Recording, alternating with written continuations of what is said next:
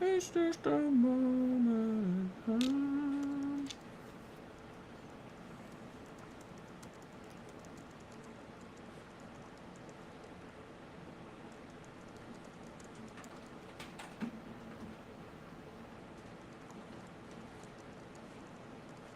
Don't make fun of Peter Thiel.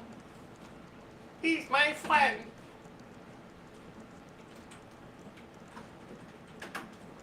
Stop it.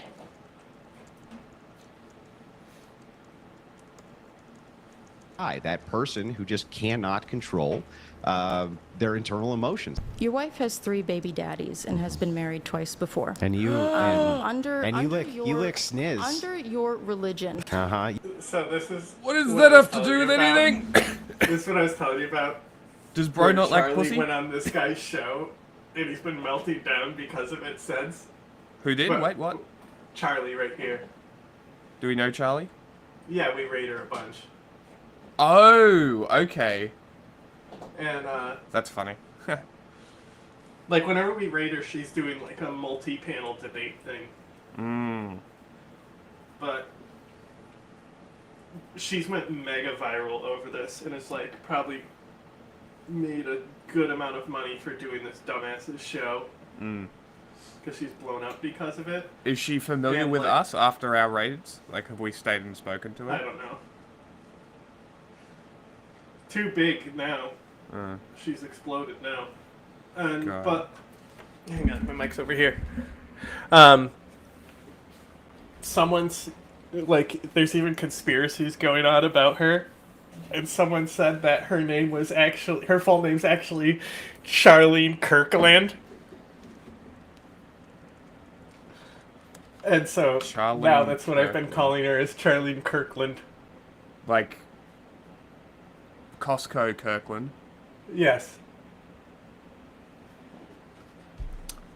So rude. You lick sniz. What is that? You're a fucking dyke. Don't talk shit about my wife, you stupid bitch. Shut your fucking mouth. Shut your stupid bitch mouth. We live in a carnal world full of warring tribes who are always killing. How he says it. Did she just stupid come back bitch with, mouth. oh, little baby Austin Secure? Oh, did she Dude. just mock him? Everyone has been mocking him. Each other. It's Like, so her funny that, mocking him to his face is quite funny. like, out of everyone who's destroyed that guy on his fucking little incel podcast, like, I don't think anyone has gone as viral as Charlie. Part of the human condition. And, like, gotta say, best eyebrows out of everyone who's destroyed him, too. I fucking love her eyebrows. You can't afford to have your men losing control to emotion. You're so strong, you should open it. Yeah, I got to be able to grip it. Okay, we'll grip it. Let's It's go. literally slippery. Can't grip the fucker. Like, I gotta have a way to grip it. Jungle. Andrew, I'm sorry. He can't My open a fingers jar right slip now. right off the lid. Alright, so recently Andrew Wilson somehow had an even more embarrassing moment than that tragic pickle jar incident. The guy just keeps having meltdowns over the funniest shit, while at the same time preaching about how men need to control their emotions and stay Like, why would... composed under That's pressure. not even... Like, out of all the pictures they could have grabbed of her, like, come on. That's the one that There's they better eyebrows.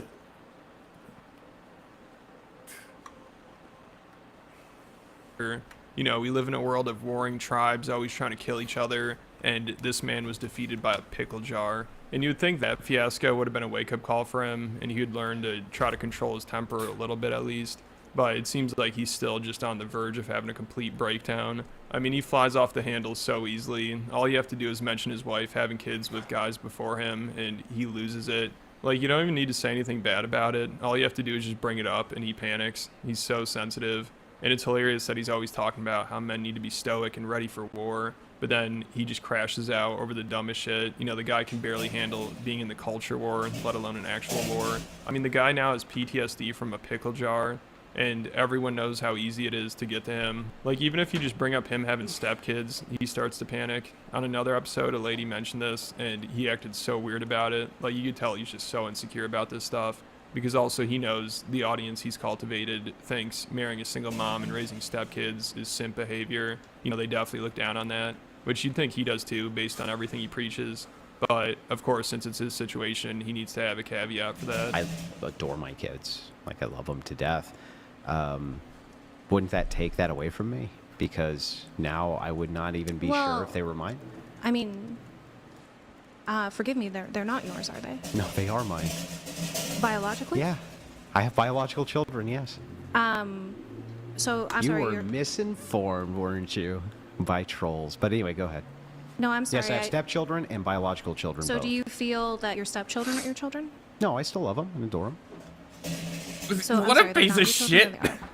They are, but there's still a different relationship. so, I mean, There's you're- a different relationship. You're doing it yourself. You know what's really No, cool? I'm not. Setting I up just- hierarchies Child within rearing. children Stop. Of children because that are one This are is not yours and the incorrect. others are. That's really fucking cool Yeah, and no, that's definitely incorrect. healthy. So it's a bold move being in the manosphere red pill space while being in a relationship like his. And he's clearly cracking under the pressure. That's why he just loses yes, it when somebody the- points it out. the Christian like he's cuck horrible at staying archetype. composed and not letting his emotions get the best of him. Like when his wife gets brought up in this clip, he has one of the worst reactions you could imagine. That's obviously why this clip went so viral. You know, if he kept his cool, it wouldn't have been that big of a deal. But as soon as the girl he's debating mentions his wife's past, he just loses it and starts going off on her and insulting her, which she actually handles well. You know, she keeps her cool and just lets Andrew embarrass himself. So this is such a bad look for him, and it obviously shows how insecure he is about it, which is funny because he's trying to prove the opposite, like that there's nothing wrong with what she did. You know, he's flipping out. He's like, what's wrong with her having kids with other men? It's like, I don't know, you tell me. You don't sound too happy about it. If this is your if somebody brings it up and you're like, stop attacking me and stop talking shit, it sounds like you're not handling it very well. Hey, John. And then the girl he's debating brings up how Why he's getting does over the dead Kennedys label, like the logo, look so fashy? I don't know. Do you don't know. agree? Do you agree? I Because like I listened to some of I their only music. really know the Holiday in Cambodia song. I'm 'Cause not I'm- a real I'm- big punk person. Yeah, okay, because like I listened to their music, and it makes even less sense why their logo looks so fashy. Well, and I keep bring in this mind up. that like the skinhead movement hijacked this like subgenre of music called oi that's kind of like a hardcore punk genre, Okay. and Is that's that the why one it's where like, is that the genre where nobody sounds like they can sing? oh well, that's punk in general, but it's oi exclamation point. Oh, interesting. Okay, I've never Is heard how of the this. genre So the is skinheads pronounced. specifically took that. Well, this is skinhead music. Okay. Because I said this, I brought this up to Wendy, because I saw a dude wearing a Dead Kennedy shirt, and I sent them a picture. I'm like, what is this logo? Where does this come from? And she's like, you don't know the Dead Kennedy? And I'm like, nah. Sky's interesting. Sky's very interesting, and like I didn't know that was related to any of this stuff. But there's a Melbourne band that's So, huge. so it's like oi because it's British, right? Like oi, what are you doing over there? Oh. Subgenre of punk rock that emerged in the United Kingdom in the East End in the late 1970s, early 1980s. The music is associated with subculture aimed to unite punks, skinheads, and general disaffected working class youth. Okay. Is this like And then stylistic origins: punk rock, pub Yeah, is rock, this, drinking is this songs, where- football chants, folk music, ska. Is this where Derivative forms: tough guy hardcore. what's the British punk band? The guy's a MAGA guy now. This one certainly sounds fashy. Combat 84. A little bit. Cause God, what's their fucking band name? They Anarchy in the UK. That band. Sex Pistols. Sex Pistols. Yeah. Is that where these guys came from? No, they're before this. Before this, interesting.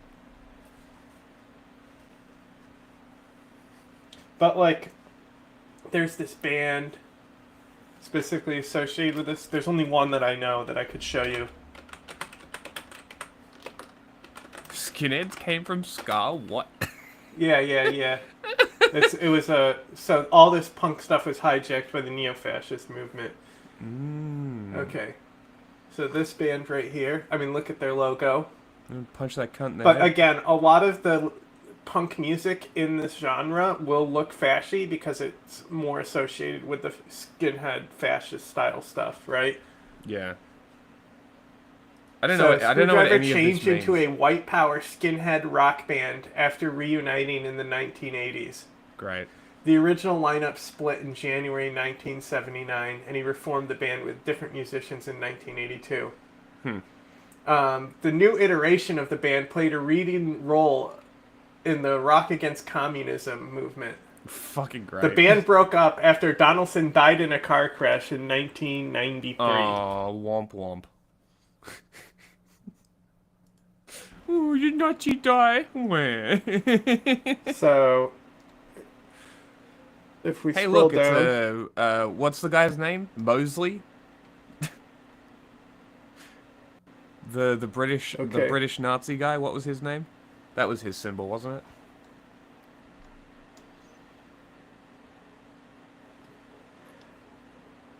there's one song that I know by them, and it's called Run N-Word N-Word.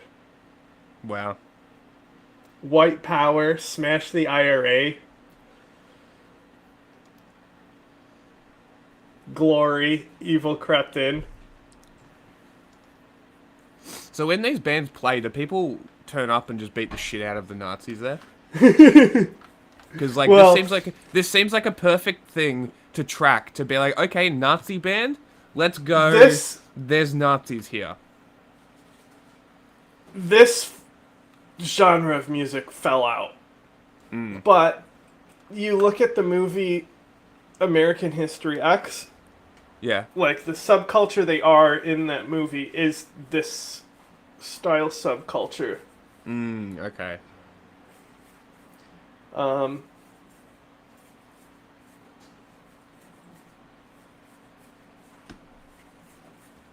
So, Well, nothing. Nothing's changed. Well, that's a Dead Kennedys song, wasn't it? Nazi punks, fuck off. Because I was reading through their discography, and I think I saw that song. I just know that it's one of my favorite parts in Green Room. When Fucking they great. play that and then go, thank you, that honest- was a cover. Honestly, great fun. That was a good part. Because I was listening to some of the Dead Kennedys music. It's pretty good. It's not bad. Yeah, my brother listened to them, so I've heard plenty of their songs. And if we could play, actually, I will just send a YouTube link for people. I want to show people. Do you know who Midnight Oil is?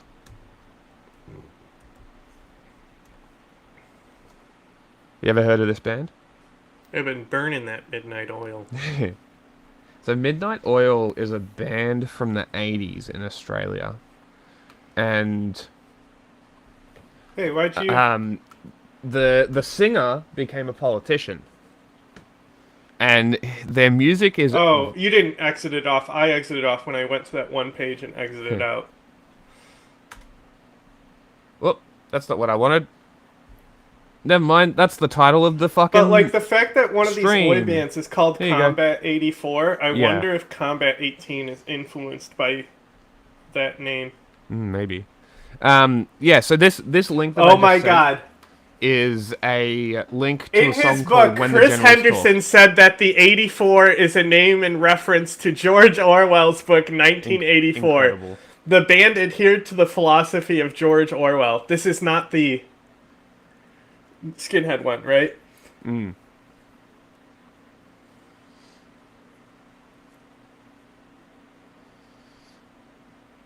But yeah, so that link there is a song called When the The Generals band Talk. became known in the listen. late It's fun. USA. April late 2018, Maximum Rock and Roll began a debate on the band's merits in the punk scene. The single, Rapist, achieved belated Christ. fame in the US punk scene and was re-released in 2019 by Splattered Records.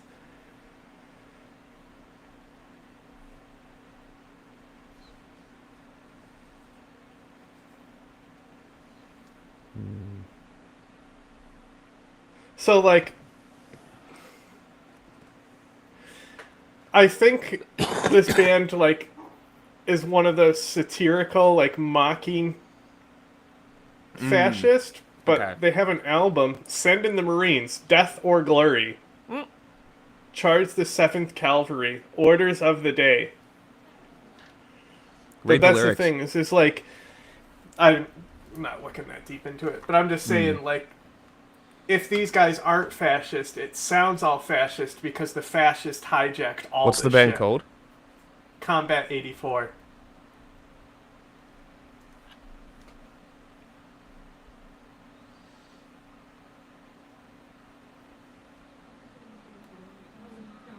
Worked up about it. She's like, man, you're really red in the face. And he's like, well, it's because I was touching my face. I was being performative about it. And you seem pretty pissed too. He's such a man-child, and he's just coping like crazy. It's unbelievable. But the reason is not because I'm not a great orator, or I don't make good points, or I haven't said things which should be compelling to a person. But Charlie, I just think honestly you're too fucking stupid to understand them. So, Andrew, can I sell you on my worldview? Yes. Your wife has 3 baby daddies and has been married twice before. And you Under you lick your, sniz. Under your religion. You lick sniz. What is that? You're a mean? fucking dyke. Don't talk shit about my wife, you stupid bitch. Shut your fucking mouth. Shut your stupid bitch mouth. Your wife with the 3 baby What did I daddies? just say? Your wife with the 3 Sorry, baby doll. I'm sorry, daddies? dyke. Is she morally inconsequential in comparison to your ditch licking? Do the men that you try to... Do the women that you try show to? your hatred Do against... you the women they, that you try convince them to? that they shouldn't, You know, like, Charlie, did I pursue bring... women? Do they know Charlie, that did your I bring wife your is 5 family? years older? Did I bring any of your You called family me into fucking anything? stupid. Did I You say called anything me about fucking your stupid. family being stupid, Charlie? could. It's You could because go I'm for it. better than you, Charlie. No, it's because you're embarrassed, and you know that the traditional values that you try to sell people Okay. on are bullshit because Let's you go are not through a it. traditional man. Chuck, what am I doing? Being married to my I don't wife? think it's immoral. Then why? So then. Under my So all worldview, you did. that's perfectly So wait, acceptable. Chuck. All you're doing is saying. So Chuck, shouldn't you actually be saying that Andrew? You're doing a good thing Do you think your wife is a charity by case? taking care of children who weren't mine. Was I doing a good thing? Whose fathers abandoned them?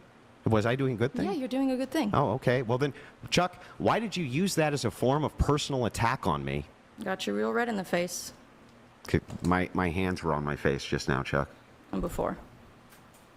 Because my hands were on my face, Chuck. Oh, It 'cause was you're mad. It's performative, Chuck. I don't know. You looked pretty angry just a second ago, Chuck.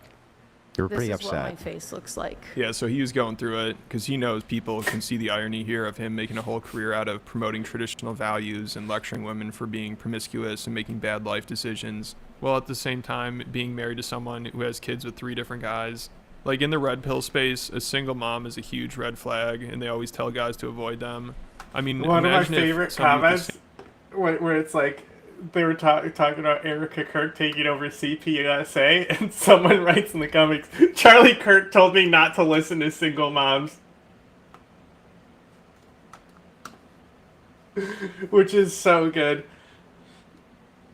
Devaluing what fucking Erica Kirk has to say because she's a single mom is so fucking funny.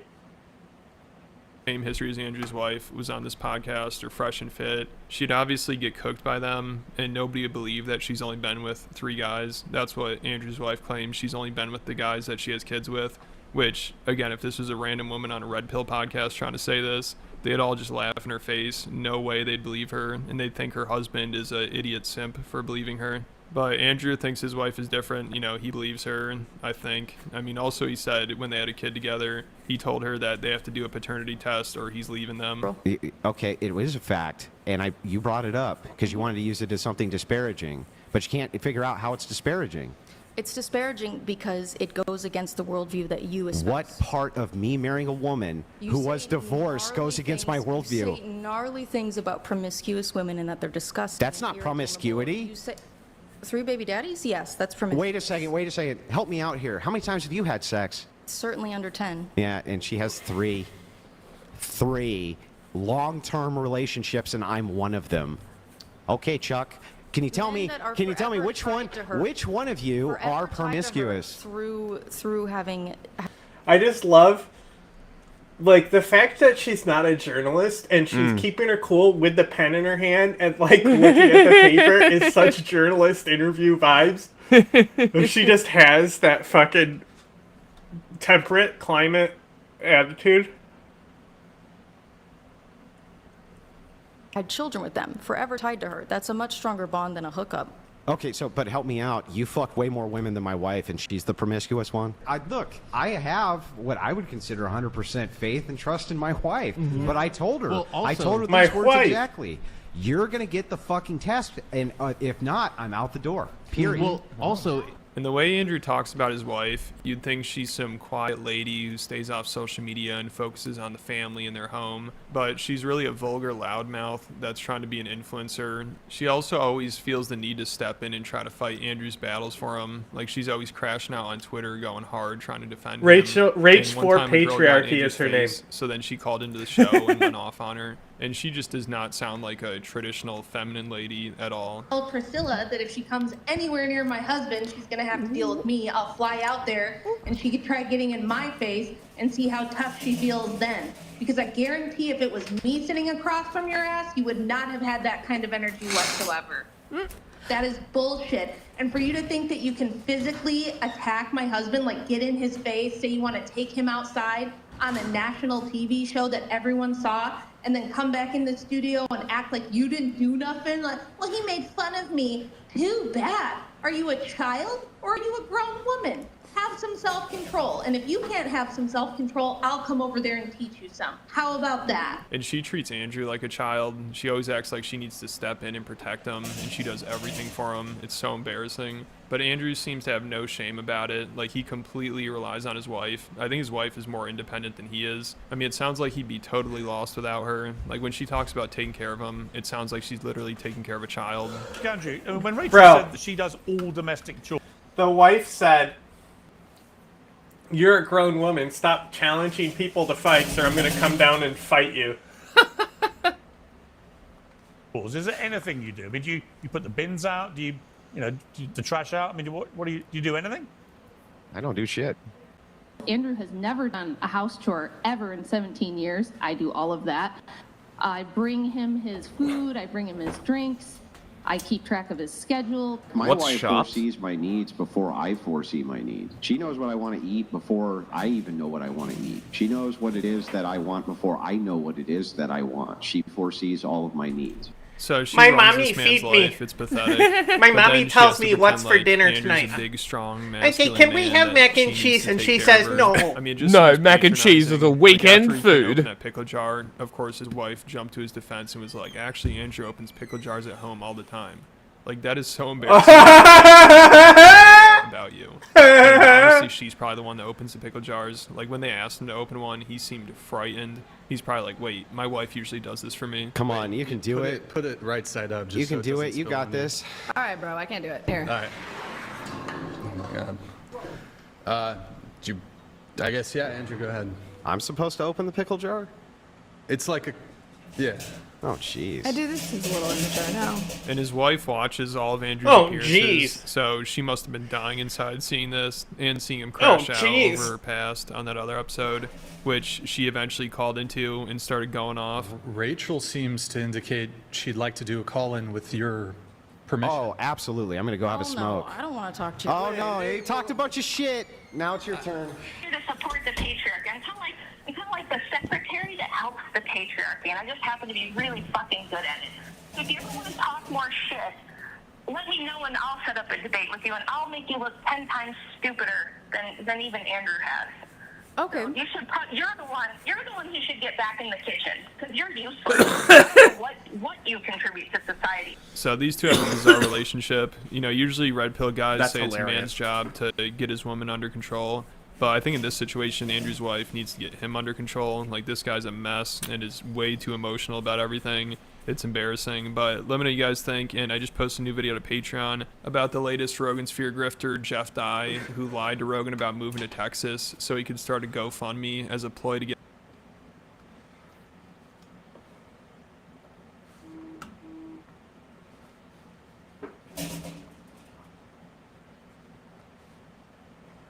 Peter Thiel knows about the Antichrist.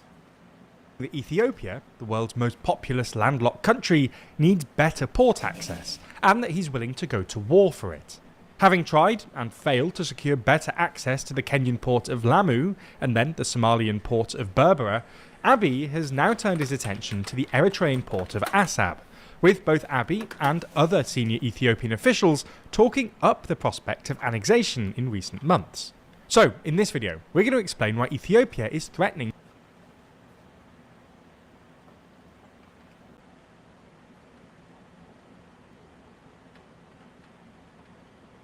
to invade Eritrea, how this all fits into the wider downturn in Ethiopia-Eritrea relations, and whether it could actually happen.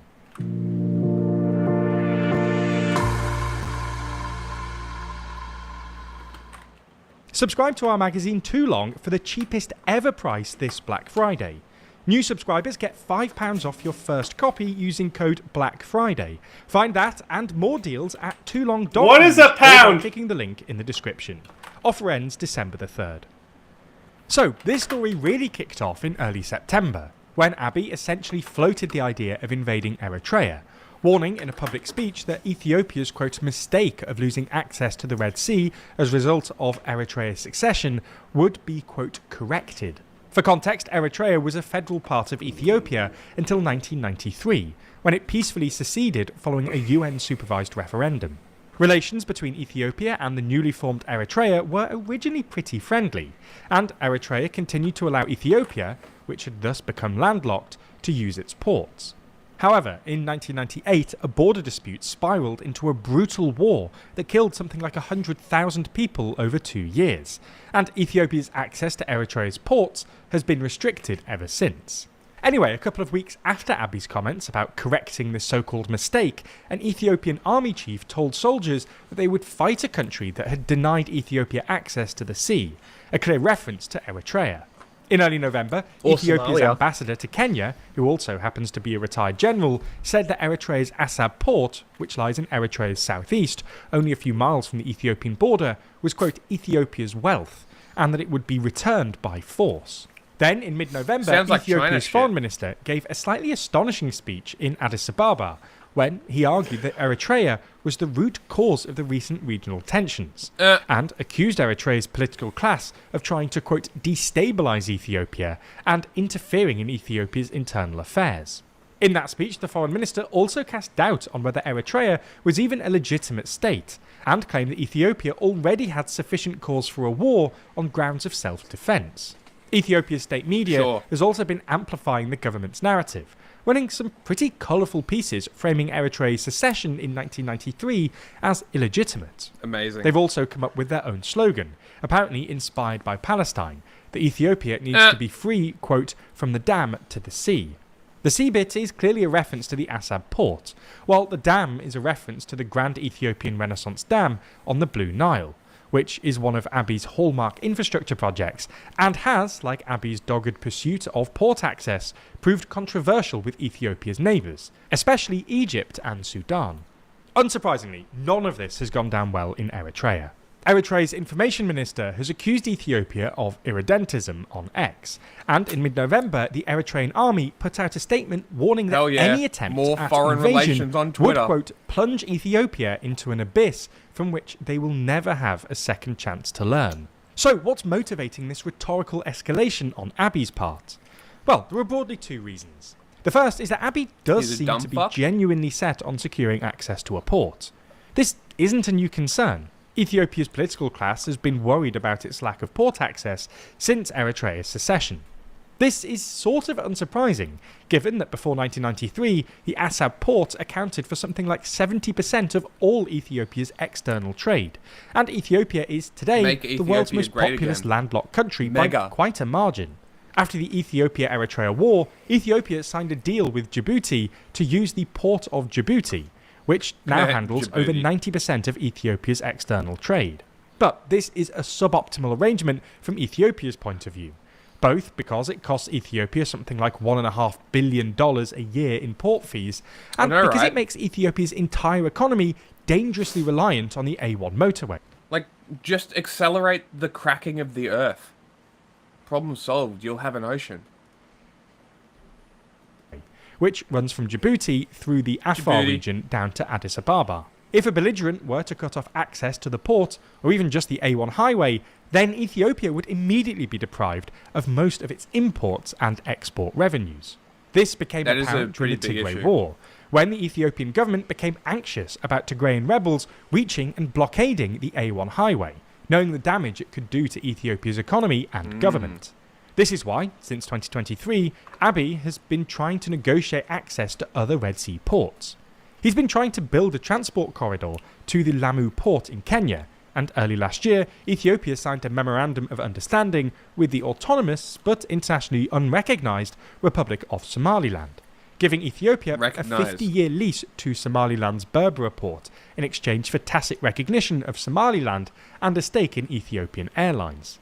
Unfortunately for Abiy, neither of these efforts have really come to fruition. The Lamu transport corridor has suffered recurring delays, while the I mean, that seems like a pretty good deal for both Ethiopia and Somaliland. So, I don't know how that fell through. That seems like a pretty good fucking deal. Somaliland gets recognition. Ethiopia gets port access. Fucking dumb fucks. Somaliland deal sort of fell apart after a furious reaction from Somalia. Having apparently failed to negotiate functional port access with Somalia and Kenya, Abiy has now apparently turned his strategic attention to Eritrea. So, that's the first reason. Abiy just really wants access to a port. But the second reason is a more general downturn in Ethiopia-Eritrea relations. For context, bilateral relations have been tense since the war in the late 90s. But when Abiy came to power in 2018, one of the first things he did was sign a peace deal with Eritrea's authoritarian leader, Isaias Afwerki. Abiy was promptly rewarded with a Nobel Peace Prize in 2019. But, somewhat embarrassingly for the committee, in late 2020, he essentially teamed up with Isaias to fight a brutal war against the Tigrayan People's Liberation Front, or TPLF, genocide.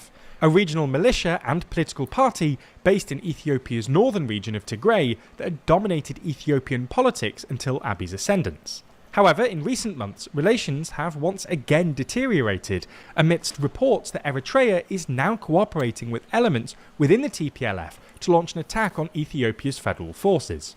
Invading Eritrea would not only give Abiy a way to effectively punish Isaias, but would also allow him to deploy more troops to Tigray in anticipation of a renewed conflict with the TPLF. Now, we should say, war definitely isn't inevitable. Abiy has been prophesying a regional war over port access since 2023, but nothing's really happened. Nonetheless, the recent speech by the foreign minister and the resurgence of tensions between Ethiopia's federal government and the TPLF should be cause for concern, and if Ethiopia were to invade, there wouldn't be much Eritrea could do about it. Eritrea does have mandatory military service, but Ethiopia's population is roughly 40 times larger than Eritrea's, and its GDP is roughly 70 times larger. So it's hard to see the Eritrean army putting up meaningful resistance. Before you go, we've just announced our new coffee table book, Assembly Required, and this Black Friday we're offering our lowest price ever, plus special discount bundle.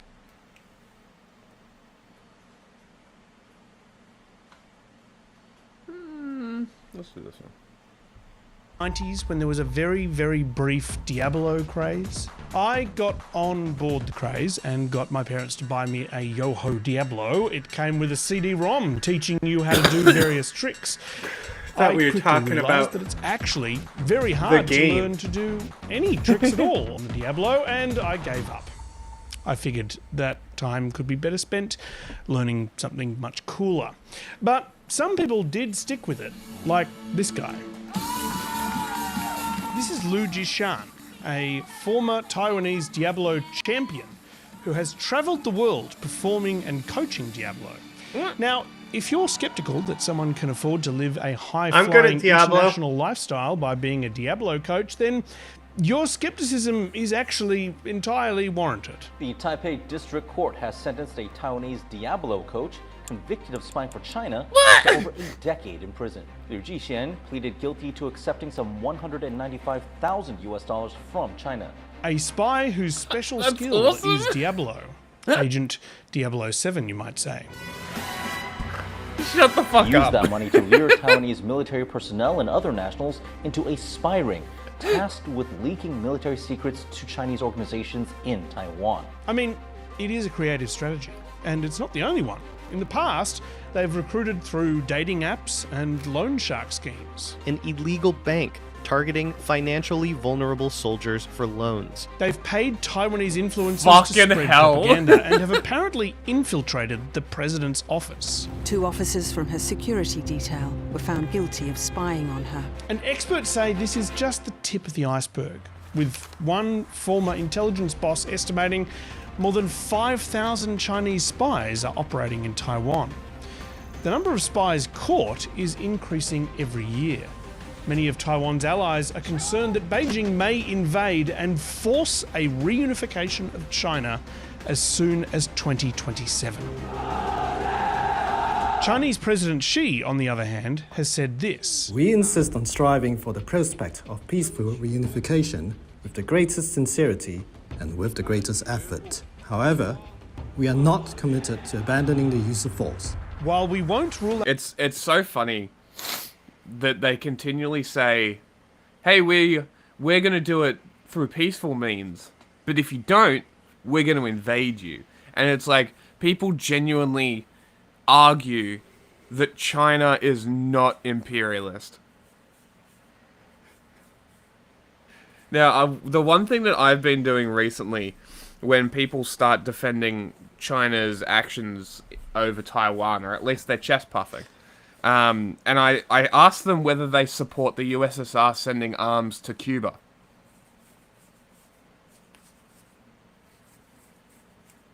Do you support the USSR sending arms to Cuba? Like, if that was happening today, would you support that? I'd support that. You know what I also support?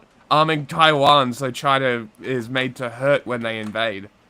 You know, this is a good strategy.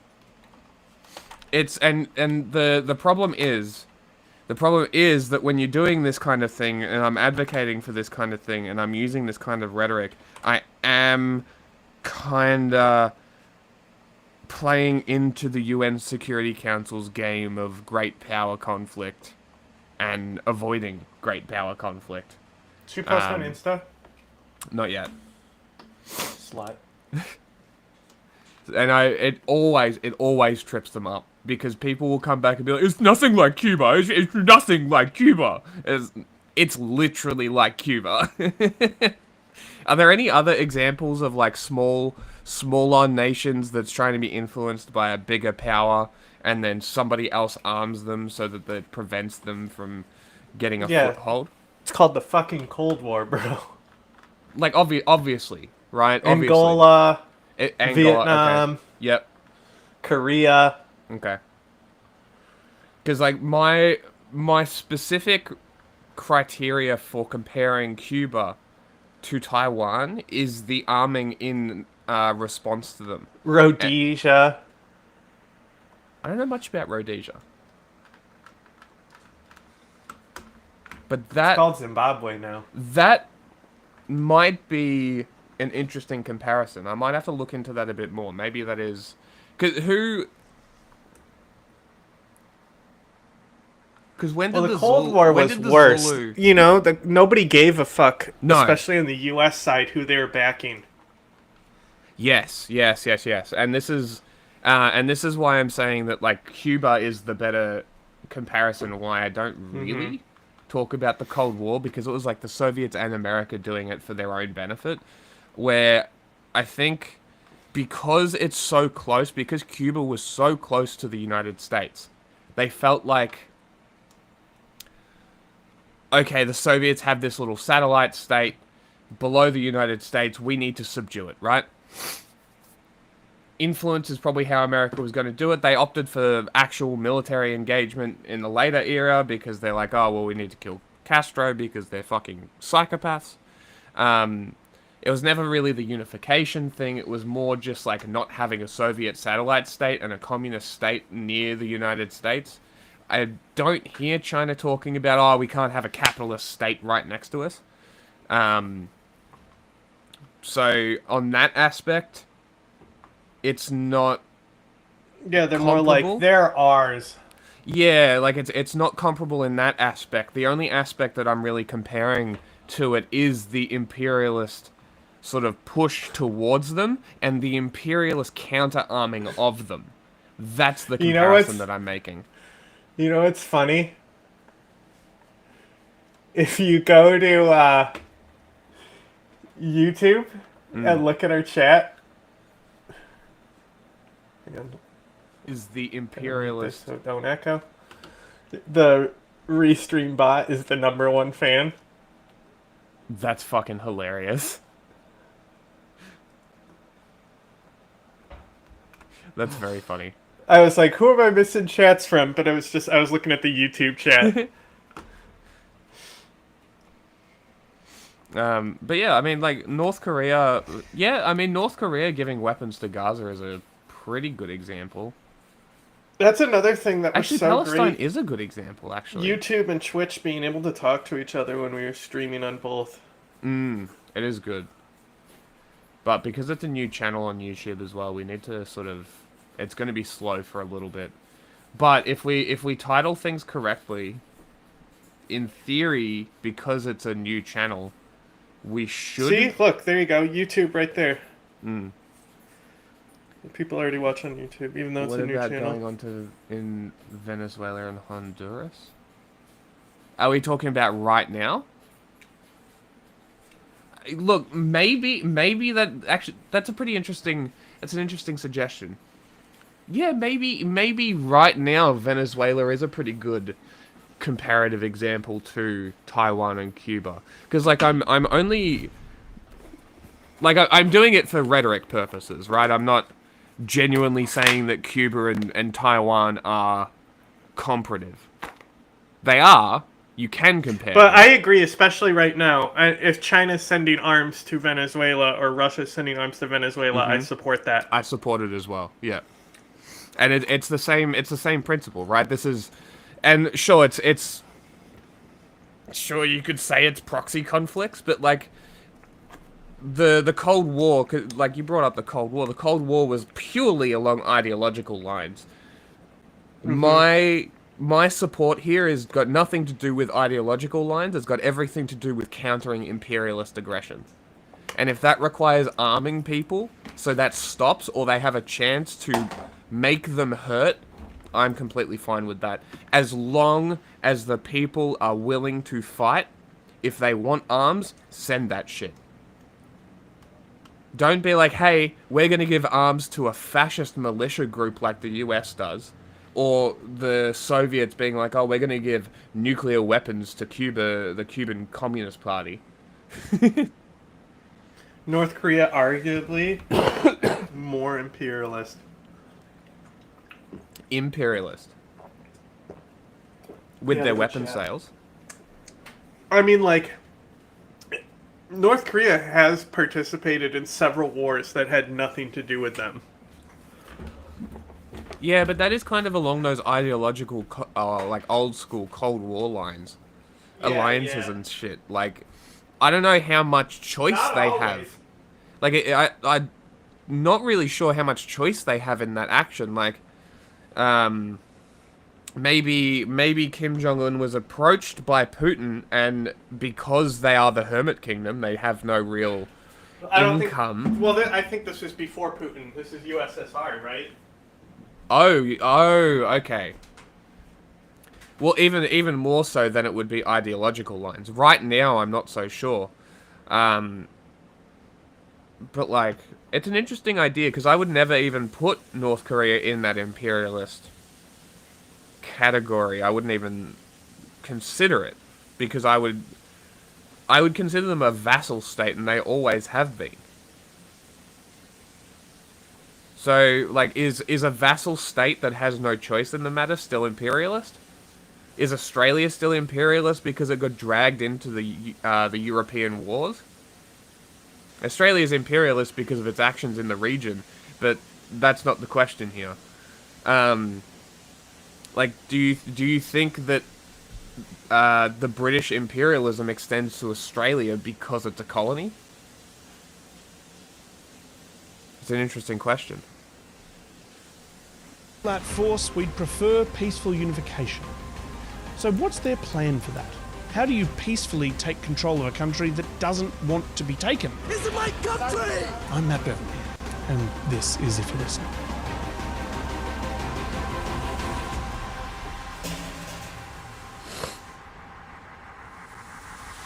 There's a legendary story in China about how the Chinese Communist Party took control of the city of Beijing, and it takes place during the Chinese Civil War. By late 1948, American observers say the communists are capable of achieving a complete military victory over the nationalists.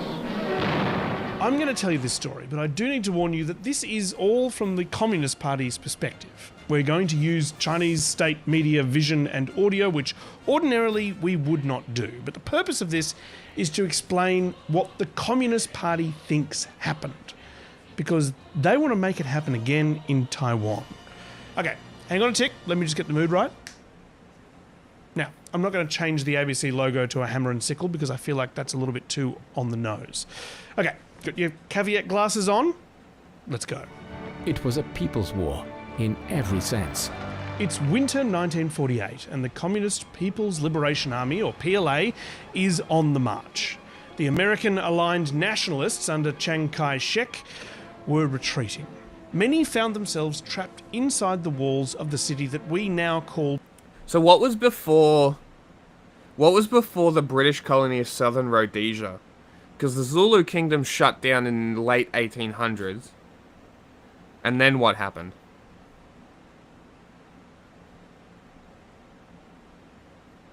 '23.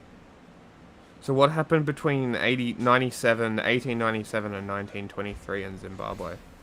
I mean, keep in mind...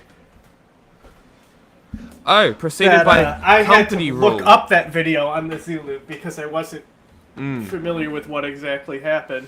What do you think about Donald Trump pardoning Honduran narco trafficker? I mean, that sounds pretty standard. North Korea was involved in wars that the Soviets weren't. Like, that's kind of the meme, is that they get involved in wars Lebanon? that they have nothing to do with. But also, every now and then we'll see North Korean arms in the hands of ISIS and stuff because of how much arms they've trafficked. Like, sometimes, like, remember we found they had a North Korean RPG on that one interview we did with Warnor? Yes, they did, yes. And, yeah, they were in Lebanon, I thought so. I also, when I was in the bathroom, I was just thinking, because of this guy talking, I think the main reason communism is viewed so negatively today is strictly because of one guy. Brzezinski? Joseph Stalin. Oh. Like, maybe. if Stalin participated with the Allies, and, like, imagine what the Soviet Union would have been if all those Soviet states got access to the Marshall Plan. Imagine Eastern Europe today. Yeah. And there would be really no, like, strife against communism if Stalin wasn't a fucking asshole when the war ended. It's a fair theory.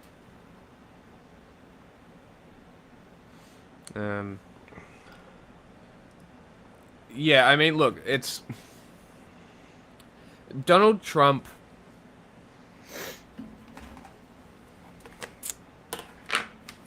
Because he's such an unrepentant fascist, you can't take anything that he says at face value. This has nothing to do with drugs, right? You gotta look at the trends that have been happening, the events that have been happening. You know what's interesting about Trump? He's like a fascist who wasn't influenced by literature. Yeah. It's like a cultural fascist almost. But yeah, like you got to look at how the events have taken place, and that's how you get to understand why Donald Trump is doing this. And like, he's losing support domestically hard, right? He's blaming migrants and drugs, like typical Republicans, right? Except typical Republicans don't go bombing random boats in Venezuela, ordering SEALs to execute anybody who's left. You don't send the most powerful aircraft carrier in your arsenal to Venezuela to not create some kind of imperialist pressure, right? Now, the use of drugs as an excuse is tried and true, right? We've seen that since fucking Reagan. That is just a standard American. I mean, look at Operation Just Cause. Yeah.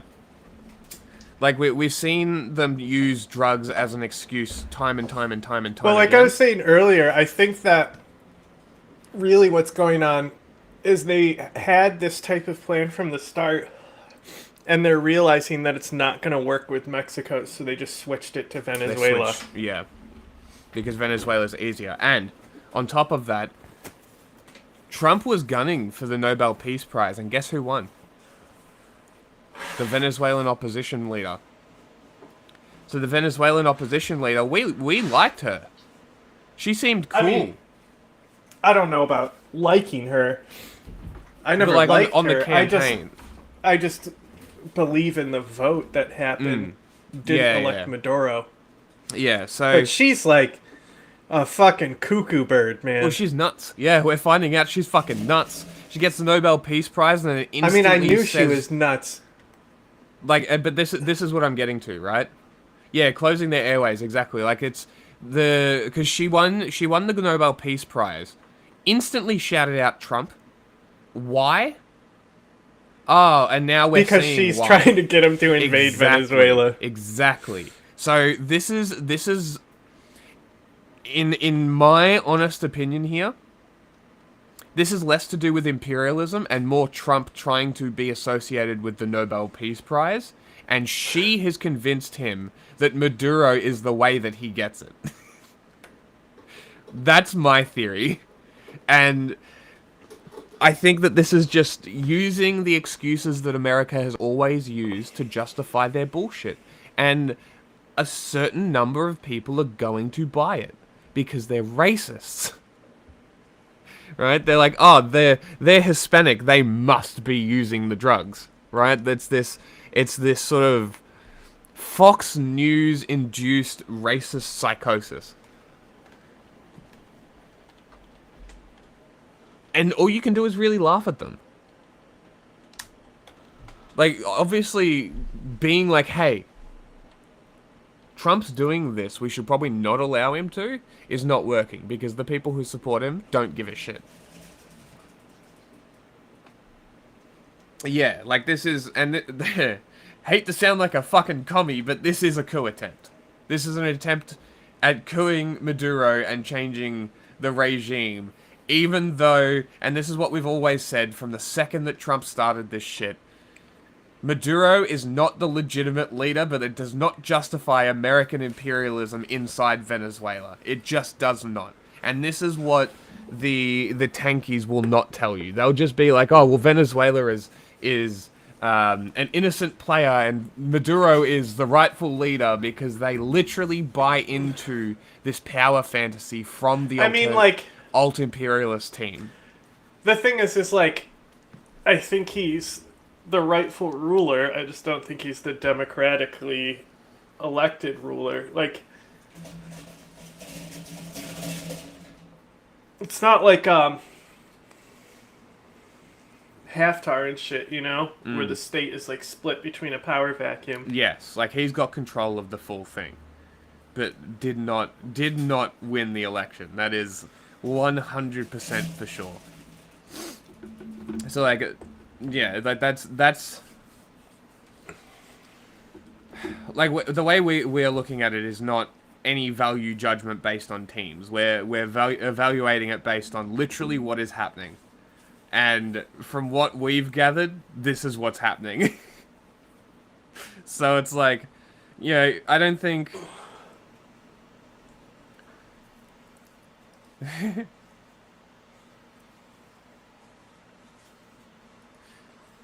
But it's like, I don't know, it's... Ultimately, it's not a good thing. Like, Trump is putting resources in the Caribbean when, realistically, the resources should be hanging around Russia, hanging around the Mediterranean, or hanging around the South China Sea, where China's doing all their fuckery. But America is too fucking stupid and letting their imperial empire fade the fuck away because they're too concerned with domestic politics, turning this war machine inside.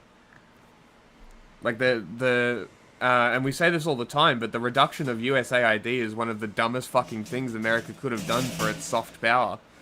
Like, this is no moral judgment on what the USAID has done, or is directed to, or where some of it has been, or the fact that some of it goes towards VOA and foreign propaganda and soft power.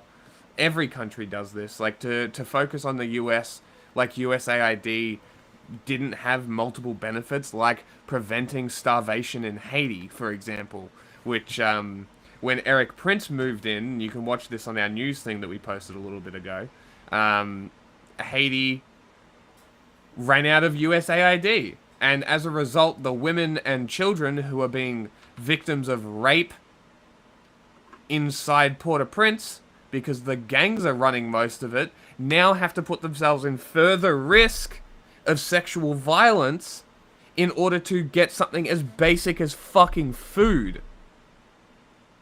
That is the direct result of the USAID being cut, right? And I guarantee that China and Russia, maybe not Russia, but China definitely has an aid program that if they cut it would be devastating. Now imagine if China next year, because they're going to invade Taiwan, is like, hey, Africa, you know all those infrastructure investments? We're pulling all our funding. Sorry, we've got bigger shit to fry. And then leaves. Do you think Africa's going to come out better or worse from that? Like, and this is, again, not a moral judgment on what China is doing there, but it's like these are real impacts for real people that people don't give a shit about because they don't consider the people. They're just playing their state side. They're just playing their team. And this is our main thing, is that the people are what matters. The people are the power. And if we ignore the people, then what the fuck do we have? We're just state cheerleaders at that point, like every other fucking journalist dickhead that doesn't critically think about what's happening. And just writes what they want to... writes the thing that gets them the money for their corporate press position. Signing off their work to the corporate press. When they get fired, they lose all their work. I think more people need a platform. Alan Dershowitz. We need to bring real voices to the top that normal people think. Like Alan Dershowitz. Beijing, but back then it was called Beiping. At this time in Beiping, the more than 200,000 soldiers under Fu Zuoyi's command was surrounded by close on 1 million PLA soldiers. Beiping hadn't been the capital of China for 20 years, but it was still the home of many of the country's most significant historical sites, the Forbidden City, the Temple of Heaven, and many of China's most prestigious universities. Because of its cultural significance, the communists didn't want to see the city destroyed, but they also obviously wanted to get rid of the nationalist troops. So they tried to talk it out. To save the century-old capital from the ravages of war, the PLA initiated a negotiation with Fu Zuoyi. But the nationalist commander Fu didn't want to talk it out. So the PLA settled in for a siege. Winters in this part of China are brutal, with icy north winds blowing straight from Siberia. And at the time, Beijing was reliant on coal for heating. That coal came in on trains, which the PLA stopped letting through. Outside the city walls, the communist forces conducted military exercises just to show off how badly the troops inside were outnumbered. But Fu's daughter, Fu Dongju, was able to get through the blockade in order to visit her father. 他就想把北京保存下来，能够使他的这些人 She remembers her father pacing around each night, talking to her about his various options. She tried to convince him to surrender, which he eventually did after a month under siege. Fu Zuoyi finally accepted the PLA's conditions, leading his troops out of the city for rectification.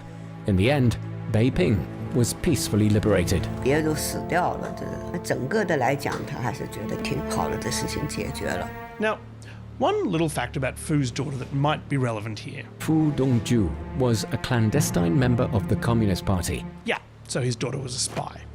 One of several that infiltrated Fu's inner circle. He never really stood a chance.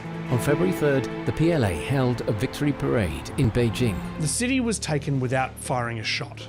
It was a pivotal moment in the Civil War, and it was a strategy repeated multiple times as Mao Zedong's PLA swept through. Well, this is the funny thing, because I don't disagree with what you said here, but this is the funny thing, is they are destroying the American sphere of influence and trying to rebuild it. They didn't need to. They're not going to be able to. Like, the American soft power, the sphere of influence was built through pretty much USAID. We spoke about this the other week. Like, that's so stupid. Like, it's so based in an unreality that they're just like, oh, America is not respected anymore. Like, what the fuck are you talking about? They don't respect Christo-fascist bullshit because the world is secular. Like, to say America isn't respected when American flags will show up at every protest around the world because of what America represents is incredibly ignorant. It's genuinely funny. Through the country. So this whole process. And when I say that people are like so anti-American that they become susceptible to foreign information warfare, this is what I'm talking about.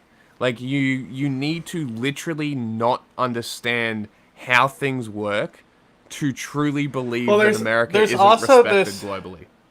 Even outside of everything. Like thing that people do where it's like, oh, if you're overseas, make sure you say you're Canadian instead of American.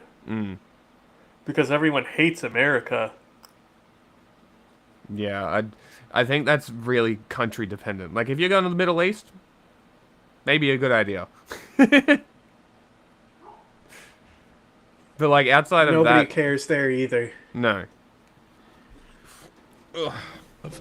Building a network of collaborators inside a city. Like, except for, like, actual militants, which aren't the guys you're going to run into on the street. Dialing up the propaganda and then eventually negotiating a surrender, all without firing a shot, came to be known as the Beiping method, a name coined by Mao himself. Now, this strategy wasn't entirely as peaceful as Mao led people to believe, but hey, who needs facts when you control the media? As a result, on the mainland, the Beiping method came to be synonymous with a peaceful liberation. Now, I've started questioning the Communist Party line, so it's probably time to switch the lighting back to normal. Okay. A few months after the victory, Mao was in Beijing to announce the beginning of a new era.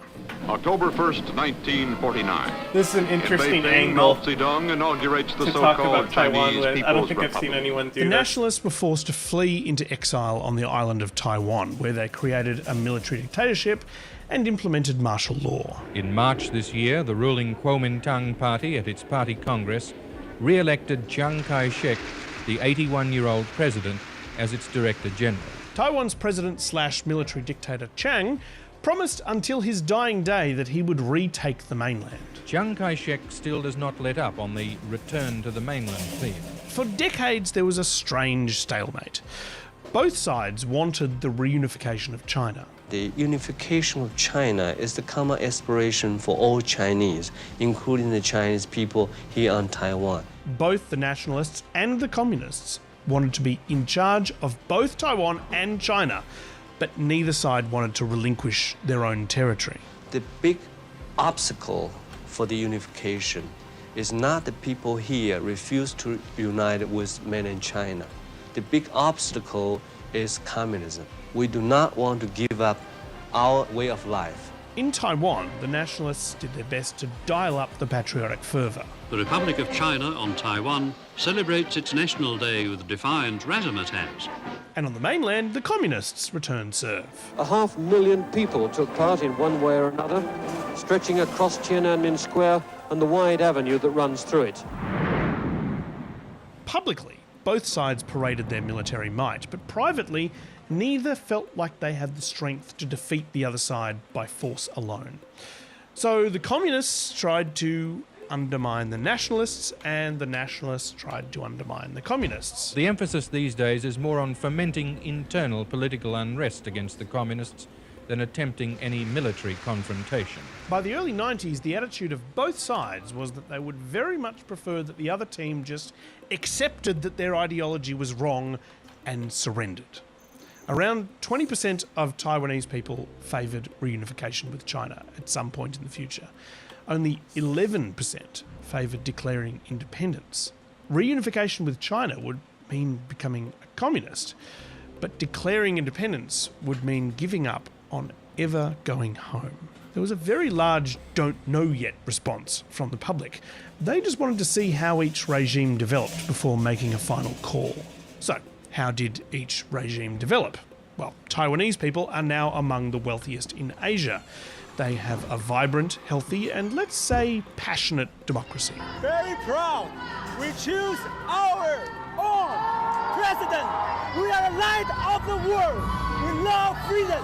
We love democracy. Sometimes that passion spills over into fistfights. Well, Taiwan's parliament has erupted into violence during a budget meeting. They can. This is interesting because I've heard the theory that their invasion is only going to be Kinmen Island. And if that's the case, that's a best case. But we'll see. Break out over a wide range of topics. The two parties bitterly disagree over a light rail project. Glad to hear that I'm not the... And yes, this is a very interesting aspect to talk about this in. Because I don't think I've heard anyone talk about the actual split and the fact that Taiwan did hold the reunification idea for a while and kind of dropped it. When they dropped it when the One China policy came in and Nixon went to the US. They're like, okay, fine, fuck it. Turned into a democracy and dropped their claims. And then China didn't. The only one willing to punch on over light rail. A similar brawl on Friday saw MPs throwing chairs and water balloons. Meanwhile, on the mainland, GDP per capita has increased by 3,300% in 35 years, in an unprecedented period of economic growth. So things are looking pretty good there too. And yet, over the last 2 decades, Taiwanese support for reunification with the mainland has collapsed to 6%. That's not to say that most people want independence. Most people seem to just want things to stay the way they are. Neither part of China nor not part of China. Like if Schrodinger's cat was a country. But despite the majority of the Taiwanese population being happy with the status quo, over on the mainland, the Chinese President Xi Jinping has repeatedly said that peaceful reunification is coming. 以和平方式实现 He says reunification through a peaceful manner is the most in line with the overall interest of the Chinese nation, including Taiwanese compatriots. 凡是数典忘祖 Those who forget their heritage, betray the motherland, and seek to split the country will come to no good end, and they will be spurned by the people. If anyone is wondering, this is fascist rhetoric. This is literally fascist rhetoric, by the way. In case anybody was confused at all, saying a part of the country has broken away and is taking from us, this is fascist rhetoric. Right? So when I'm calling China fascist, this is why. This is a small part of why, but this is why. And I've refined the language that I use to to say the People's Republic of China under Xi Jinping is a fascist ethno-state. They have sinicization policies directed at minorities, non-Han minorities, to force assimilation into the Han superculture. They do this. This is undisputed. They 100% are doing assimilation policies for minorities. Look at their actions over Hong Kong. Look at their actions over Canton. Look at their actions in Xinjiang. Look at their actions in Tibet. Their occupation of Tibet for 75 years. Look at their, erasure of minarets from the Hui people. Right? A Han majority Islam minority within China, they are going around erasing their culture because they want it to come in line with the Han superculture. Same thing is happening in Urumqi. To a lesser degree because it's further out and you can't really erase an entire people's culture without kickback. So they're using boarding schools to try and breed the kids out of the culture. This is genocide. This is literally colonial mindset shit. Can we stop, like, entertaining that China is this bastion? Yeah, this is literally the American propaganda about the white picket fence. We're the bastion of democracy while we go around invading countries, yeah. Alright. Reunifying a country that has no fucking interest in doing it. Yeah, that's definitely not fascist imperialism. People and condemned by history.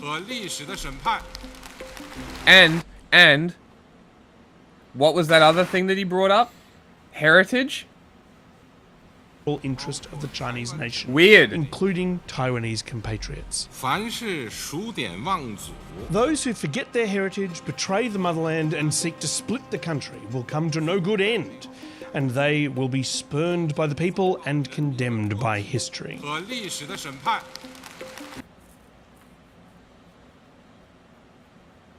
Now imagine that in German. And black and white.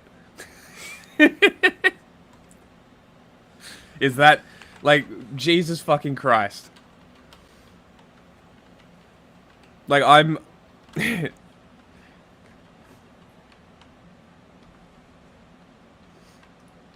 Yeah. Like, I'm just gonna, I'm gonna read the Paxton's definition again, just so people... Robert Paxton definition of fascism. Okay, so from the book Anatomy of Fascism, the definition he has derived of fascism is a form of political behavior characterized by focus on community decline and victimhood, right? Century of humiliation, they never shut the fuck up about it, where a mass-based party collaborates with traditional elites, right? Mass-based party, the CCP, has direct control over corporations and how capital works in the country, which is a against principles collaboration with business owners and landlords. These are traditional elites. Abandoning democratic liberties, don't even need to explain that, pursue goals of internal cleansing and external expansion through violence. Like, do I need to explain further? Like, it's so perfectly describes China, as well as the United States. Right, and this is the thing, is people will always be like, oh, but America, yes. Yes, like, one thing existing does not cancel out the other. I don't think that was the full... Have you posted on Instagram? Not yet.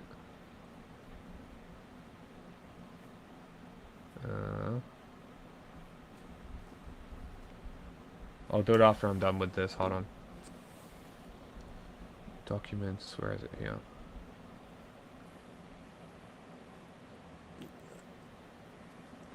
Because when you go there, there's a great video I sent you can pull up on stream. Mm-hmm.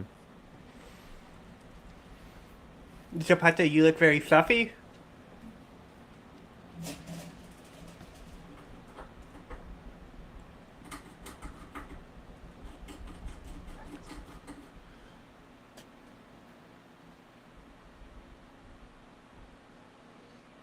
Okay.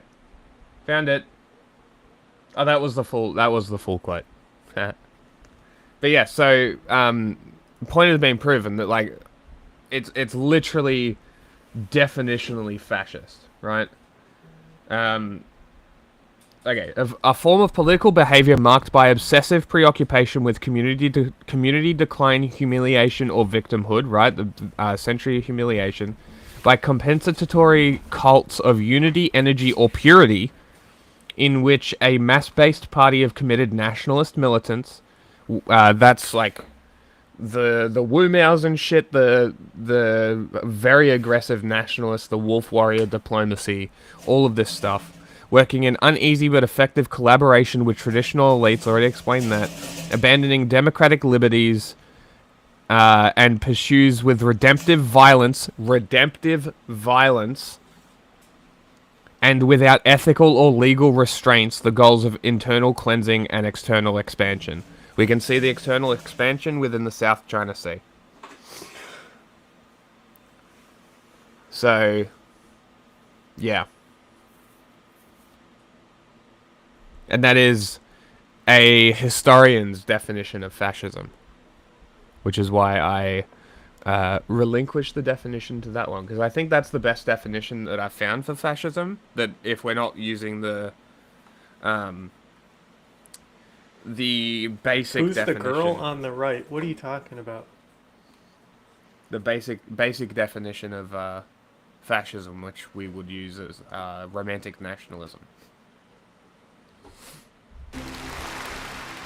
So, how do you peacefully absorb an island that doesn't want to be absorbed at all? Well, remember the so-called peaceful liberation of Beiping? This idea kept coming up in my conversation. People kept saying, just look at the Beiping model, that's what China wants to do. If you could achieve something like Beijing in 49, where you have, what are these people it would be talking tantamount about? to a turnover. This girl's awesome. What are you Parading a military around, building a network of collaborators, and dialing up the propaganda. It all worked to seize Beiping without violence, so why couldn't it work again? Well, why? Because Taiwan's an island. It's also international. It's not an internal thing. Nobody gives a shit what you do to your people internally. Unless you're Saddam and you have interests that go against American interests. That's when they start to care. But nobody cares. Oh, they're probably behind. They're watching, like they're probably back, like they're not on the live sync, and they're looking at Charlie. Who's on the right. Yes. Let's start with the parading your massive military around part.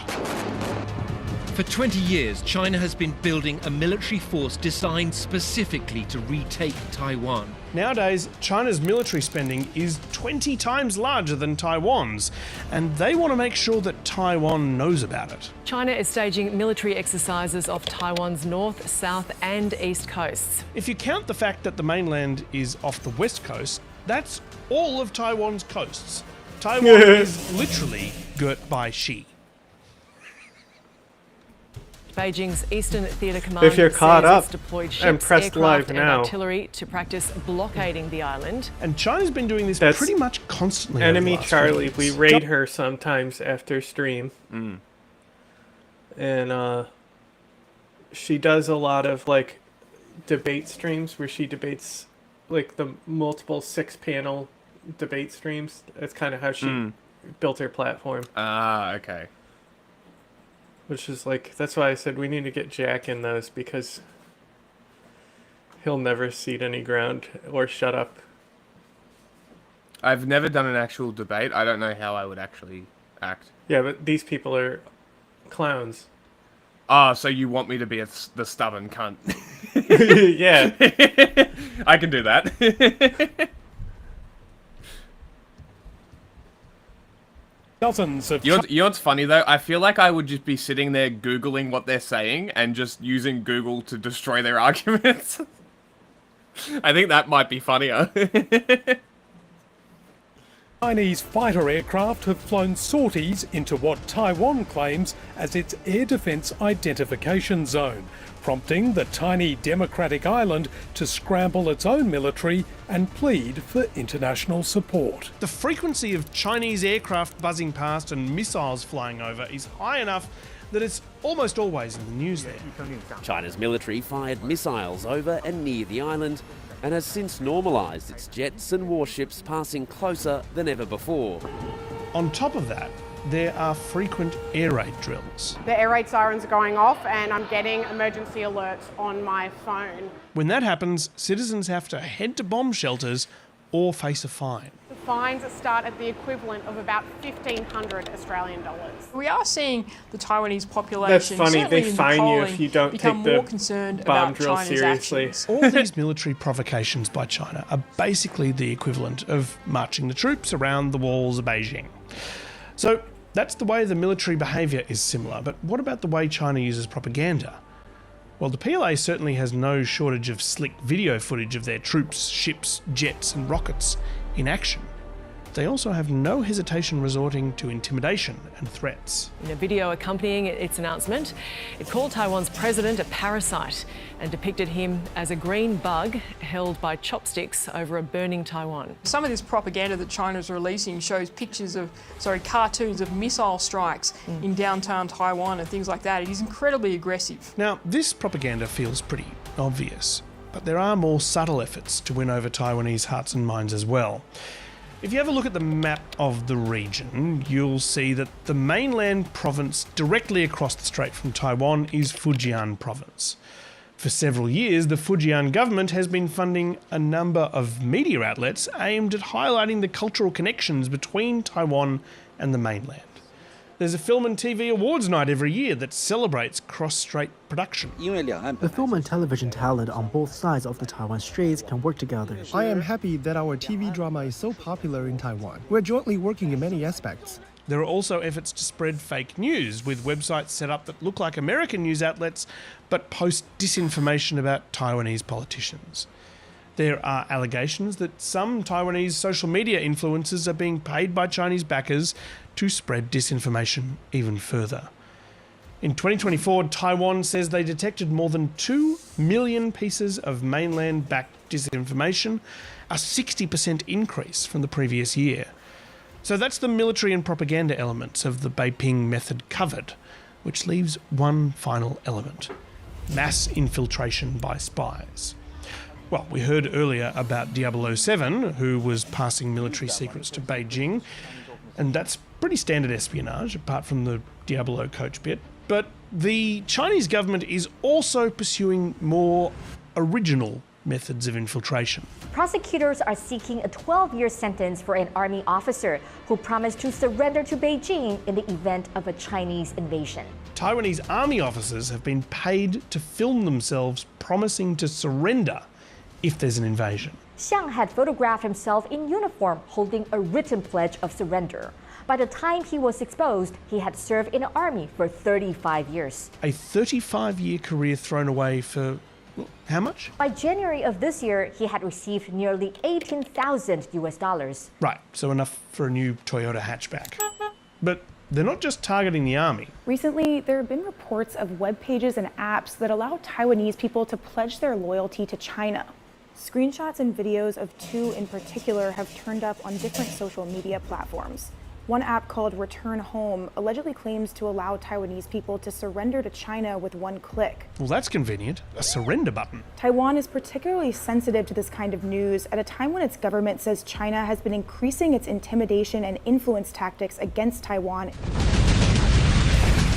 The aim of all this is obviously to demoralise people, to get them so terrified about the inevitability of a Chinese invasion that they just give up. Like Fu Zuoyi, the nationalist commander in Beiping with the communist daughter. But is it working? Reading the news in Australia, you might think there's a constant sense of panic here in Taiwan, but really, everyday life is very normal. Well, polling indicates that so far, no, it does not appear to be working. The Democratic Progressive Party, the DPP, which opposes being absorbed by Communist China, continues to perform very well in elections. No way. The guy Beijing calls a parasite in their propaganda videos won last year's presidential election with a big margin. The prospects of a majority of Taiwanese people deciding to press that surrender button seem pretty remote. It's just unimaginable that the people of Taiwan would ever accept the kinds of policies that Beijing would try and implement. So what happens if they don't? Well, obviously, it's very difficult to say. A lot of people would argue that China would easily beat Taiwan if it came to a full-scale war. But then again, a lot of people, including me, thought that Russia would easily beat Ukraine in a full-scale war, and it turns out that all of us were wrong. Other experts argue that invading Taiwan would contradict Beijing's own propaganda line. They're kind of ideologically trapped. There is this idea that I love this. Ideologically trapped. Rejuvenation of the Chinese like nation. It's gonna fucking matter. Then you shouldn't need to fight the people who you're trying to unify with in order to achieve that. There's this idea that the Taiwanese should want to come back to the motherland, and China just needs to wait, and they will. They've been telling the Chinese people for years that the true desire of the Taiwanese people is to reunify with the mainland. What's certain is that if the Taiwanese people do put up a fight, it would be a very unpleasant experience for Beijing. Taiwan is an extremely well-armed and very mountainous island which has been preparing for invasion for nearly 80 years.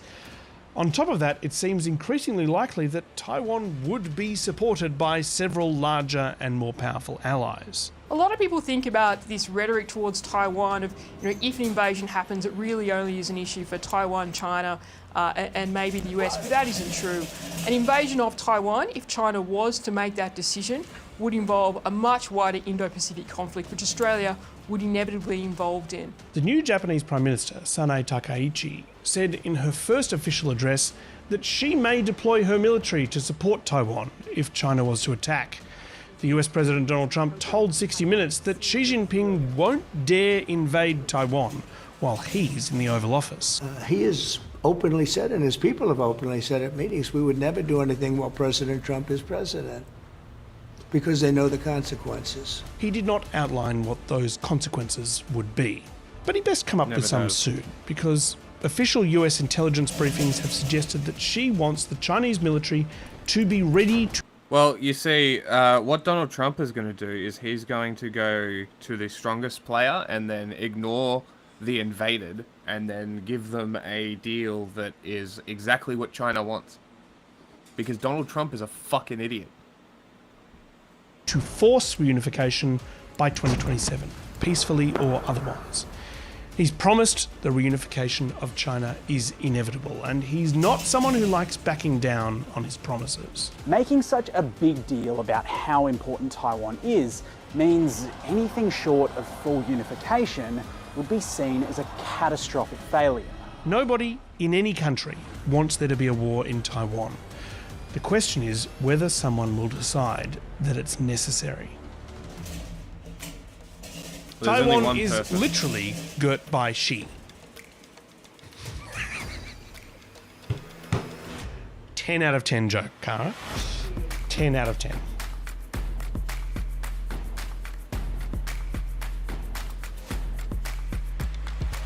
This is a bad joke. That was a really bad joke.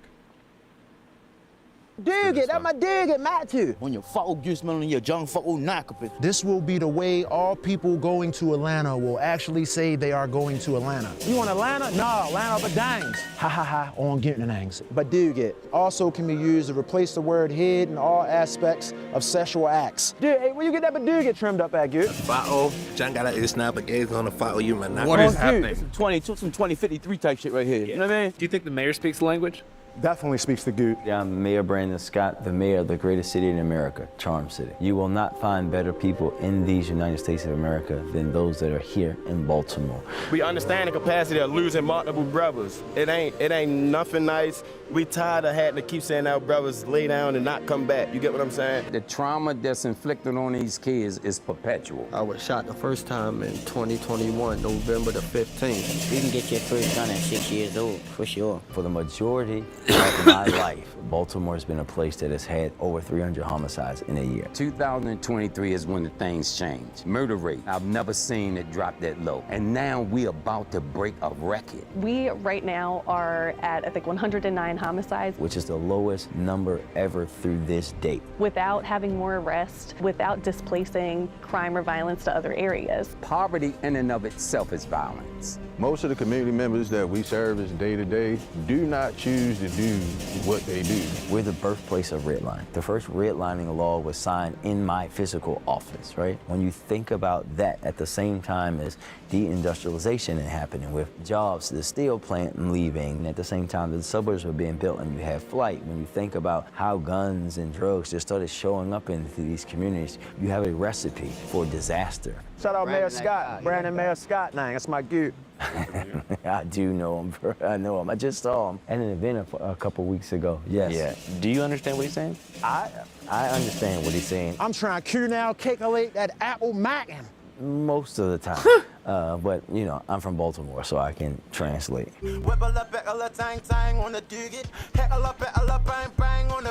Right now, it's supposed to be the safest year in Baltimore history. Have y'all noticed a big change? Yeah, it has earned down a little bit, Goot. Hey, Goot, give some of this bike culture, Goot.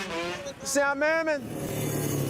Okay, I'm interested in Baltimore now. This looks fun. I ain't mad. I still want to ride. On the spectrum between positive and negative, where do y'all see like all the bike life stuff? I feel like it's positive because like you're a young person, like young people want to have fun. That's having fun, riding dirt bikes. You ain't out here doing some whole dumb stuff on a block selling drugs, you feel me? You riding a bike. Like you can get I sponsored, agree. you get hella sponsors. This is great. Start your YouTube channel.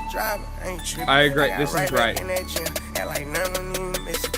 Here's hella shit you could do with a dirt bike. I'ma get it one day. It's the biggest in the city right here, like the biggest Goot. Already good. This is a lot of good energy flowing through. Yeah. I'm Matt T. Hey, what's up, my Goots? Andrew Callahan here, Channel 5 News, reporting live from Baltimore, Maryland. You ever notice that news overall is inherently negative? No. Activity by organizations tend to for understanding of it out of them. Why would Galata besides bashing barbarians then looking in print which first requires a keen understanding, which is most easily done by deploying micro-traumatic digital imagery, which first requires a keen understanding of your target demographic. Once you know what scares your audience, you can print cash from their eyeballs by scaring the shit out of them. And it's for this reason that on social media and on TV, when good things happen, you almost never hear about them. After all, why would you? It makes no money for the platforms. The good stuff don't really make that much money. Good news travels slower than a Galapagos tortoise off a perk 30 in a snowstorm. We're trying to chase the racks here, dummy, on a jiggle-a-doogan. Which brings us to Baltimore, a city once perceived as being hopeless with a reputation for gun violence. Is he implementing the Baltimore lingo here? Yeah.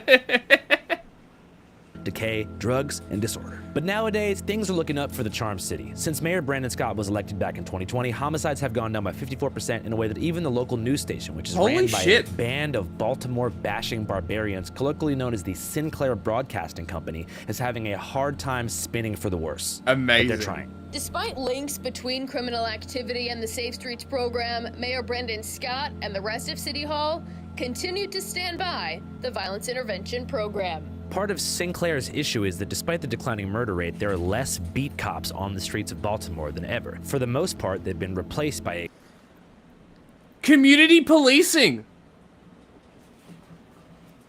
Dude, this is fucking awesome. Cohort of city-employed, formerly incarcerated men and women from the hoods of Baltimore who compose a violence intervention team called the Safe Streets Group, who have several offices around fucking town amazing. And a 24/7 tip hotline where if you're from Baltimore, you can call in when you feel that a situation is escalating, but you don't want to call the cops. But is there any situation where you might feel like, all right, I've hit a wall, I gotta call... Who'd have thought not calling the cops would reduce violence? It's almost like this is what people have been saying for decades. Better drop a bomb on Baltimore now, police.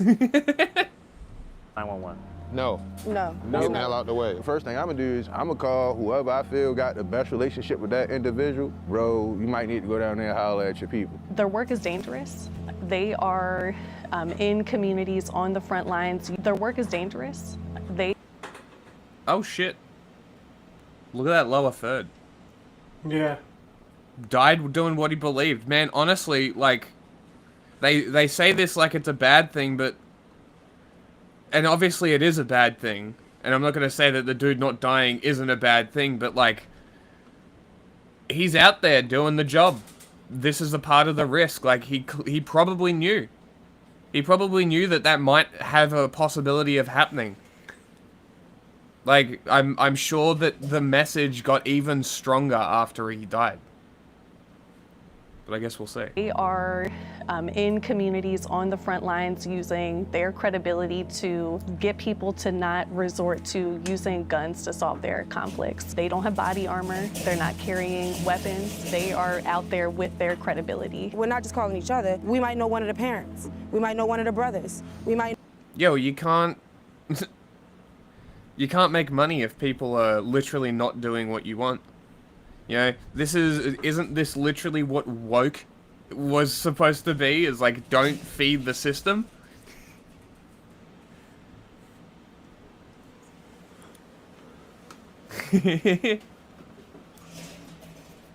You know, the pastor, the teacher, we know somebody in this neighborhood who knows that person. Yeah. And we're just gonna keep working those angles until the situation is dead, or, you know what I'm saying, like, until we can't go anymore. We never just come to a place. What do you mean? Obviously the white cops with a proclivity to pull the trigger on women with hot pots of water are definitely going to solve the situation better. You know, people who don't live in Baltimore, who have been hired from like New York or New Jersey or Virginia and shipped in, yeah, no, they definitely have more care for the community, and it's definitely not just a paycheck for them.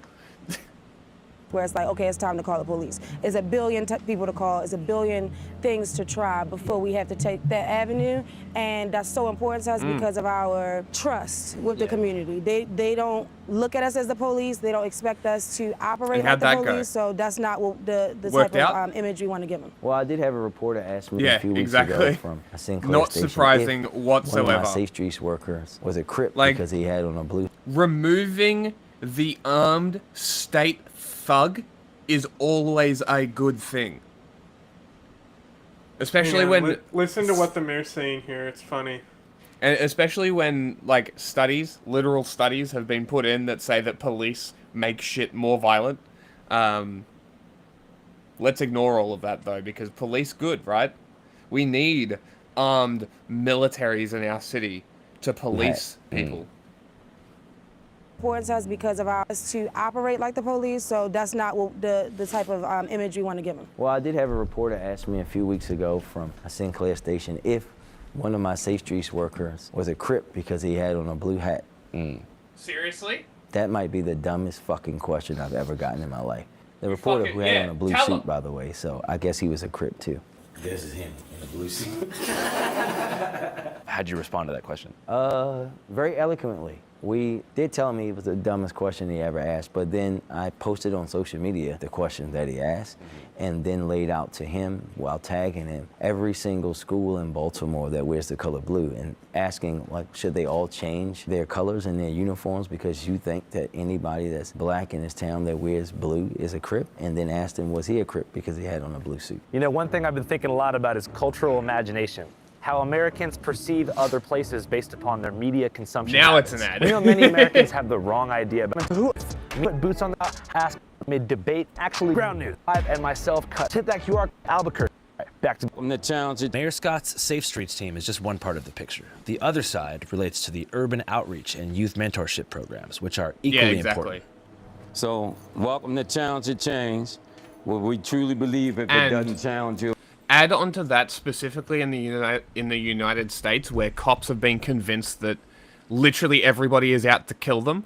To the point that they will literally shoot at someone in handcuffs in a car because of an acorn. Yeah, you should probably not have these people, 1, with guns, 2, with the authority to kill people and get away with it. Pretty radical, I know. It won't change you. When the kids come in, the mentees, they'll start reciting the affirmations. This is something we try to instill inside of them to let them know who they are. Who are we? Challenge the change. What do we believe in? If it doesn't challenge you, it won't change. What do we believe in? If it doesn't challenge you, it won't change. And we are determined to what? It's our challenge. Who gonna help change our city? Challenge the change gonna help. Is this like poor people's Jack and Jill? Yeah, no financial no financial barrier into this group. Change our city. Woo! There it is.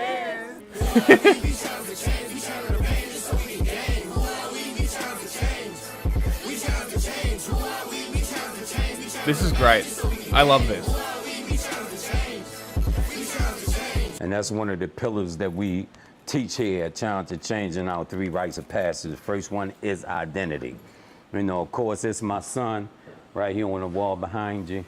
He got murdered in 2013 as a result of gang violence and all. He got caught up in the gangs. Me serving 25 years of my life in and out of prison, left him out here, which is happening throughout major cities. The fathers are going to prison, leaving their sons and daughters out here. And he happened... Dude, that's crazy. I've never heard anybody come out and just be like, yeah, my son is dead because of my actions. That's some crazy introspection. Like, that's... I wonder how widespread that kind of mindset is. To be one of the first funerals I ever preached in my life was my son. When the father's absent, like, so much stuff take place. Because he's the pillar of the home. So if he's not there, who's there? This is my son, Mac, and this baby Bitwell. They call him Bitley. You see what I mean? This is my son. He look just like me on the youth. They say he nice. I say he Duke knacking, but that, hey, that's what fathers do. They think he's great, and I think he got work to do. I love you, Duke. Go ahead, Ash. It's my boy's Bitley. That's what they call him. They gave me, he earned his name. Father is not a name, but it's the title that's a result of a function. So if you're not functioning as a father, being a maintainer, a protector, a provider, then you out of the picture. You're just a sperm donor, right? According to data, 47.5% of black youth in America live without a consistent father figure in their life. In 1950, that number was 8.5%. We've seen from data that having no father in the house is the lead cause of youth criminality across the country, regardless of race. To hundreds of kids, especially boys, Uncle T is more... You out there pitching, you a sperm donor. Like, to be clear what he meant. It's funny, you only really hear that from feminists. More than a mentor. He's someone they can trust, who again won't call the cops and isn't scared to apply true discipline. Uncle T came into my life by one of my close friends, and he preached at his funeral. And when I saw he came and preached at his funeral for free, no cost, and really genuinely care, like, it just did something to me. Like, I always, like, man, I'll forever be in his good graces, you know? Like, anything he ever need, like, I'm gonna make sure I'm there because he didn't have to do that. I was shot the first time in 2021, November the 15th, just coming home from prison. I did 2 years. Car rolled up, like, next to me.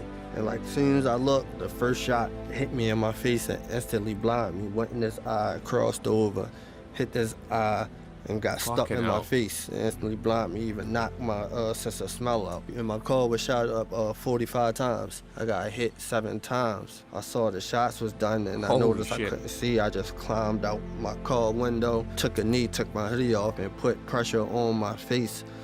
You know, just to try and take the right procedures to keep myself alive and keep myself woke. I got hit 5 times in my legs, in my buttocks, and in my foot. A lot of people don't come out that, you know, 45 shots, point blank range. It didn't get hit in my face. I was supposed to be completely blind, but like I said, again, by the grace of God, my sight came back. Instead of 20/20, now I got 0/12 because this eye gone. Most kids that reach out to me, started 2020, now I pretty got much know who 0/12. they reaching out to. A man that's gonna love them to life, not You didn't to put death. on the And they video I know sent I'm you. not gonna sugarcoat anything. Which one?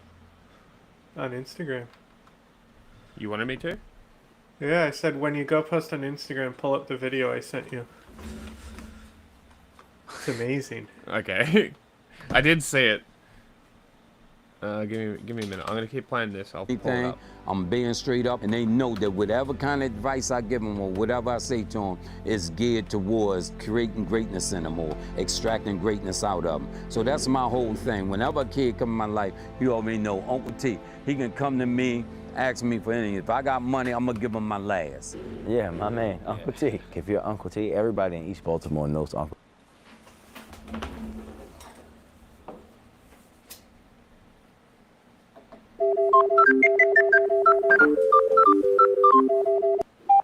What the fuck?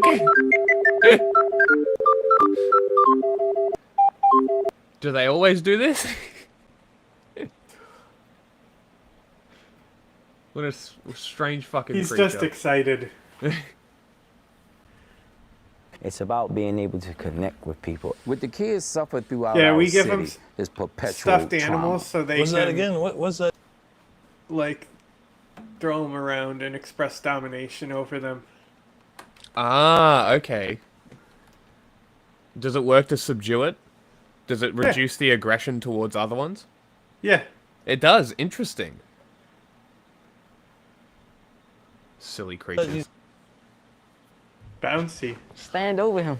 Oh, okay. Trauma on top of trauma. Strusky. You know, acute trauma. You know, the kind of trauma that even psychiatrists and psychologists is struggling to try to deal with because there's layers and layers of it. There's a lot of trauma. Some people don't want to intervene because they so traumatized. You get what I'm saying? They don't even cry no more Just sometimes. numb. They just numb. I was shot 12 times. You get what I'm saying? My own homeboys, 2012, stood over top of me, tried to end my life. You get what I'm saying? What are some of those shared traumas and experiences that you're referring to? I can go on for days, but some of the core ones that we see a lot is domestic violence, substance abuse, lack of resources as far as like housing and groceries, lack of educational support, things like that. How many of y'all seen a body on the ground? How many of y'all know somebody close to y'all that got killed? How many of y'all went to funerals of people? Y'all never even put your hands down, man. Some of these little younger guys need hugs. Some of them need therapy. Every young guy I come across, I preach, go to therapy. Just try it. It's not gonna kill you to try, because in our communities, you're weak if you go to therapy. We were just taught to take it on the chin up, chest out. The day I got shot, I really opened up to my therapist, and she was basically telling me like, get my life together and do right. Like, yeah, that's what I'm doing, but at the end of the day, you can't erase your past. I'm real big on mental health. Like, it ain't nothing I ain't been through. From drug addiction, everything. Like, all the stuff I've been through, losing friends, holding my friends in my arms as they die. Yeah, I got blamed for it. So I wasn't even able to grieve the right way. I just lost one of my closest friends. I'm holding him as he shot in the face and still gets blamed for it. I got beat up by his mother and everything. So that type of stuff can really affect you mentally. And because of, like I say, the direct trauma that these individuals always encounter, lashing out on others really becomes second nature. You can get your first gun at 6 years old, for sure. How does a 6-year-old get a gun in Baltimore? I mean, it's easy. It's super easy. Probably by your brother. I came into his life 2 years ago, going on 3. He was a little menace around here. There's not a gun you can ask him about he don't know about. Always carry guns, right? One day, you tell him what happened. I seen him walking up the street with all these brothers for real. They was talking to me, they had gave me a lot of money and stuff. I went home, busted down with my peoples for real. He had told me to come back later on to come see him for real, boom. I came back later on that day, had a gun on me. All the older dudes, they was showing me all the bad stuff, showing me the wrong routes. He was like, you know you risking like what's going on. He said like, you gotta take it off of you. I wasn't taking it off, man. I goes back, I tried going to alley somewhere and tuck it some more, thinking I was slick. I come back, he checked me again, he still found it for real. He hollered at me, he like, you still bring it back for real. Took me to the water, I had to throw my gun for real. I ain't want to do it. I told him I wasn't doing it at first. But yeah, hold me, he like, I got you, like I'm riding behind you, like, once you do this gun, I'm with you all the way. Like, you gotta let it go. So I let it go, and now we here. And now, this my gun, you heard me. This my switch. I love this. This my switch is I such a funny fucking thing. love this. This is so good. Boom, you had me. On my free time, I go downtown and hustle. I be like, how y'all doing? I'm a young photographer, and I take pictures for $10. That's fucking amazing. That's amazing. I hope he has an Instagram that he posts photos to. Like, does the selling thing, but like, that's great. I love this. A piece, would y'all like to support me? And I tell them that I got a deal for 5 for 25. That's a pretty good deal. I would do it. Yeah. Yeah, we'll hire you for a little photo shoot if you're down. See, no more, definitely. This is Baltimore Noel's Italian night. Yeah, the one and only. I'm gonna give it a 10 out of 10. That's my big brother. Is he gonna give to film? Amazing. Strong young man right here, man. He got a little more journey to go, man. I just want him to stay focused for real. He already so farther than a lot of older did a piece on him because he was out of school for a whole year. I took him up at the Board of Education and demanded they get him back in school. He got back in school. The first quarter he brought, how many certificates you brought? Yeah, He brought them to the... About like 6 certificates, then I made like, then I got like 6 more. And how many people watched that post? 9 million. Oh man, you just came from school. The giddy up, okay. Oh, what you got? Man, look, y'all get it up. Get it up, y'all don't play with that, bro. Yeah, don't get that money, y'all. Get that money. Don't play with him. That's This is big. great. The giddy up.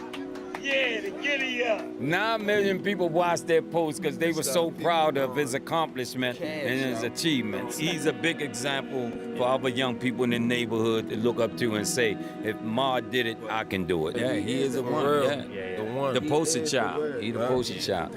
And I'm going to do everything in my conceivable power to push him into his greatness. Hey, what's up, guys? It's me again. Do you like Channel 5? What if I told you we have a second Spanish language channel? We already know. Kind of like Channel 5 logo. Put fucking whatever you want to do, just check it out. I promise you it's going to be a great time. It's growing every day. I love Mexico. Going to Puerto Rico next. Love you guys. Canal Cinco. Subscribe.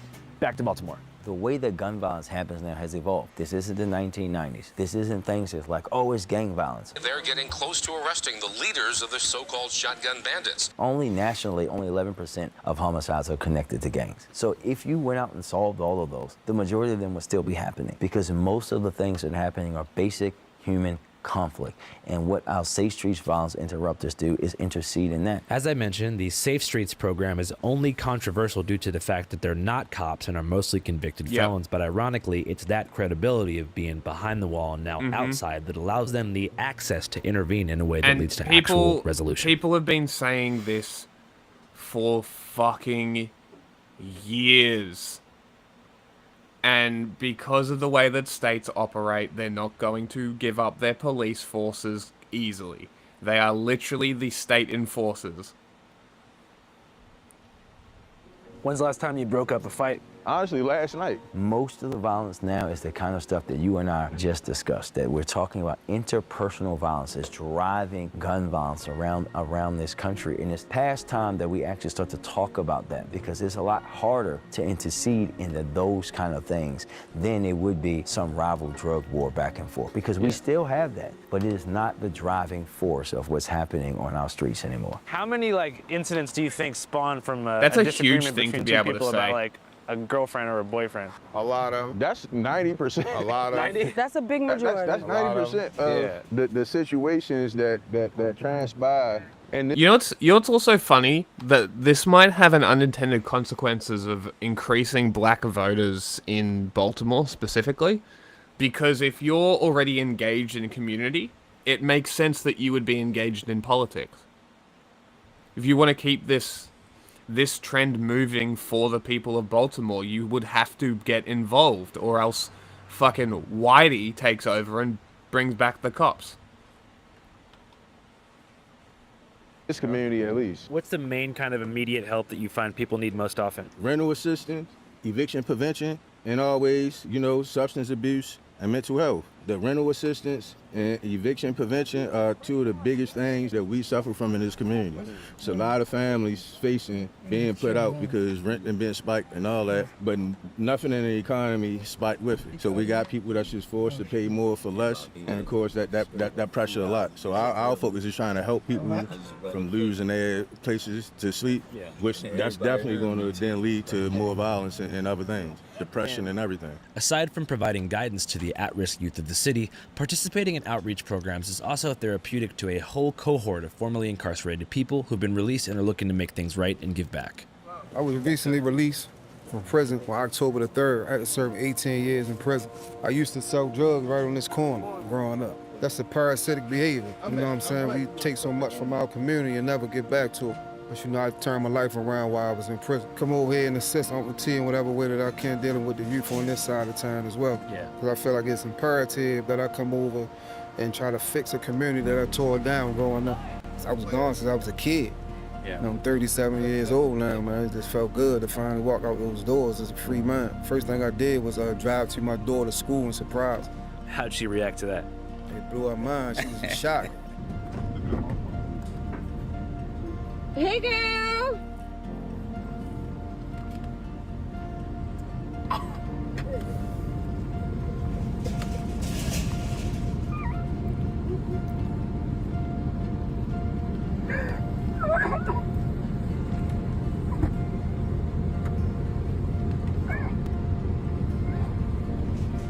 And I think that's another point that I want to make, because you know that some folks fall into this thing where it has to be arresting a bunch of people.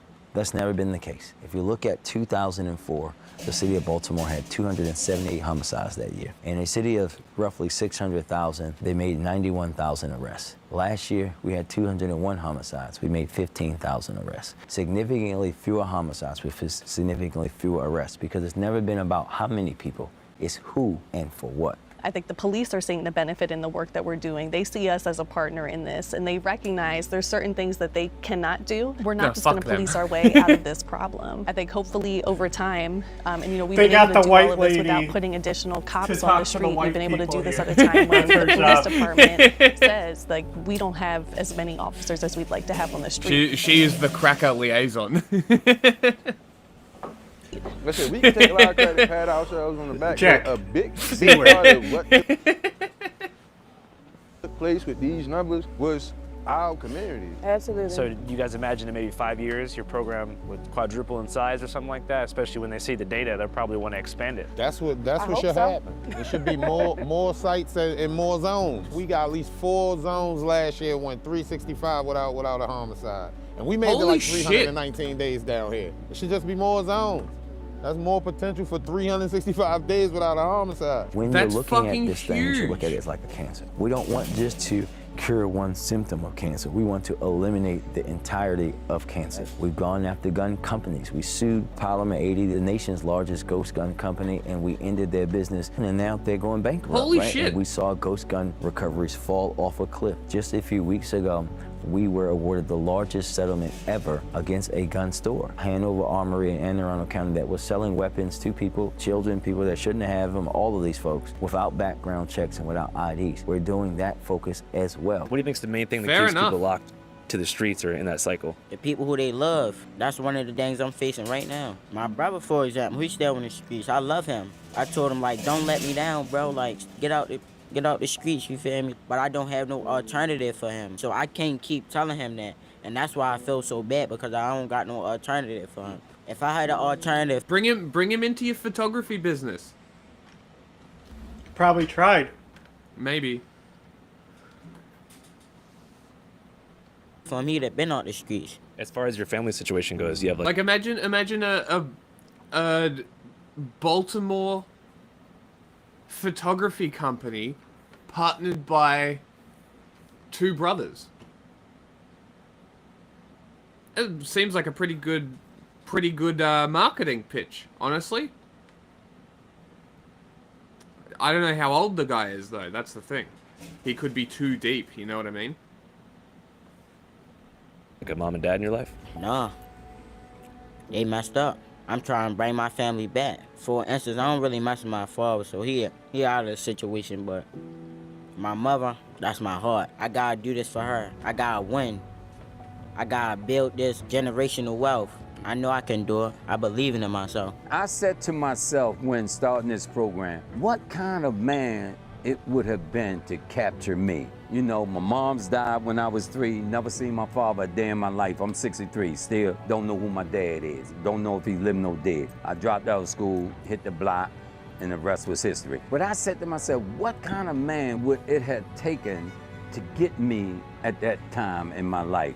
And that's who I mold myself to be today, so I can reach the kid, the little Uncle T's that I was when I was young. Most of the times now when I'm traveling to another place, ironically, it's to talk about how we as a city have been able to have this historic reductions in gun violence, and now we're seen as a leader in the space that we were seen at the bottom of the barrel just a few years ago. People now see Baltimore as a place that they should invest in, a city that is on the come up, that is on the rise, or as we say, that is going through a renaissance. So really, when you talk about Baltimore, you talk about that grit, that spirit that I can go through troubles and trials and make it to the other side. When you had the gun in your face, when you've buried friends, when you've seen your friends' parents dealing with extreme levels of addiction, when you went to school and you didn't have your first air-conditioned class until 9th grade, where you lived on blocks, where you saw vacant housing every single day, it makes it very different. There's a lot of different lanes to this work, and instead of as a city lifting up one program and saying like, this is gonna be the magical thing that solves the problem, our city is way too diverse to just have one single strategy. We have to have a better education system. We have to make sure that people have jobs and are able to provide for their families. All of those things matter. We have to make sure that physical and mental health is right too. There is no one thing, there is no silver bullet. All of those factors play into what's happening, not just in Baltimore, but across the country. Channel 5 live worldwide, Hollywood and Vine. Fuck the authority, Channel 5 News. Channel 55. We don't fuck with custers. And 5 is the best number.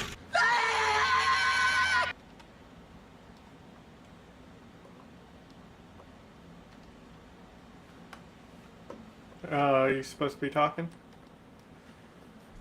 The crucifixes is interesting. I would say keep religion away. Keep it far, far away.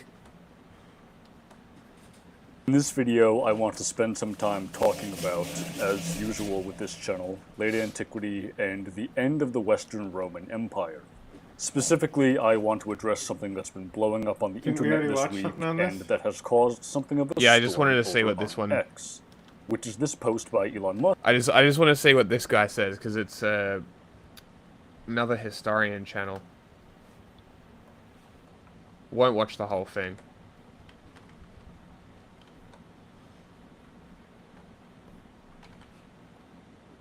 Hey, this guy has a video on Vesuvius and Pompeii, like we were talking about the other day. Like when the Roman Empire actually started to fall, or like when it started, and how close Pompeii was to it. It's very interesting.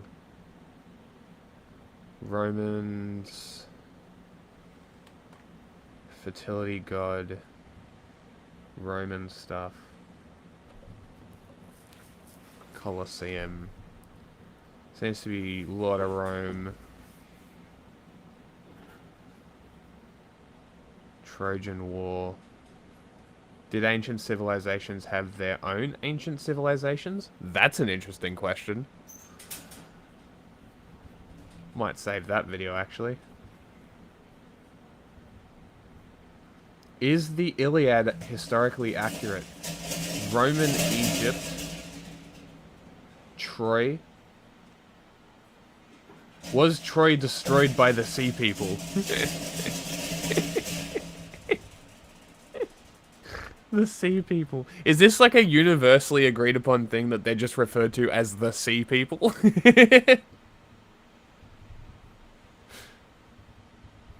Musk stating rather bluntly that the Roman Empire fell due to a general population collapse, which has been seen by at least 2.2 million people thus far, and probably more by the time that I upload this.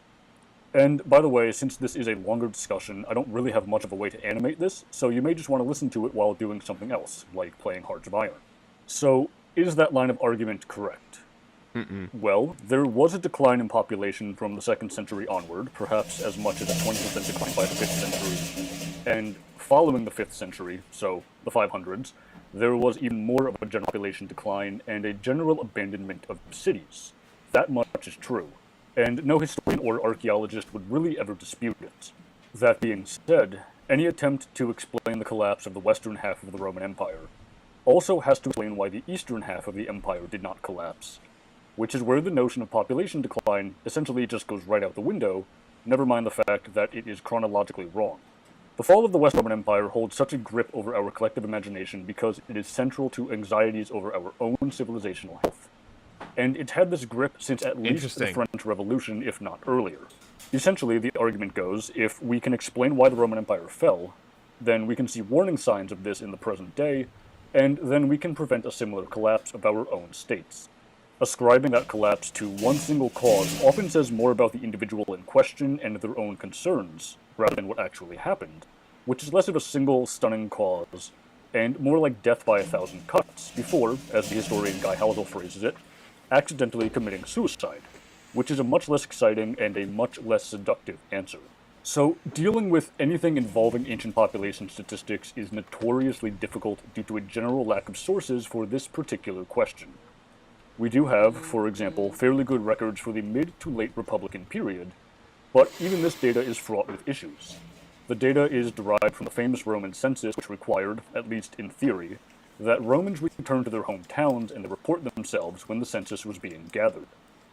The gist of the problem for the Republican period, and here I am drawing on a rather excellent book Nathan Rosenstein's Rome at War, Farms, Families, and Death in the Middle Republic, is that there is a consistent fluctuation in the population of Italy as recorded in the census, which basically comes down to us via Livy, during the Second Punic War onwards. From the end of the war in 201 BC until 164 BC, there is a general population increase as recorded in the census. From 164 BC until about 125 BC... Do we want to learn about the Rhodesian Bush War? Because I kind of do. Just go back to the fucking news. Well, look, if we want to see it positively, we could Hey, understand that the dialogue would only be to establish the It's auto-dubbed, that's all. conditions under which Maduro would have to leave, to tell him, you have a set time, 2 or 3 weeks to leave power. That's it. Reverse the results. 75% are expecting Donald Trump to intervene in Venezuela and would support him. Some would even like it to be state number 52, number 53, whatever number they want to put, and 20% would say they disagree. No, it's not viable. It's not viable. A pressure campaign for Maduro to leave will not cause his departure. It won't cause his departure for multiple reasons. First of all, he is surrounded by a military apparatus that supports him, which is basically controlled by the Minister of Defense, Vladimir Pedrino, and by Dios Cabello Rondon, who is really the stumbling block in Venezuela. Overthrowing the narco-dictator Maduro should, in your opinion and perspective, take priority over deporting Venezuelans. Of course it should. Obviously, removing Nicolas Maduro from power would be the highest priority, because by taking that action, it wouldn't be necessary to send Venezuelans back to their country of origin. They could simply return of their own accord. Anyone who is in an illegal situation or has an immigration process in the United States, if Maduro were no longer in power, would return voluntarily and wouldn't want to suffer or feel persecuted within the United States. Do you think the United States should send troops to Venezuela? Look, I think they could carry out a surgical operation to remove Nicolas Maduro and, of course, consider the temporary occupation of the territory by the presence of ELN-FARC elements, while the armed forces that, unfortunately, maintain and sustain Maduro in power are removed. The generals involved in drug trafficking should be removed so that a new military leadership can take control. I think there would... Okay. Hi, BB. I think we've gotten enough out of that. To some breaking news out of the U.S. now, where President Donald Trump has just announced the closure of the airspace above Venezuela. Let's bring in Rosalind Jordan, joining us from Washington, D.C. He's announced this in a Truth Social post. Rosalind, tell us what he said and what all this means. Essentially, the post from the U.S. President Donald Trump says that this is a warning to airlines, to pilots, I assume both commercial and general aviation, drug dealers and human traffickers. He's a pilot, Grip! The airspace over Venezuela. Of course, the U.S. is not in control of Venezuela. But the U.S. is considering the airspace closed until further notice. It does not say exactly how the U.S. is going to enforce this. What we have seen, but perhaps most famously in the case of the closure of the airspace over Iraq in the from the 1980s on until the wars that began in 2003, was that the U.S. military was charged with patrolling the airspace around the Iraqi borders in order to prevent any air traffic from crossing or going in and out of that country. We do not know if that is going to be the case here with the United States. Oh, big honk! Friday by the New York Times that late in the week of November 21st, a little more than a week ago, the U.S. president apparently had an unreported phone call with Nicolas Maduro, the Venezuelan president, where it seemed, according to those who were sourcing the story, the two men were talking about perhaps having a face-to-face meeting here in the United States and were perhaps discussing ways to try to reduce tensions between the two countries. The U.S., as our viewers know, has been very angry with Venezuela. It blames Venezuela not just for fueling what the U.S. calls an unprecedented migration crisis, but also by fueling the fentanyl addiction crisis here in the United States by efforting the trafficking of that illegal substance into the U.S. territory and resulting in the addiction and deaths of hundreds of thousands of Americans. The U.S. has also long been very unhappy with Nicolas Maduro being the president of Venezuela. The Biden administration had considered his reelection in 2024 to be illegal. The Trump administration has continued that posture and has strongly signaled that it would like to see Maduro removed from power. So, Rosalind, what do we think this all means? I mean, and especially considering that over the past few weeks, there's been an increase, I would say, in the number of military personnel in the region. Well, it's probably not a good sign for the Venezuelan government, if I were to speculate. It is worth also pointing out that on Thursday and Friday, the U.S. Defense Secretary, or Secretary of War, as he likes to call himself, Pete Hegseth, was on board the USS Gerald Ford, which is the aircraft carrier that has been deployed to the Caribbean Sea in international waters, but not far from Venezuela. Part of that military show of force to perhaps intimidate the Venezuelan government from carrying out what the U.S. says are illegal criminal narcotics activity. But this is certainly part of that context. Does that mean that military action carried out by the United States is imminent? We can't say that, but certainly it's one more piece of circumstantial evidence. I'm finding so many good Rhodesia videos. I'm saving them all to streaming fun. Because this is something that I do want to know about. I know that there was like another white minority government ethno-state from British colonialism, but that's about the extent that I know. That the U.S. is trying to put very overt, very blatant pressure on the Venezuelan government and not just use diplomatic language to try to change course in that country. What kind of debate has all this sparked in the U.S.? Because, again, over the past few weeks, we know that the U.S. military has killed more than 80 people in boat strikes as part of what Donald Trump and his administration are describing as the anti-drug trafficking campaign. Well, there hasn't been much in the way of public uproar, but there's been a lot of uproar on Capitol Hill. Congressional Democrats and a few Republicans are very disturbed by this campaign on trying to deal with drug trafficking that traditionally have been carried out as a law enforcement action, with the U.S. Coast Guard basically interdicting these vessels allegedly carrying narcotics and then arranging for the detention and then transfer to U.S. officials for prosecution, as opposed to carrying out these strikes without notice, without any legal authority on these vessels. And in recent days, you've seen more people, especially on Capitol Hill, but also in the legal community, raising very serious questions about whether the U.S. is carrying out war crimes by basically targeting people without any due diligence and basically acting as judge and jury rather than going through the long-established, decades-long process of arresting and then prosecuting people for criminal behavior. Rosalind, stand by for just a moment, because as you were saying, the U.S. has been rapidly increasing its military presence in the Caribbean. Since August, more than 10,000 American soldiers and fighter jets have been deployed near Venezuela. This is the largest deployment of U.S. forces in the region in decades. The U.S. Navy's largest aircraft carrier, the Gerald R. Ford, has arrived in the southern Caribbean, and this is the largest ship of its kind in the world, with its own air wing of more than 75 fighter jets, helicopters, and early warning aircraft. And a Navy destroyer carrying guided missiles, helicopters, and Marines has also arrived in Trinidad and Tobago near Venezuela's coast.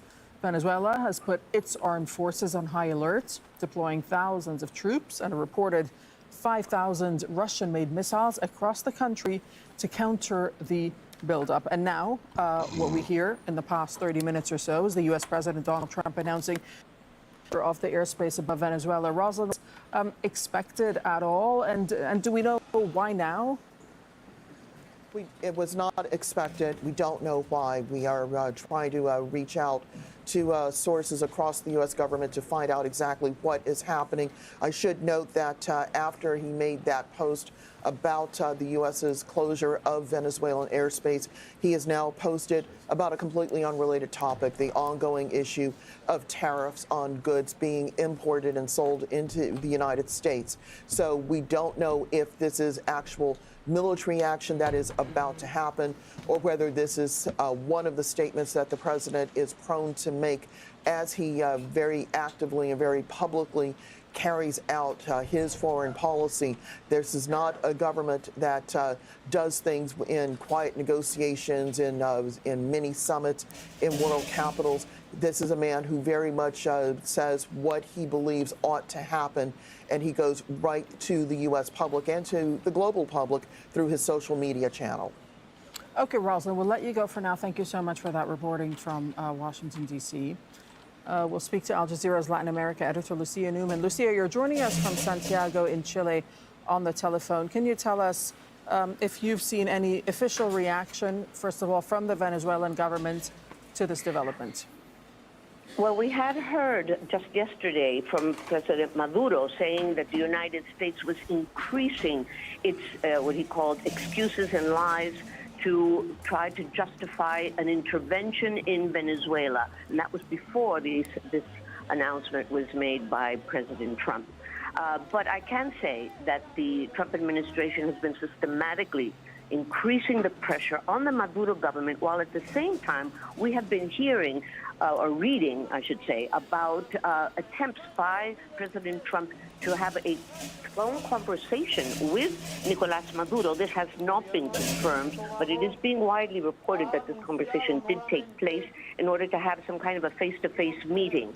Again, this has not been confirmed, but so he's sort of going hot and cold. But what clearly, this very week, on Monday, he declared the so-called Cartel of the Soles, a narco-terrorist organization, which he says is led by Nicolás Maduro. And then the White House said that the anti-drug offensive that we have been seeing in the Caribbean, that this anti-drug offensive will begin on land.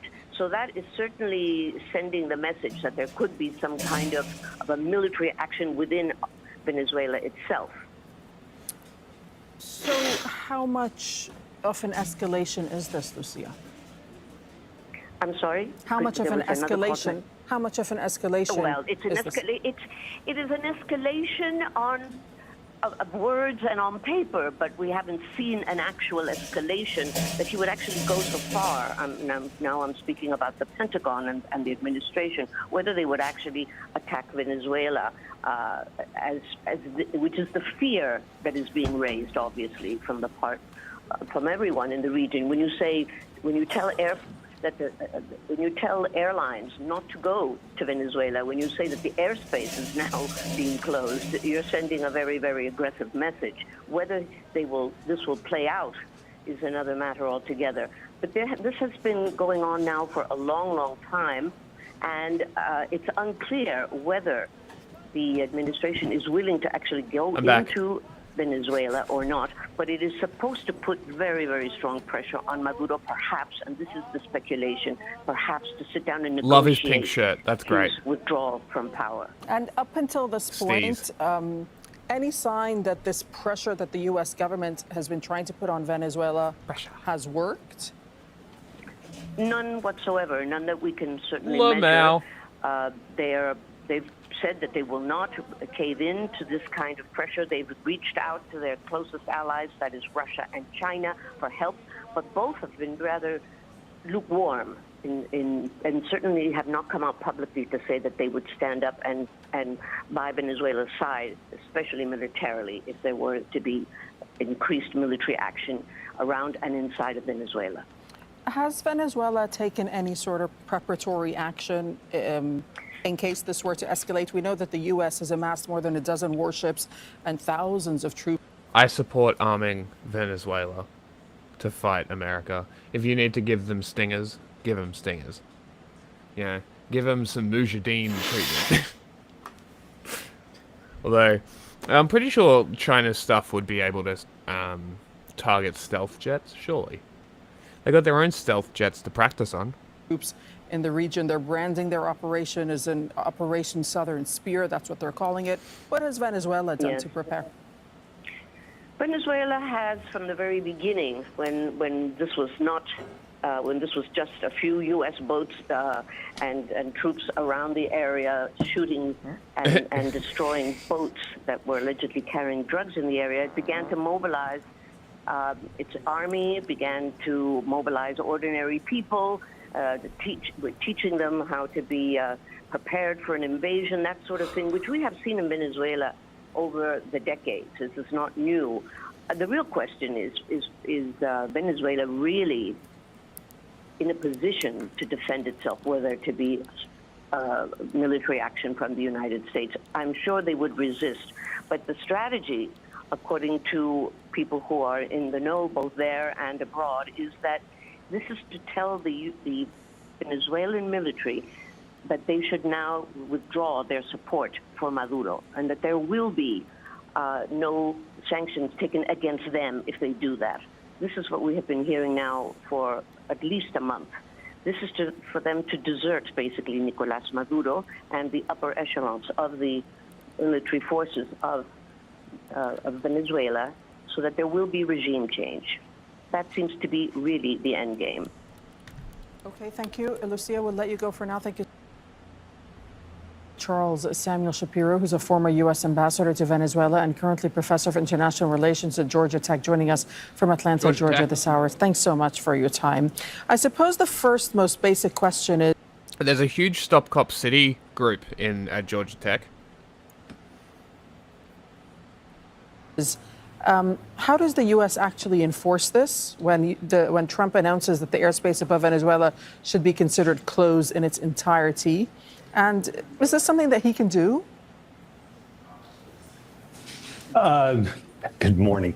Yes, it's something he can do. I don't know if it's legal under international law, but the president has the authority under U.S. law to do that. What it would mean is that, all civilian air traffic would shut down. It tells them not to go there. And then is he going to, he hasn't said no fly zone. If it's a U.S. military uses no fly zone to mean, we will shoot down aircraft of, in this case, Venezuela, if they were to fly. And it's clear to me, and obviously not clear to your reporters, if that's what he is implying by this statement. Right. And as one of our reporters was mentioning, Rosalind Jordan, she was saying that at this hour, the Pentagon is deferring all questions about this to the White House. What do you make of that? And also, do you think this is all part of Trump's pressure campaign against Venezuela? Or is there going to be some sort of military action taken against the country? Well, the answer to the second part of your question first. Yeah, I mean, what this does is it turns up the dial, turns up the pressure on Maduro. And clearly what the government of the United States, President Trump, wants is for Maduro to leave office, and that would mean he'd have to leave the country. Lucia referred to a phone conversation that's supposed to have taken place last week. It's not just would Maduro leave, it's Maduro and how many of his close allies would have to leave. Would it be Maduro plus 5 or Maduro plus 50 or Maduro plus 500 people would have to leave the country? And if we're having conversations with them, I'm sure that's what we're discussing right now. And yeah, this is part of the pressure campaign to get Maduro to leave. Let me remind your viewers that Maduro stole the election of July 2024 and didn't even bother to hide the steal. And what the President of the United States is doing is saying we support the candidate, I think he's in Spain right now, Edmundo Gonzalez, who won the election. There's no question about Gonzalez having won the election. And so that's where we are right now. And it's Trump's increasing the pressure. Will it go to military action? I can't answer that. And I suspect that's why Southcom and Defense Department are referring all questions to the White House. So is the U.S. government, I mean, this whole drug operation that's going on in the Caribbean and the Eastern Pacific, do you believe that it could be a cover-up? Because that's what some people are saying, right? This is a cover-up for the U.S.'s real aim, absolutely, which is deposing the Maduro government. Oh, absolutely. It's a pretext. I mean, if you look at the U.S. government's own reports, public reports, I mean, drugs coming to the United States from Venezuela are minimal. Declaring these people to be narco-terrorists, it makes no sense. It doesn't have any meaning. Drugs, cocaine is not produced in Venezuela. It is Colombian cocaine that's transiting Venezuela. Most of it, according to DEA, is en route to Europe, not to the United States. Some of it does go to the United States, but fentanyl is not produced in Venezuela. Fentanyl is produced in Mexico. So this were, and yesterday, President Trump pardoned the former president of Honduras, who's in jail in the United States with a 45-year term, convicted by a jury of conspiring to transport 400 tons of cocaine to the United States. So if Trump cared about cocaine, why in the world is he pardoning a former president of Honduras who actually was convicted of doing just that? The whole drug trafficking thing is simply a pretext. And Trump has been, as you've been saying, and our reporters have been saying, I mean, Trump has been increasing the pressure on the Maduro government over the past few months, while there is some reporting that seems to suggest... You know, Donald Trump Jr. loves his nose beers. You know, he's clearly invading Venezuela to get a source from the tap. That's the real story here, is Donald Trump is invading Venezuela so Donald Trump Jr. can set up his own cocaine business to fund his habit. That he was actually trying to have a face-to-face discussion with Nicolas Maduro. How do you square that circle? Is why he pardoned the cocaine guy. Donald Trump's way of operating. I mean, he sees himself as a negotiator. And he says that over and over again, and that's the way you work the deal, according to Trump, is you put pressure on people and you're open to people.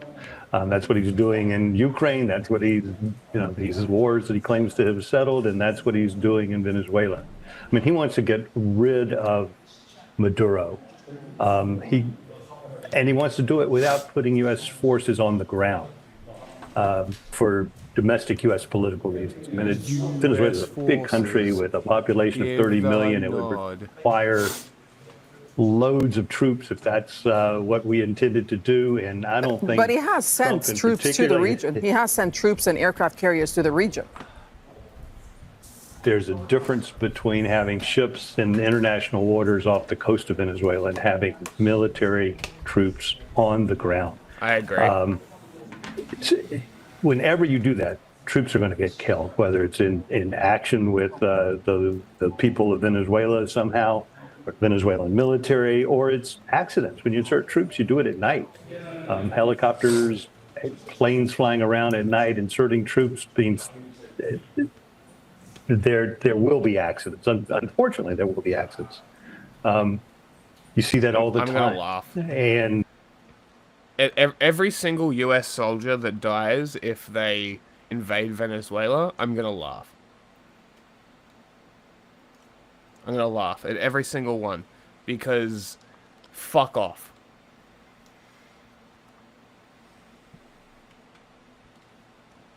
Like, every single invader deserves it.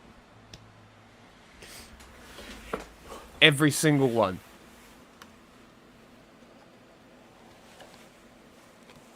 And people can get mad at me saying that. I don't know if anybody will. I think everybody is probably in agreement with me. But, like, yeah. Yeah, you invade a country for imperial purposes, and it, like, look, you can mount an argument to justify invasion to protect people, right? I've heard the arguments from, like, people who defend the invasion of Tibet, right? I've heard those arguments. They had slavery. I don't know to what length chattel slavery existed in Tibet during the autonomous period. I'm sure it existed. I would have to look into it. I never gave a fuck enough to look into it because my opposition is not the invasion. My opposition is the occupation. Right, and that maybe I should clarify it down to any occupier deserves it. And then most invaders deserve it. Maybe that's a bit better. And, well, what about the argument that some occupation is good? Give an example. Germany. Occupying Germany post World War II? Yeah, U.S. occupying Germany. U.S. and Soviet occupation of Germany. Well, just the U.S. side. We can ignore the Berlin Wall. Okay. What's the argument to say that it's good? Making sure Nazis don't rise again. Okay. Did we occupy Marshall Italy? Plan. Did we occupy Italy?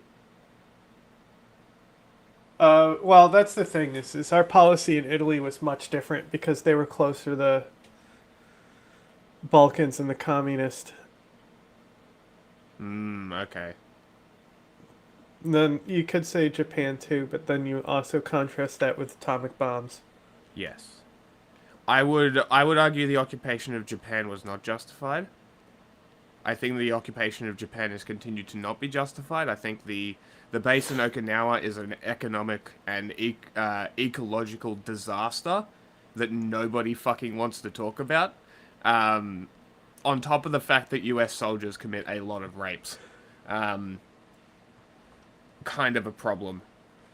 So yeah, but I also think that Japan has enough natural cultural shame that I don't think the occupation of Japan was necessary. I think Japan would have gone this way without the US occupation and direction. I think that they would have continued along the capitalist route. They just would have maybe not have as much fascist echoes as they do right now. Had the US not occupied. I feel like that occupation has grown quite a bit of resentment within the Japanese population. But that's just speculation.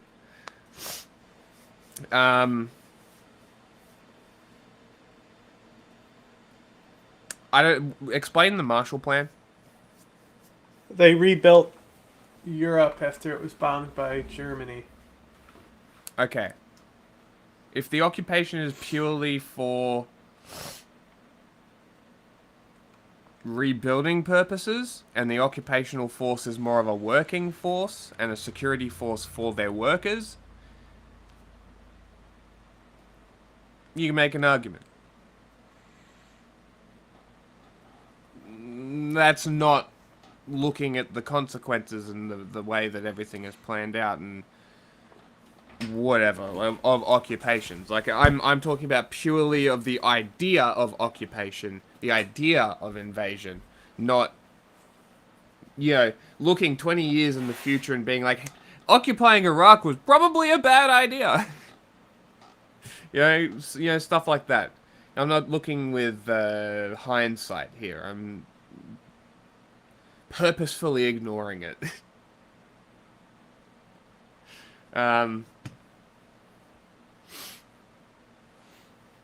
On principle, I'm going to say no.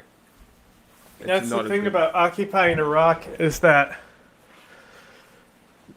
like, it could have been better, but you know why it wasn't? Why? Because occupiers don't fucking think like that. Yeah. And that is, I think, my main sort of natural opposition to it now, is that the occupier is always going to think like an occupier. They're never going to give a singular fuck what the person living there, born there, has to live under them thinks. And that's why I say that no, it's not a good thing. I think that you can have advisors as a part of the deal of not occupying, is allowing the government to operate but having advisors and observers to make sure that shit isn't going crazy, and if it does, having some kind of diplomatic response, sanctions, having like this is talking like a, you know, liberal world order bullshit where sanctions and shit matter. Like, that is a way that you could do it, I feel, without having an occupational force. Granted, there was also the NATO thing with the Warsaw Pact and the Berlin Wall and the Cold War, and occupation was more for that reason if you really want to fucking argue it. But like, no, I'm gonna say no. I need to say no. There's better ways to do it. Out of principle, I'm gonna say no. It's not a good thing. Even the occupation of Germany. Because I feel like it could have been done in a different way. Like, because as far as I'm aware, the Weimar Republic was kind of economically fucked before Hitler rose and whatever. The only thing was he was blaming it on the Jews. Rather than unequal treatment, which I guess was a little bit of what he was talking about, which is where the whole fascist playing on half-truths and, you know, expanding on those. It's just...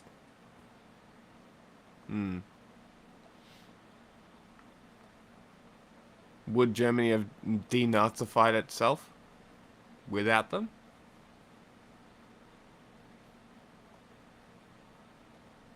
If the US wasn't there, would the wall have gone up?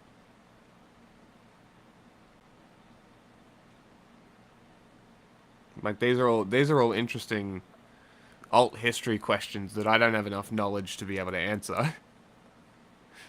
But I think that's an interesting discussion to have. Maybe we can look at restarting that thing with the history guys. We can talk about shit like this. That would be interesting. Whatever happened with that? Fucking too hard to plan. It kept telling you that you need to do the research to do it, and you never did the research. I was doing the research, and then I never got word of when the episode was going to happen.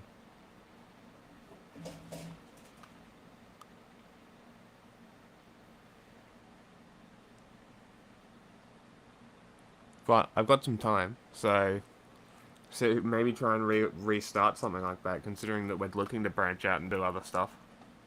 Mm-hmm. Now's the time. Good idea, wrong time, maybe.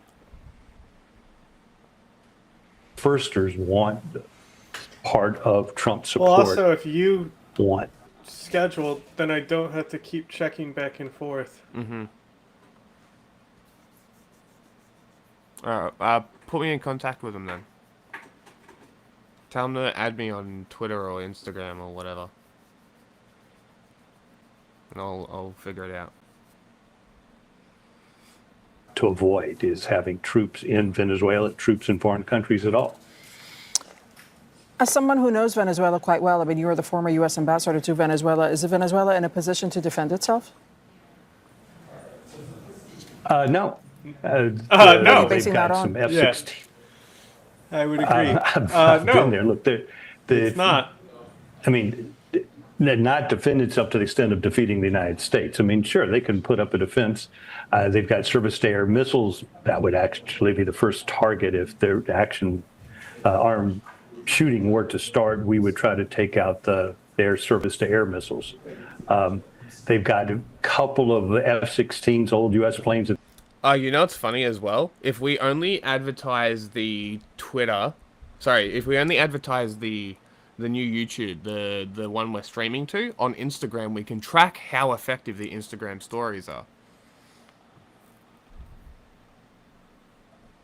That they can fly, that they don't. Twitch tells us if they came from Instagram already. Oh, really? Interesting. Yeah, it's in there. But that's like I'm only putting the YouTube link. Maybe I will put the Twitch link as well. I'll put the Twitch link as well. You can only put the YouTube link. It doesn't matter. More for like if someone prefers Twitch, they can use the Twitch link, and I'll put that in the slide after. I think I did that the other day. Not sure. Have supply of spare parts for. As Lucia said, they've got Russian fighter jets. Again, I don't know how well they've been maintained and if they've got the parts they need and how many of them they can keep in the air. And, the numbers of planes on the aircraft carriers and planes that are stationed in Puerto Rico now, bombers that can fly directly in the United States, mainland the United States. Live. I mean, it's in military terms, it's no because match you can like rewind or just watch them later. Yes. Yeah. The only problem I find with Twitch is you can't rewind while it's live. So if you miss something, you can't go back, which I find is really annoying. I love that YouTube allows you to go back and it just stores the video. Yeah. A regional power with a decaying military, and the largest military force in the world. Go back to the beginning and 2 times it to catch up. Yeah, that too. We'll leave it there. Charles Samuel Shapiro, you're a former U.S. ambassador to Venezuela. Thanks so much for speaking to us from Atlanta, Georgia, this hour. Don't miss out to get the full picture. Subscribe to Al Jazeera. You see? His little eyeball always there. The U.S. president is stepping up his feud with Venezuela's leftist leader Nicolas Maduro over alleged drug running through the Caribbean. With a U.S. task force already in the region, Trump has previously said land operations will begin soon against suspected Venezuelan drug traffickers. U.S. warships appear to be gearing up for action against Venezuela off the coast of Puerto Rico. 15,000 U.S. soldiers are now stationed in the region. There are also 15 U.S. naval vessels off the Venezuelan coast, including the United States' largest aircraft carrier, the USS Gerald Ford, which can carry up to 90 planes. On the streets of Caracas, uncertainty is making people wary. We are all afraid, but we must continue with our lives. What else can we do? If we stop, we will achieve nothing. We have to move forward and act like nothing is happening. That's the truth. Tension? Yes, there is tension. It feels like a tense calm, where you know something could happen, but you don't know when. Life goes on, but with a lot of crisis, a lot of problems, and few solutions. This has led all of us to the situation we are in, with parents here alone and children abroad, only seeing them on video to check in. I don't know how this situation in the Caribbean will end or how it will be resolved. Venezuelan leader Nicolas Maduro says his position hasn't changed, and that he is willing to engage in face-to-face dialogue with Donald Trump. Peace will be my haven, my greatest desire, my hope. To say it is our victory, and peace will continue to be our victory, achieved through our own efforts. But Maduro also stresses that Venezuela is prepared to defend itself, with Trump warning that the U.S. will soon target suspected Venezuelan traffickers I think it's a pretty on land. funny video. Maduro's armed forces. It's the hardest Zapata's ever bit me. Yeah, he is fucking terrified. He knows Trump won't give a fuck, and he knows that Hegseth is a psychopath. Like, he's fucking terrified. But I still reckon that he'll big dick Trump in a face-to-face. I reckon he'll come out on top. May well be put to the test. And for more, let's bring in journalist Alvaro Algara, who joins me from Caracas. Good to have you with us. So Donald Trump warned of the closing of Venezuela's airspace on Truth Social. He also says ground operation will be imminent. How have Venezuelans reacted to that? Hello, greetings from Caracas, Venezuela. This Saturday, here is a lot of tensions among the Venezuelan population due to what might happen in the coming hours following President Trump's statement. Millions of people cannot travel, cannot come to the country, and we don't know what might happen in response to these warnings. President of Venezuela, Nicolás Maduro, asserts that given the United States government continued attacks in the Caribbean and its attempts to destabilize Venezuela, the Venezuelan people reaffirm their call to peace and an end to the threats against the united people with considerable power in Did the you streets. see the... What? He sounds like Cartman when he's the teacher. Who? This guy speaking. Oh. What do you think of the video I sent you, though? Can't get over it. Put the video I sent you on.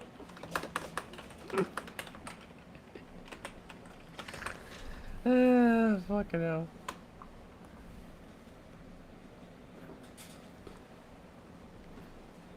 He's looking. You see? His little eyeballs are always there. Ow,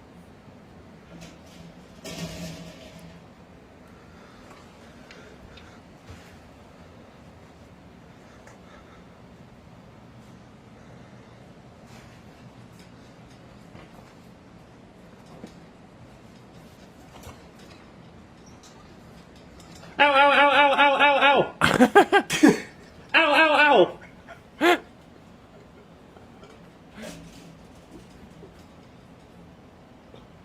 Ow! Why did he bite you? What the fuck? Why did they bite like that? That's weird. Jesus.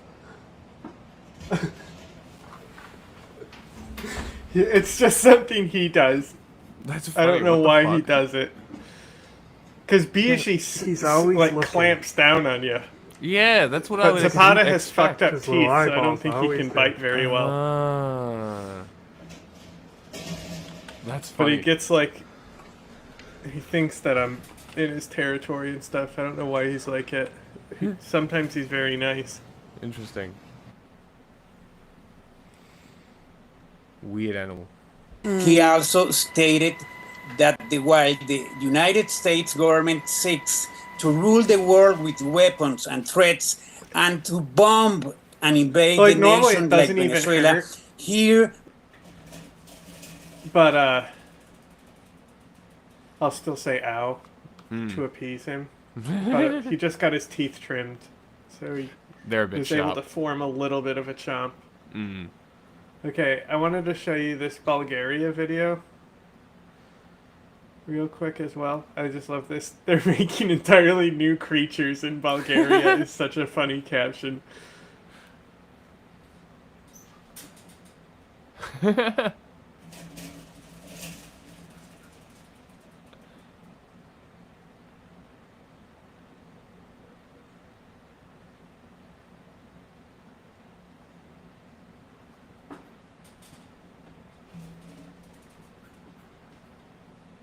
I pick up big rock.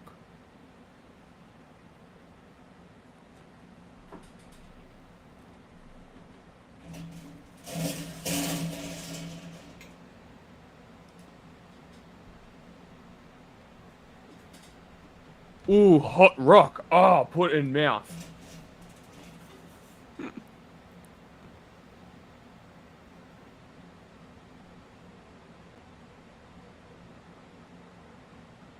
Is this the Polish guy?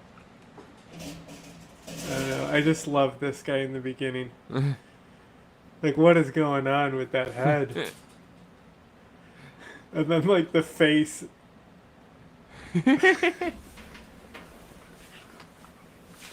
He's the pink mud man. Clayface. Well, it's like, you know, Wilson Fisk in Spider-Man. Mm-hmm. Like, that's the thing, is his body is 99% muscle, because he's like a strong man. Yes. He's not actually fat. He's like a strong... Yes. Even though I've never seen him lift weights. Not once. How do they explain the Kingpin from the animated one? That's where he says it. Really?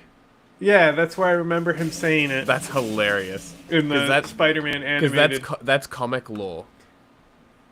But I'm talking about the animated movies, like the new ones, the Miles Morales ones. Oh, same. But that's why, like, they in that shitty Daredevil movie, Kingpin was the villain, right? Yep. And they had him. What's that guy's name? Don't know. The fucking Green Mile guy. Untired boss. Ah, yes. I don't know his name. Daryl Coffey. But, like, the end fight with Daredevil, like, he pulls off his, like, coat, and he's got, like, the suspenders on, and he's fucking jacked. Yeah, that's how it should be. Yeah, I only remember... yes, okay. I only remember Colin Farrell in that movie. Michael Clark Duncan is the bloke's name. Oh, he's dead. That's sad. Who? The black guy. That actor? Yeah. Yeah. 2012 he died. That's sad. He was a good actor. Look at this.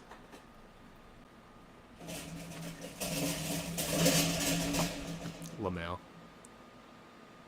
Looks like muscle to me.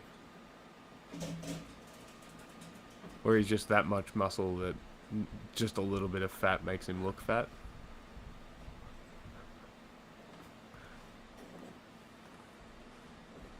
Will find a determined people with remarkable popular military and police united, and with the courage and determination to defend the homeland and achieve lasting peace. Right. So you say that most Venezuelans there are determined to defend their country.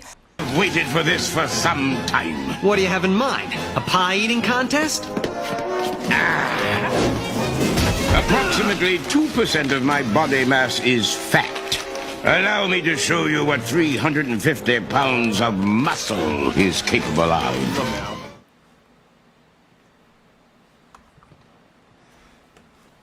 But Venezuela's opposition is welcoming what many say is Trump's attempt at regime change in Venezuela. How common is that sentiment among the people you've Also, talked he's to? the one saying it. Yeah, I didn't realize that. You know, since Okay, he's the one people in saying Venezuela it, have- he's probably embellishing it a bit. A little bit, yeah. But he is supposed to be like a strongman. One of my favorite, it was in like a Spider-Man show, He has such a funny fucking design. Let me see if I can find it.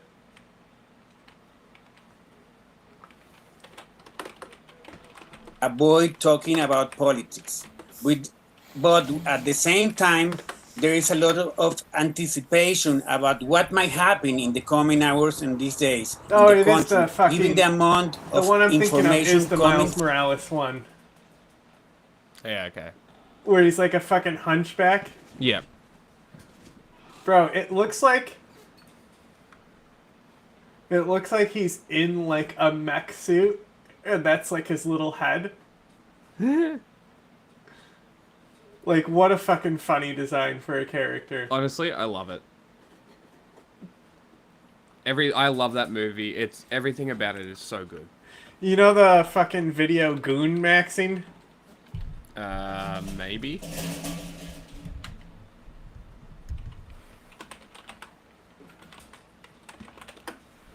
From abroad, people go out and work to survive. Remember that the salaries in the public sector are approximately $4 or $5 per month, and the main issue is the economy, which affects many. Protests have taken here in Venezuela. There is more than 800 people arrested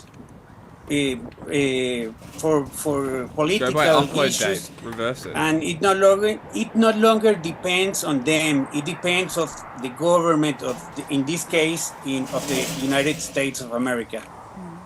Now, as Venezuelans are bracing for whatever might happen next, how are the country's neighbors looking at this conflict and where it might head to? Monica, there is a lot of tension on the streets, but I repeat, people don't talk to evitate to go to jail talking about politics. Remember, there has been 27 years this government, so anything could happen. Remember that Maria Corina Machado, it's on clandestinity. We had elections here, and they never showed the results, and the candidate had to leave the country. So it's very difficult for the people here to talk about politics, even to the journalists. Remember, there is more than 30 journalists in jail. There is more than 100 or 200 journalists out of the country. Check it. Because they Great video. Style, dude. Style,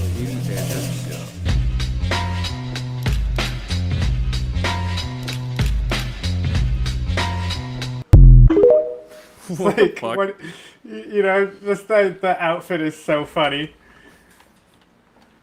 Spoke sometime but the about joke of politics. It's very difficult, and Monica. it's These not times. the jack-off thing. It's literally being a goon.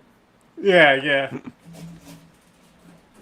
So, I respect that, Alvaro Argara, and thank you so very much for taking the time and speaking to us here on DW, journalist Alvaro. Bro sounded like a fucking Maduro dick rider. Intent after U.S. President Donald Trump on Saturday declared that the airspace above and surrounding the country should be considered closed in its entirety. I think it's unfair, says resident Manuel Romero, adding that, quote, Venezuelans are not to blame, but they are the ones who pay the consequences. Yeah, that's called imperialism. Another resident, Carmen Castillo, says it affects us a lot because many people abroad wanted to come home for Christmas, while others in Venezuela had plans to travel elsewhere to see family. Trump announced the closure in a Truth Social post, but gave no further details. Venezuela's government condemned his comments, describing them as a colonialist threat against the country's sovereignty and incompatible with international law. U.S. officials contacted by Reuters said they were surprised by Trump's announcement and are unaware of any ongoing U.S. military operations to enforce the closure. The Pentagon did not respond to requests for comment, and the White House did not provide any further explanation. Saturday's announcement follows months of U.S. strikes on alleged drug boats off Venezuela's coast, and is Washington's latest way of ramping up pressure on Venezuelan President Nicolas Maduro, who the Trump administration has portrayed as having a role in supplying illegal drugs that have killed Americans. Maduro has denied having any links to the illegal drug trade. Reuters has reported that options under U.S. consideration included attempting to overthrow Maduro, and that the U.S. military is poised for a new phase of operations after a massive military buildup in the Caribbean. In Puerto Rico on Saturday, U.S. military aircraft were seen active at the former Roosevelt Roads Naval Base. Trump told military service members earlier this week that the U.S. would very soon begin land operations to stop suspected Venezuelan drug traffickers.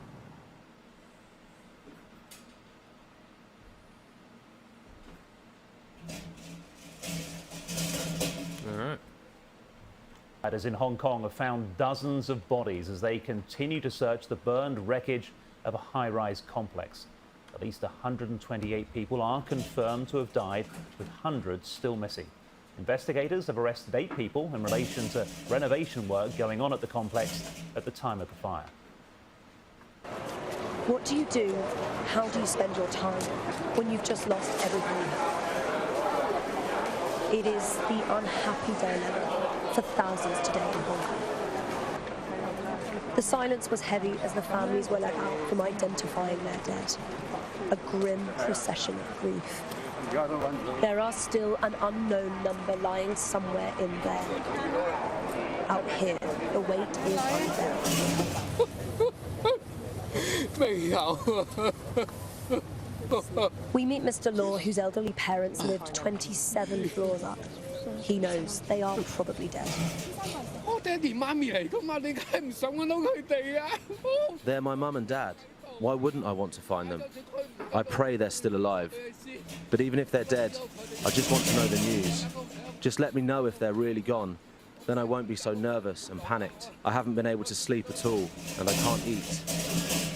He has a question for Hong Kong's leader. I want to ask John Lee, what are you actually doing? All you did was wander around and hold press conferences. What about us? I have no way of making inquiries. There are more people here today, the needy spanning all ages. But there is a new wariness too, a sense they're on heightened alert. The key focus here is, of course, the plight of the survivors, and there is still this terrible grief, but there is a sense too that the mood is slightly shifting. There's a tension, an anxiety, even an anger, a quiet belief that perhaps Hong Kong's system has let its people down. There is fury aimed at the construction firm accused of cutting corners, but they are not the only target. Many here insist the authorities also battered away their concerns. Just listen to the levels of distrust. There are many ongoing renovation projects. There have been problems with the building for decades, and the government knows it. In every case, there are criticisms, but the criticisms are always suppressed. Do you believe that corruption has been involved here? Absolutely.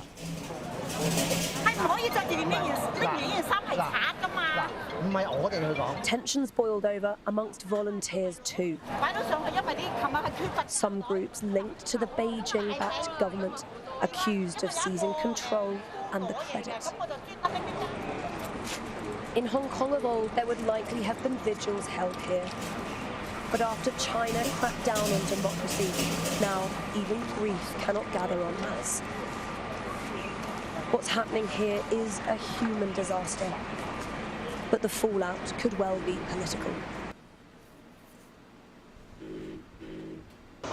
The images of the high-rise inferno in Hong Kong have been truly horrifying. This is a city that's still coming to terms with the sheer scale and devastation of the blaze. It's also a city that is coming together. Around me, this huge outpouring of generosity, All these items have been donated from community groups, from ordinary community members. And you name it, it's here. We've got blankets, clothing, pet food, electronics.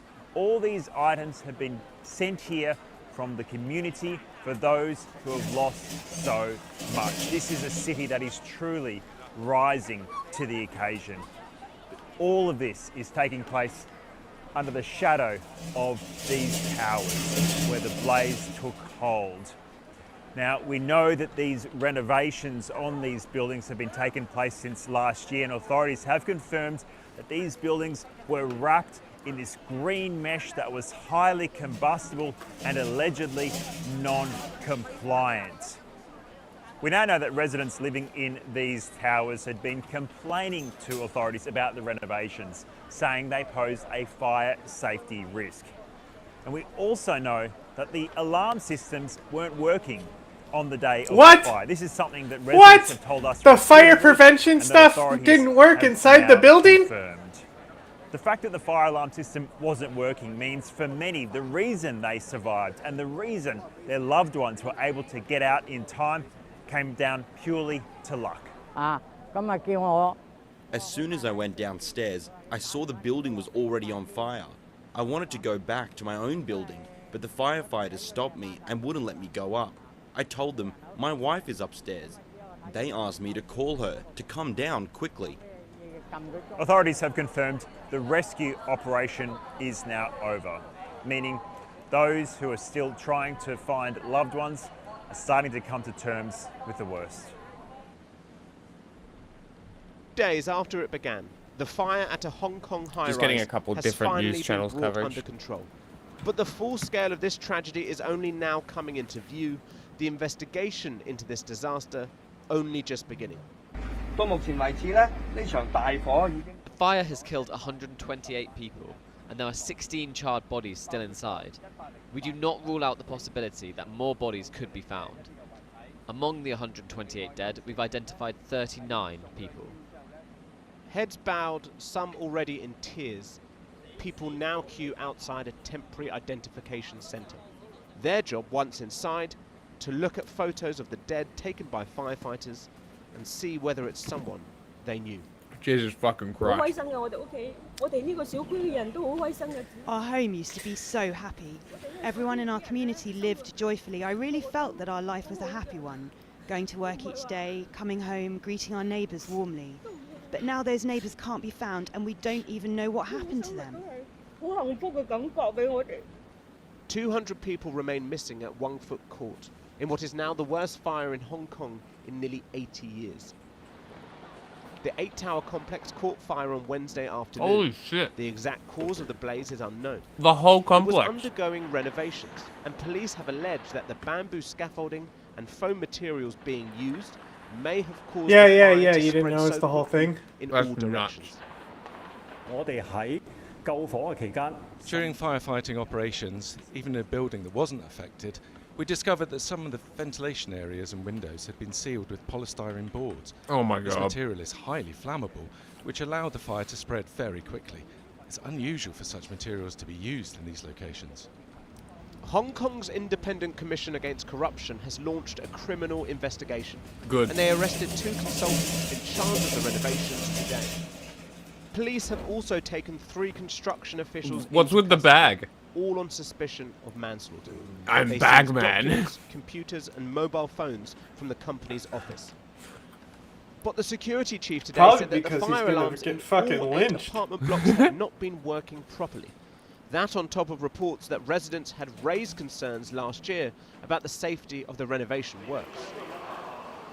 Plenty of questions then for those lucky to survive, who now find themselves with nowhere to live in one of the most densely populated places on Earth.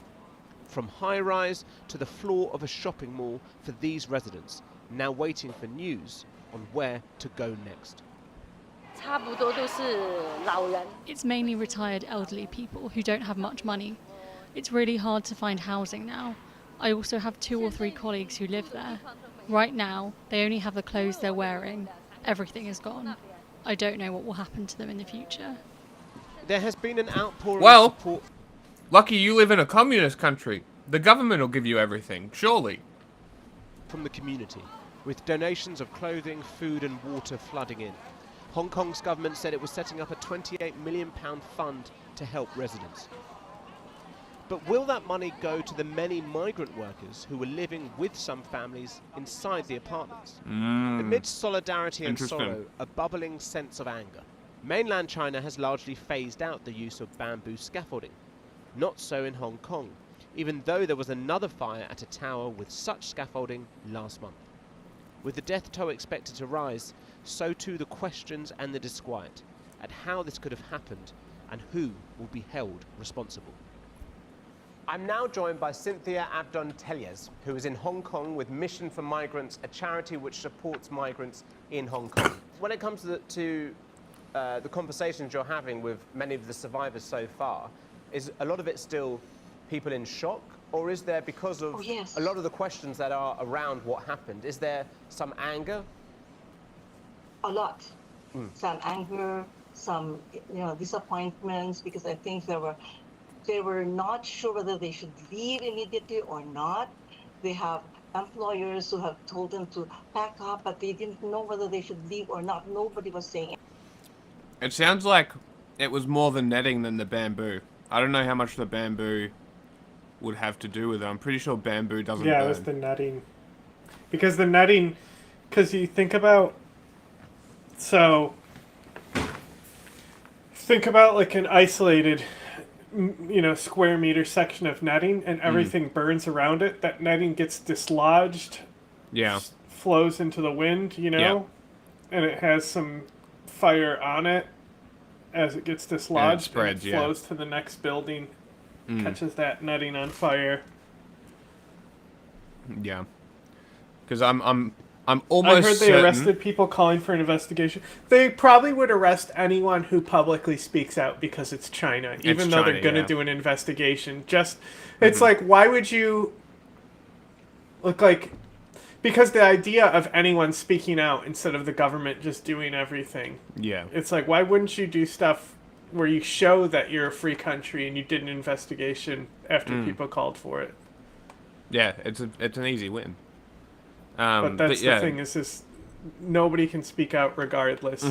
Like I'm almost certain that bamboo does not burn. I'm pretty sure bamboo is like one of those things that is like quite fire retardant. It probably depends what it's treated with as well. Yeah, true. Look it up. Anything. So until it was too late when they made some decisions, and really it's a really good wood. It's super sustainable. Yeah. No, it is, and because it grows so quickly. Is that what you heard from residents? Yes, that's what we also heard from them. It's like they're not sure whether it was working or not, because they said, how come there were already some fires broken and we have not heard anything. So they were expecting that at least even in far buildings they would hear some fire alarms. There was none.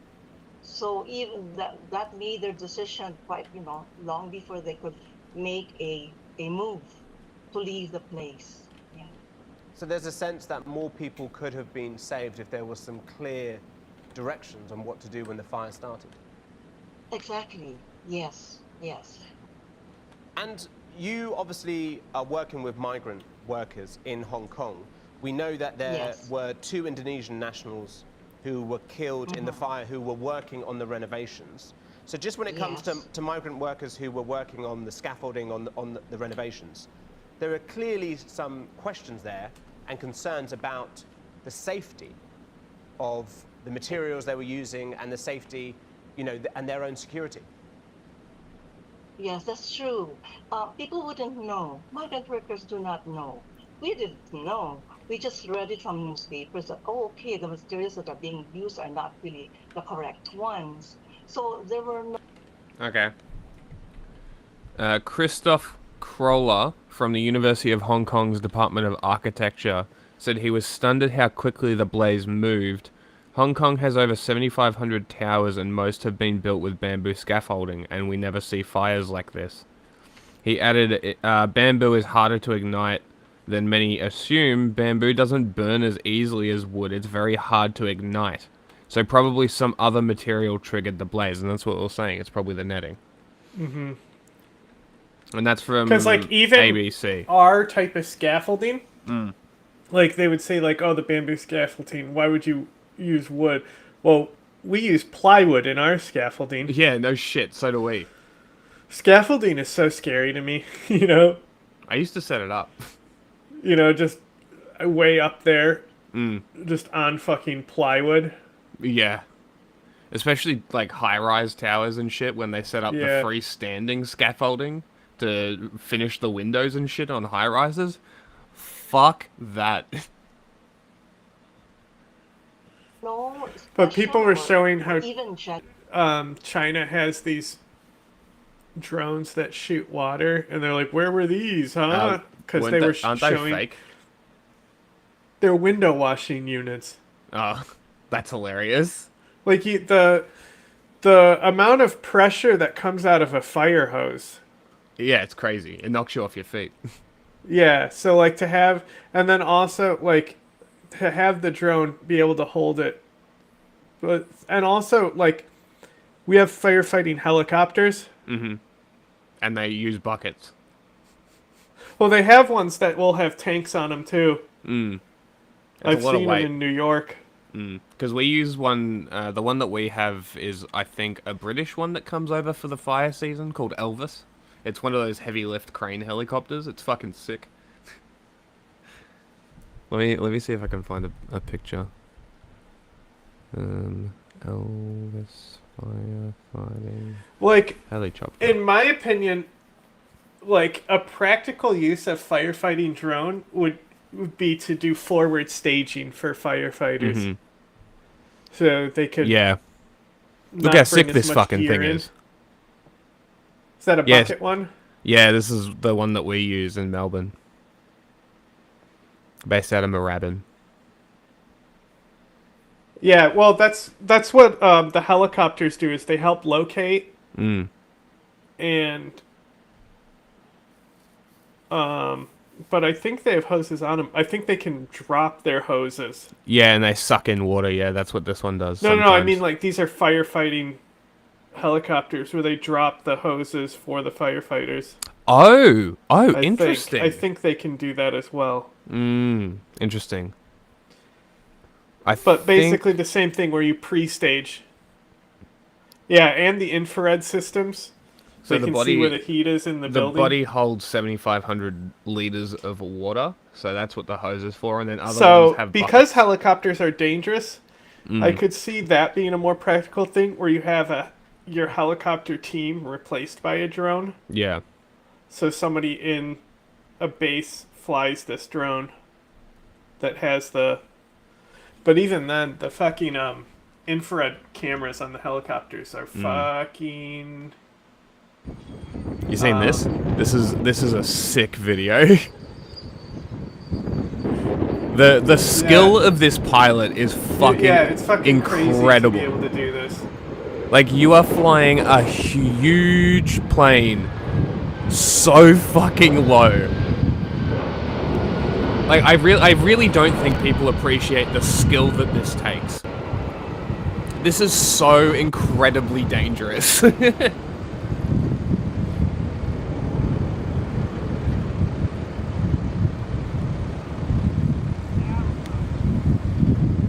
That's awesome. And they're pre-staging ahead of the fire? Yes. So that's retardant, I believe. And they're trying to prevent it from jumping, I think is what they're doing there.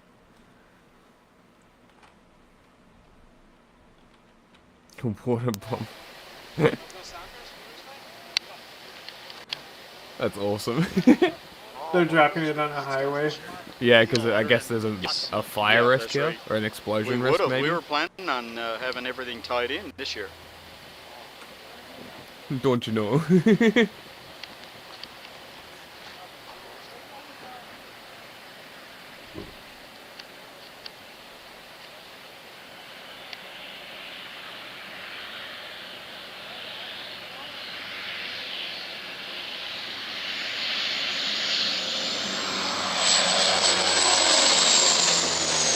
That was fucking awesome.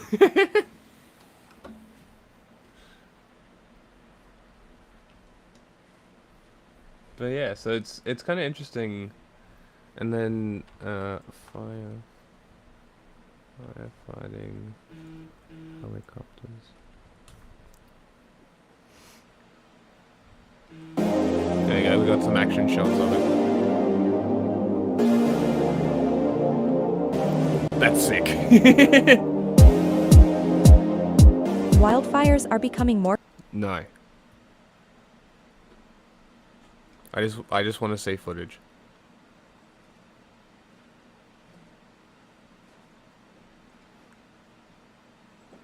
That's a fucking crazy job. So they're just heavy lift? Yeah, okay, so they have the bays. And then... Yeah, honestly, this is what I've seen. These ones. The Firehawks. Yeah. I want to say they have hoses. Okay, Firehawk is a sick name.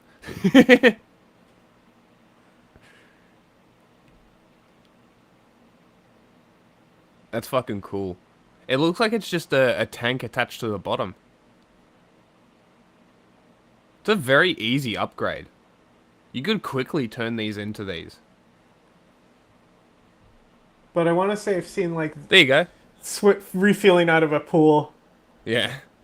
It's probably a demonstration purpose. No, they probably pre-staged the pool. Yeah, maybe. A But, Huey? like, I've seen... Yeah, oh, of course, yeah, it's that's a bucket. Yeah. drop. But, like, I've seen helicopters with hoses, like, spraying. Like, Oh, at interesting. a high-rise before. Another bucket. Chinook. A Chinook would be a good option. Fill that fucking bitch with water tanks. You can see the pool for pre-staging there, too. Mm-hmm.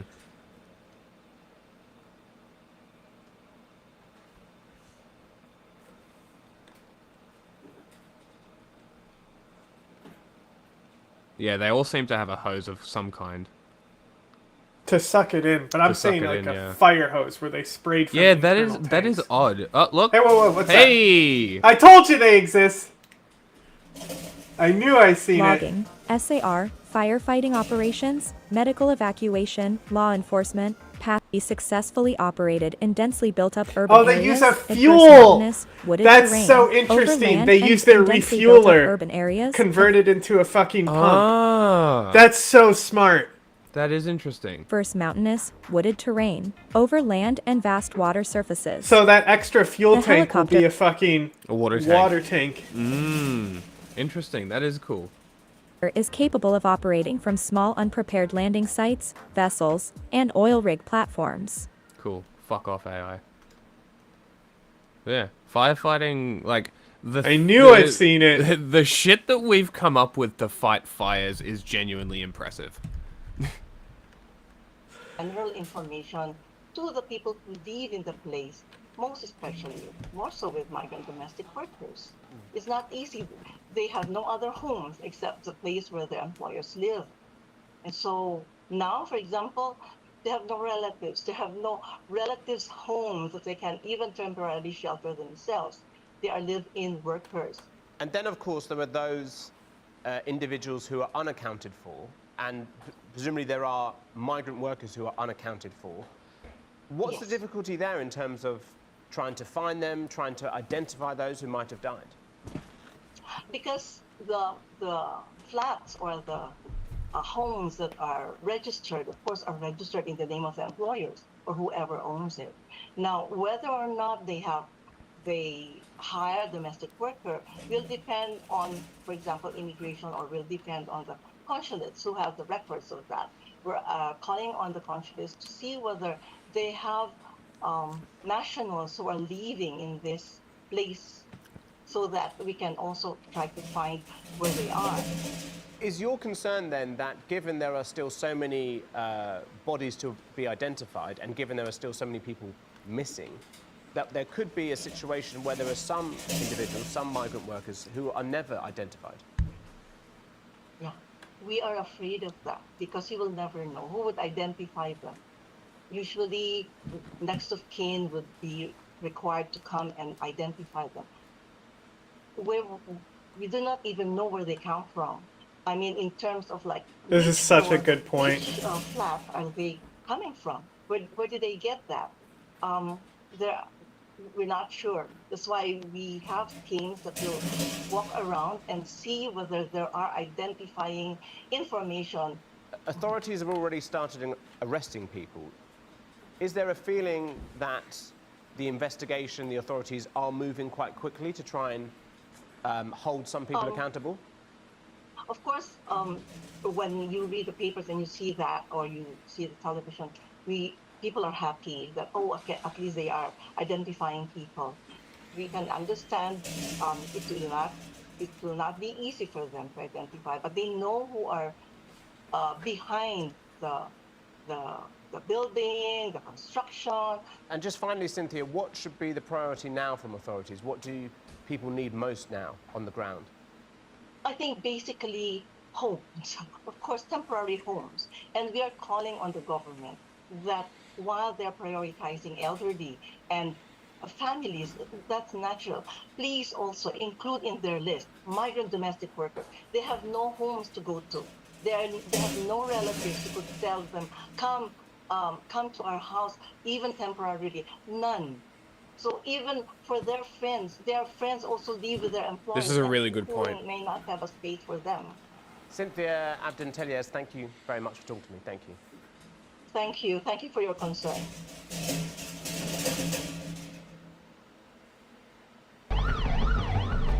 Hell in Hong Kong. An out-of-control inferno engulfing skyscrapers. Dozens are dead, scores are missing. But how did Hong Kong go from this to this?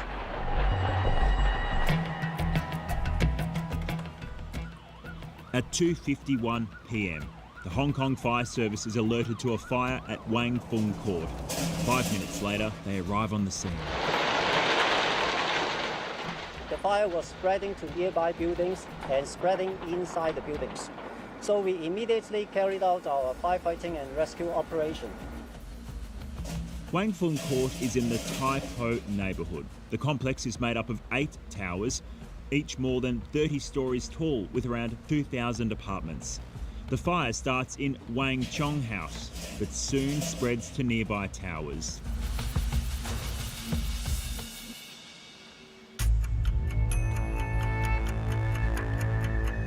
The catastrophe is becoming increasingly clear. The heat is extreme.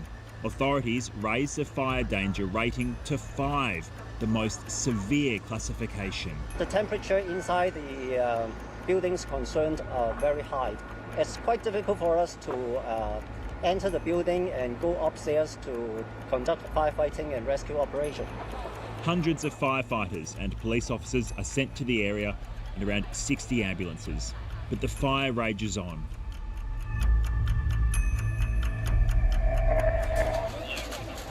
The death toll starts to climb. 4 people are reported dead, then 13, with others injured. The Fire Services Department so far handled 28 casualties. Among the 28 casualties, 9 were certified dead at scene. 6 of them are found serious. Firefighters continue their efforts throughout the night as residents look on, desperately hoping their loved ones are somewhere safe. 極度低落啦，有咁多街坊，有咁多戰友，我都唔知點。而家睇下，仲係間間都燒到輕輕冚冚，真係我呢個都唔知點樣。希望政府幫下手啦，點樣處理我哋嘅安頓下我哋點樣，即係我諗都唔係一個短時間咯。Emergency shelters are established for families fleeing the scene. Some have been separated in the chaos. 冇借我太太喺度。即係有冇諗過話求即係出嚟逃生？即係點解會揀繼續留喺屋企？有㗎，佢有試過一開始嘅時候，我叫佢走，咁佢走咗出去，但係因為樓梯都係晒濃煙啊，咁佢都走唔到啦，已經黑掹掹睇唔到，所以焗住又要匿翻入個單位裏邊。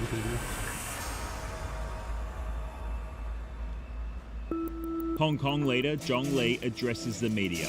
The death toll has now jumped to 36, but certain to rise, with at least 279 people still unaccounted for. 我係極度重視今次嘅事件，我已經指示政府各個部門同埋單位全力進行多方面嘅工作。首先嘅工作，最首要嘅工作就係撲滅咗今次嘅火災，同埋救援被困嘅居民。第二係救治傷者，第三係支援善後。跟住我哋會作全面嘅調查。Questions are starting to be raised about how this tragedy occurred and whether there were any warnings. That's fucking crazy. In March, the Hong Kong government said half of all new public works contracts would be required to use metal scaffolding instead of bamboo due to safety concerns. But at Wang Fung Court, authorities seemed much more concerned about other materials used during the renovations. The buildings were covered Like, why in do them highly all at the same combustible time, mesh. too?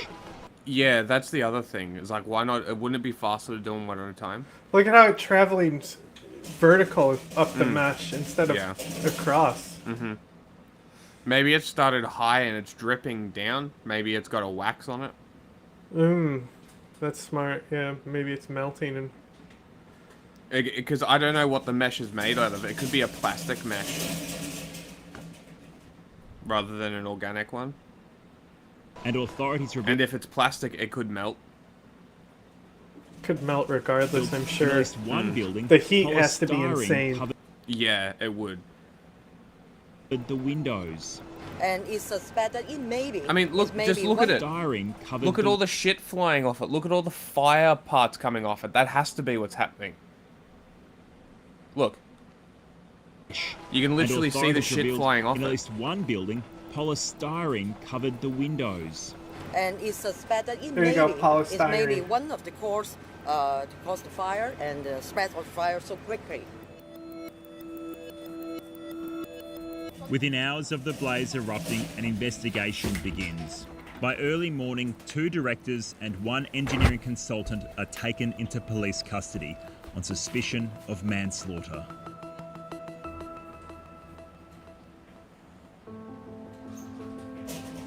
It's now more than 24 hours since the first fire broke out, and you can see fire authorities are still dousing the buildings. We can see bits of scaffolding still falling off these buildings. The smoke in the air, it's so thick you can taste it.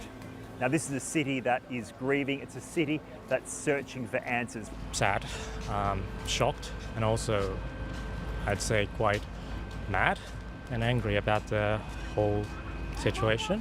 3 people have been charged. There's a lot of corruption behind the whole thing, I'd say. The standard of the construction quite low. Yes, I do know some people who live in this building. We couldn't reach them. Condolences and donations flow into Hong Kong. A lot of them are in the state of shock, especially when they first knew of the updates of their family members, if the news came out to be very bad. And of course, they are also in this condition, a state of finding it very hard to accept the reality. Our team, the volunteers and the staff are accompanying them, although it's a very a painful process and moment, but we want them to feel that they're not alone. We are here when they need us. In a region packed with skyscrapers, this tragedy casts a long shadow.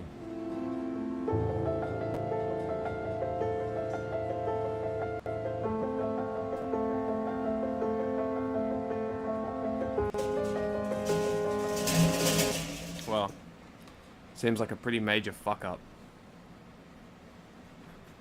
I think this is the... yeah. And of course, we're talking about the Hong Kong fire. So we've got a lot to go through here.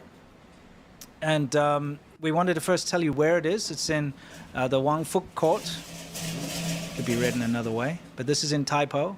And this is a place that we both used to visit a lot. We're very familiar with the area. Taipo Market. Yeah, great excellent. seafood. Yeah, there's a lot of cool street shopping and stuff in the area that I used to go to a lot. Excellent place. Now, these are government buildings, government housing. If you're a local Hong Kong person, you can sort of petition, you get part of a lottery, and if you're lucky enough, you get government housing, which is significantly cheaper than if you were to, buy a normal apartment. I'll give you an example. I have a family member that has government housing. And they, in Hong Kong.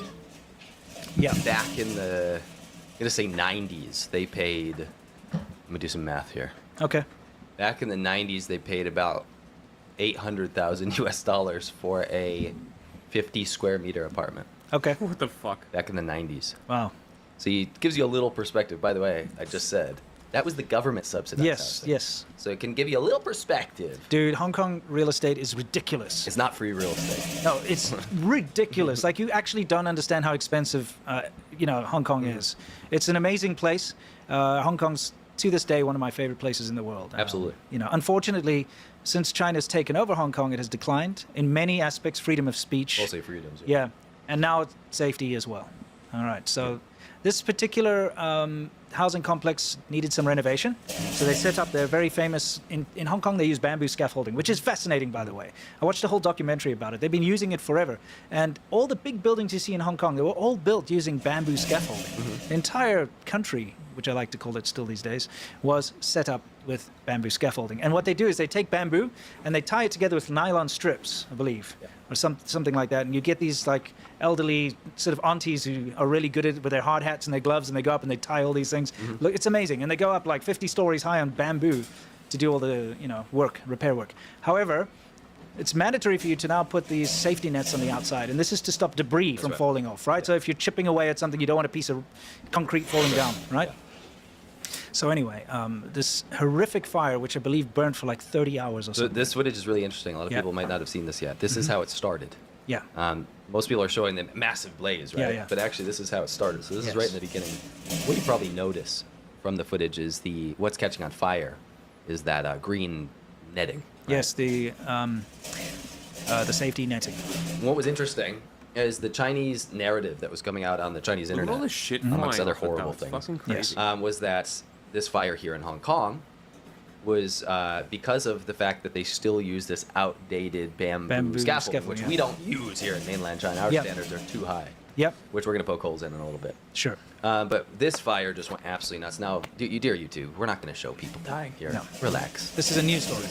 Public footage of it. If you go after us, you better go That's after literally what we're watching, by the way. Everyone. So 4,600 residents. We are watching people die. Yeah, I think it's like 1,900 homes. That's like a lot. Basically 2,000 apartments. If you think about that, that's a lot of people. It's nuts, right? Yeah. The buildings were 31 stories. 122, right? Yeah. And the Inferno burned for 43 hours. 43 hours. 43 hours. That's Yeah. insane. And so what happened was they were kind of, Hong Kong wasn't downplaying. China was trying to downplay. They were trying to shift blame to the bamboo because, the Chinese government's like, okay, we're going to phase out the bamboo scaffolding and we're going to replace it by next year or something. And then this fire breaks out. They're like, it's because of the bamboo scaffolding. We told you so, you inferior Hong Kong construction, practices. Well, so this played into Beijing's narrative as well. So flashback, and this is where the insight that I think you guys come here for. Flashback to the 2019 Hong Kong democracy protests. Yes. You had more than half of the entire territory, and I'm talking about half of the people in the entire country, in the territory, come out onto the streets and protest for their democracy. Correct. Reason is Beijing... I was there. Yeah. Beijing was trying to get rid of the pro-democracy parties within the government. Yeah. So that people didn't have any kind of sympathetic to the West parties, right? They wanted to make Hong Kong less international. They wanted to make it fully under Beijing's rule. They see it as kind of like a sore spot where there's actually a free part of China kind of connected to China that's like internationally facing and respected, whereas nobody in the world really respects China. Yeah. There's many reasons. So they use Hong Kong for their kind of for their business ventures abroad. They use it to make shell companies. The CCP uses it for all kinds of spying. For everything, right? Scams. But they couldn't deal with the fact that these people who speak English and wanted freedom would take to the streets and fight for their rights, right? Yeah. So they brutally cracked down. They brutally cracked down in Hong Kong. Yeah. And they successfully kind of stamped out any sort of democratic movement in Hong Kong. Yeah. And it's really just a shell of itself now. Mm-hmm. Now, why this ties in is that the promise was, remember we told you about the unspoken promise of China. It's like Chinese people, remember they have a 9 out of 100 on the Freedom House Index. They get to hand over all their rights. You hand over the keys to your life. Yes. To the Chinese government and said, okay, but you're allowed to have money. You're allowed to have business. Now, in Hong Kong, the rule was, we're going to stamp out your democracy. We're Yep. going to make sure that you don't have any more rights. But the trade-off is that the people that are going to be in power after this, they won't be corrupt like your democracy officials. Sure. They'll adhere to higher standard practice. They'll focus more on bigger picture stuff, bigger infrastructure projects, more safety, that kind of stuff. Yes. They called them the patriots. The patriots that will be elected from now on that are sympathetic to Beijing or in control by Beijing in Hong Kong will cater to the people. Yes. Because we'll bring our Chinese values into this whole thing. Mhm. Now, nobody believes this, obviously, No. right? But these fires have become a real flashpoint, and I haven't seen a whole lot of people talk about this, a real flashpoint of Hong Kongers reigniting their fury at being taken over by China. Yeah, they're like, look, I think there hasn't been a fire like this in 100 years in Hong Kong. And under British rule, safety was always a pretty high. It was a big one in 96, but I don't think it was... Exactly. Not this big. I'm saying this big. Yeah. And so it just seems kind of weird that straight, by the way, 96 was just the year before China took over. It's a kind of weird timing, isn't it? Yeah. It just seems that in such a short time of China ruling Hong Kong, this kind of horrible thing happens. It's kind of indicative of how they run things in China. Yeah. Because, you gotta kind of put two and two together. If you see the amount of failures when it comes to safety that happen in China every day, never mind every year or every month, you have these levels of fires all over. I mean, the Tianjin explosion that wiped out entire city blocks. You're importing China's problems in Hong Kong. You see these things happening in China all the time, right? Yeah. Now suddenly the same things are happening in Hong Kong since the Chinese government took over. Yeah. You kind of put two and two together. You do. You know what I mean? I have some notes here. Many Hong Kongers see the scale of tragedy as proof that the political overhaul and Beijing control has made officials less accountable and less responsive. And while this is an anecdotal experience, like a situation here, I get the sentiment. Yeah. Like, especially when China just starts trying to blame, like, oh, you're using archaic bamboo. We don't do that in China. You know what I mean? Yeah. So that's why you had the fire. The warnings were ignored because the system no longer listens to the public. So a democratic system that listened to the public prior, I mean, residents repeated over and over again that there were fire hazard complaints from this particular block. Yeah. Right. Yeah. And they were completely dismissed by multiple departments, and that's not something that previously was happening. in Hong No, Kong. they were very responsive. I remember in Hong Kong. The prosperity. Remember, Beijing said, "Oh, Hong Kong, yeah, you're way richer than China, but everyone's unequal. Beijing's going to come in there. We're going to fix that, right?" In these poor areas, like that have, and I say Like government housing, still way better than mainland China. Yeah. But that prosperity that was promised by Beijing, that equality, has not materialized whatsoever since the takeover, right? For sure. In fact, basic safety has deteriorated since then. Of course it has. In many situations. There's a myth that you elect patriots that love China, they're going to have more reason to want to take care of Hong Kong. Yes. Right? Yes. They live there. They're going to have more funding from the central government. Yeah. They're going to be like, hell yeah, we got this, right? Yeah. Again, that hasn't proven to be the case, right? Mm-hmm. People now, because of the whole bamboo blame, Yeah. started to get really upset. Yeah. They said, rather than you actually looking at systemic failure and doing something about this or preventing something like this, you go and blame something that if you blame something like bamboo, there's no accountability. Sure. Right. It's also very convenient that they were trying to get rid of this bamboo scaffolding within the year. Yeah. It was like some sort of government mandate, safety mandate in Hong Kong. Yeah. And now there was already widespread distrust of Beijing in Hong Kong. Yeah. Especially like post-protest. Yep. This is one of those situations that's really igniting that fury again. So it's very interesting. Do you want to talk about bamboo for a minute? Yeah, we can.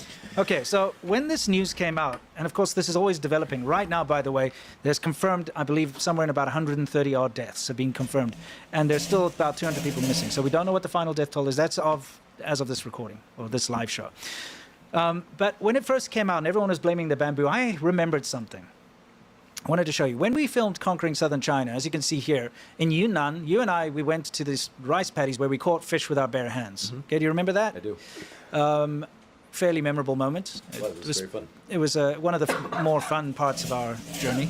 So we caught these fish, and we had kind of a little barbecue over there in the rice paddies, right? That's right. Very quick reflexes there. You caught the fish just like that. Yeah, it's pretty good. Even though I caught my fish before. It's a good thing you pointed that out. I have to point that out, because I fell in the mud and you didn't. Anyway, here's the thing. When we were at that barbecue, part of the barbecue was chicken cooked in bamboo. The whole chicken. The whole chicken. But I want you to take a note that this bamboo, they literally threw it in the fire. Okay, so you've got this smoldering hot coals and flames and stuff, and they threw it in there and they cooked it in the fire pit for however long it took to cook a whole chicken. And they cut it open. And I was like, you know what? That bamboo didn't catch on fire. No, not it smoldered, it charred, Yeah. as you can see there. So I was thinking, nah, like they can't blame the bamboo because the official narrative was that somebody set the bamboo on fire by mistake. Like it caught fire, right? Look at that freaking beheading this chicken. I know. It's just like kind of crazy. If you haven't seen Conquering Southern China, you should check it out. That's great. Yeah, it's super fun. Anyway, I just remember that scene and I was like, if that bamboo didn't catch fire and we could still eat the chicken that was literally cooked inside of it, how is this bamboo scaffolding catching on fire? Right. And I'm not the only one who is skeptical about this because the Chinese internet started to question this as well because there are many dishes in China. By the way, the guy's smoking out of bamboo. There's fire involved there too. You know, that's bamboo yeah, this guy, I mean, if it was going to catch on fire, this guy was with the lighter the whole time. Surely it would catch on fire, right? Yeah. It's kind of crazy. Anyway, that's fucking so great. People on the Chinese internet have been questioning this. I know, dude. I did cough like crazy because I've never smoked, so it was tough. I don't even know what the hell they were smoking. What were they smoking? Tobacco. Oh, just tobacco. Okay. Hair tobacco is very thin. Oh, hair tobacco. They threw hair in there too. No, it's just very fine. I remember that beer was warm. Anyway, so people have been doing these experiments on their own, right? Look at this guy's like blow torching a piece of bamboo. And he's like, well, this isn't catching fire. So I think they're talking garbage. Yeah. You know what I mean? Yes. Because, of course, bamboo will catch fire. Of course. Just like anything. Steel will catch fire at a certain, temperature. Yeah, especially old dry bamboo, like in the scaffolding. It's going to catch fire. If it's those spindly little sticks or something. But look, there on the one side is a common dish in China where you like roast, pork and tofu or whatever inside of the bamboo. Caveat here, it is fresh bamboo. Yeah, it's 90% water content. Sure. So it's much harder to burn. Got to put that in there. People are doing all sorts of experiments with bamboo now to see if it'll just catch on fire. And including things like throwing the iron, like red hot iron balls or whatever onto bamboo to see if it catches fire, and it doesn't. It actually just extinguishes. So the whole narrative that that bamboo caused this is kind of quashed. Yeah, so that was the narrative in the beginning. It was speculative, and then that's kind of what China was running with, right? That's what Chinese netizens were running with, and we were reading that. We're like, that doesn't even make sense. Yes, of course the bamboo caught fire. Yeah, bamboo does eventually catch fire, but because they were saying like, oh, these bad employees might have been smoking cigarettes. So they took a cigarette and they put it on the bamboo scaffolding like this and held it there until it ignited. It doesn't make sense. No, I mean, also if you watch these videos, they see that the bamboo actually goes out. It doesn't keep burning like chars. And unless the guy had a blowtorch and his cigarette, and then he threw his cigarette down, and then he took a flamethrower and literally burned it for like minutes. You'll see the ball experiment. Yeah, it's kind of interesting. Get a high-res clip here. Yeah, see, it self-extinguishes, right? Pretty much. Unless you have a constant flame. Yeah, look, there's that tofu dish I was telling you about. It's quite common. But obviously, we're going to show you in a minute. It's actually the safety netting. Yeah. That they're blaming for this. Which is supposed to be fire retardant. Yes. Yeah. Yeah. We're fighting. We're fighting. We're We're fighting. We're adults. Yeah, we're fighting. It's supposed to be fire retardant, and the problem is in Hong Kong they have enormous safety standards. Yes. Everything is accounted for, right? Correct. That's one thing that I couldn't believe it when I got to Hong Kong, is when you're driving down the road on the mountains, they'll have like an embankment which has been shored up with concrete or whatever, to prevent a landslide. And they actually had, I'll pause that for a second, they have plaques on every embankment to say who inspected it last and at what time. They actually have inspectors to go out and like look at every little embankment to make sure there's no cracks or anything. They're very, very pedantic. Just thinking of all the signs I saw in China, always have a certain word, or in Hong Kong, always have a certain word. Yes, I'm remembering. Yes. Anyway, guys. Yeah. So there are fire retardants. In fact, they're all supposed to. They're supposed to be fire retardant, but of course, you get non-fire retardant ones, which are made out of just nylon, and these are the ones that, unfortunately, like what you're seeing here, get sold in China all the time because shortcuts are taken. Well, yeah, I mean, like we've shown shirts that were sold on those on Temu that burn kids. Whatever, yeah, it's the same thing. It's that kind of idea. It's like when you can take shortcuts, you do. You've seen the fake rebar. We've shown you all sorts. Look, here's the thing: in China, if a shortcut can be taken, it will be taken. So when you've got a big contract, because this stuff, I mean, when you're buying a whole building's worth of this stuff, you're talking miles of this stuff. It costs millions and millions of dollars, right? So if you can just get the non-fire retardant stuff, which costs like maybe $10,000 instead of $1 million, you'll do it. Yeah. Because you can pocket the rest of the money. And if you think you can get away with it, You will. And that's what a lot of sort of managers and people high up in these construction companies do, especially in the more rural parts of China. I just want people to know that these aren't supposed to catch on fire. No, they're not. The vast majority of them that you would buy and ones that have been inspected will not catch on fire. Yeah, but the ones that are not fire retardant, like this one, look how dangerous it is, because just like any burning plastic, it melts and sticks to stuff while it's still on fire. Yeah, it becomes kind of like napalm. Yeah, it's horrible. It drips flames. Have you ever been burned by melting plastic? Yeah, it's there you terrible. go. You can't get it kind of off. Yeah, explains it's the it, worst doesn't thing ever. I dropped on my foot once. I was like messing around and like, yeah, it's just not good. So you're seeing a lot of these. I believe the purple one is the fire retardant one, and the white one isn't, or vice versa. Let's see. Yeah, the white one isn't. So that's more likely. Literally says on the top. Oh yeah, I'm sorry, I wasn't even looking. Here's that. Look, you put a red hot ball, that is hot, on the bamboo, and yes, you get flames, but wait for it. I like how quickly these experiments are coming out. Because people are like, stop. They're shocked. Again, Hong Kong has been using bamboo scaffolding for like 100 years, okay? And it's proven to be... More longer than that. It's proven to be safe. It's proven to work. They were phasing it out this year, though. Absolutely, yeah. But it's tried and true. It's not something that you can just jump and blame, you know what I mean? Well, it's just kind of weird that you do that right off the bat anyway. Yeah. You know what I mean? It's like, why did you have to do that right away? Yeah, it's interesting. So going back to the whole non-fire retardant safety netting, you can see how easy it was to set that alight with a lighter. So of course a smoldering cigarette or a welding torch or something could set that on fire fairly easy. Because look at this bamboo. You've got a red hot metal ball burning it, and it actually just extinguishes. Take a look. It chars, but it doesn't actually catch fire. Consistent heat and flame. Yes. Yeah, exactly. Which again would have been provided by dripping plastic from flaming hot netting. Of course. And so, I mean, the bamboo scaffolding would have caught fire. Yep. And then when that goes out. Yes, but it only caught fire because of the bad netting on the outside. So after the bamboo caught on fire with the netting, what happened was the window seals. Yeah, they were sealing the windows with what? Because, they removed styrofoam. Great. And so that went up. And that did, I don't even want to paint a picture of what that would do. Because you could kind of understand. Yeah. You had hundreds and hundreds of people, and again in this residency for 4,700 people. Yeah. That were trapped. Yeah. Right? Trapped in this inferno. Yeah. Basically just stuck. And again, this went for a couple days. But what happened was interesting. In the follow-up, we started tracking this. Yep. Again, this is where it is in Hong Kong. Some people were speculating it's because it's right on the border with China. It's not. No. So some people were, throwing this up there like, look, I've been complaining about this for ages. There's cigarette butts from the workers here. Yeah. That's dangerous, right? Sure. These workers shouldn't be smoking next to this thing. Yeah, right? they're throwing down cigarette butts. So that was kind of the first thing. But what was interesting was multiple residents started, calling the government, calling the cops, making interviews with media. They're like, yo, our fire alarms didn't even go off. Yes. Right? They've been complaining about this place for ages. Yes. Our fire alarms didn't even go off. So you're in a situation where you don't even know there's a fire. It's at night. Right? And very often the fire escapes are blocked with junk and construction materials and who knows what else. It's unfortunate.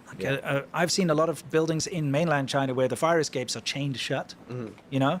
I've had to absolutely deal with just in the fire escapes being cluttered up with garbage and things like that. It's not good. Safety is not very highly... Safety not guaranteed. Yeah, it's like safety lost in China. Labor Department visited Hong Fuyuan 16 times and filed 3 prosecutions. This is not the first time they've had some issues. Yeah. Should have been dealt with earlier. Exactly. So, look, if you go to Made in China, this is like where you can get anything made in China. Hello. Yes. There are hundreds We are of on thousands bamboo. of these netting companies. Yeah. And so there's a simple process that Hong Kong needs to do to figure out where... Nobody blamed it on cigarettes. They were using a euphemism to be like, No, nobody... that's what they were saying, is that there was netizens trying to blame it on the workers smoking. That's hilarious. They just I thought that was a euphemism because it was so stupid. That's hilarious. This stuff came from because it's Yeah, they ordered things. They do, keep and they're tracking. supposed to be investigating. Yeah, hopefully they find out where it came from. Yeah, it's like there's some sort of process. I was looking up the process. I can't find it right now. But basically, you have to find out where the netting was from. That would have been on record. Yeah. Because they shouldn't be using the substandard stuff in Hong Kong. Their standards are way too high for that. So that's why you haven't seen fires like this traditionally. Yes. But I thought it was kind of rich that China was going out of its way to say that Hong Kong's low standards are the cause of this, and that with the CCP's values, then they would have really high standards. Sure. They would. This doesn't happen in China. High standards of failure. Which is wild because how many fires a week do we see in China, right? And in fact, just to prove this, we were able to hunt down these articles, right? Mm-hmm. On the Chinese news, right? The netting caught the building on fire in mainland China. Yes. Right? The 2010 Shanghai fire is massive. Yeah. Here's I got some footage of it here. What do you think caused it? Again, it was the netting on the outside. Netting on the scaffolding, right? Yeah. So look, it doesn't matter if you've got steel scaffolding or bamboo Holy scaffolding. shit. The same thing happens if that netting is garbage and not fire retardant. Exactly. Yeah, exactly, because you had somebody charged.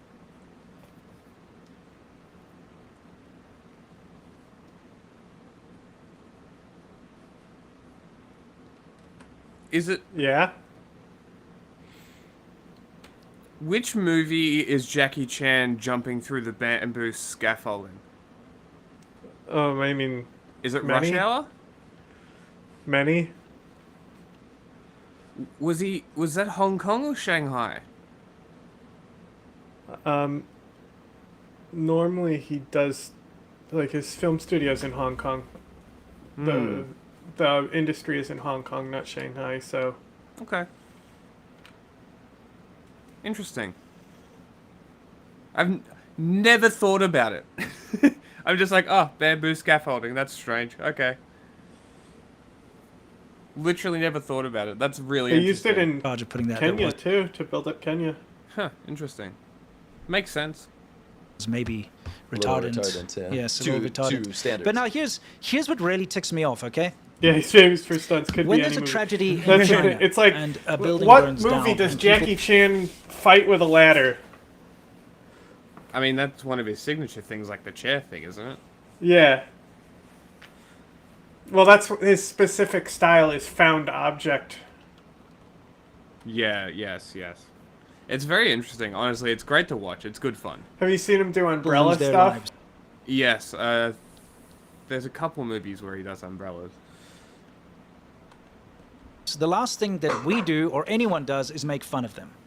It's a tragedy. We point out the shortcomings of the safety and we point out the shortcomings of the CCP, and it's a warning. And it's also just to, hey guys, this is happening. Don't let these people's lives be lost in vain. Yeah. Remember that this happened, because it just gets swept under the rug. But no, when it happened in Hong Kong, Chinese netizens were mocking them.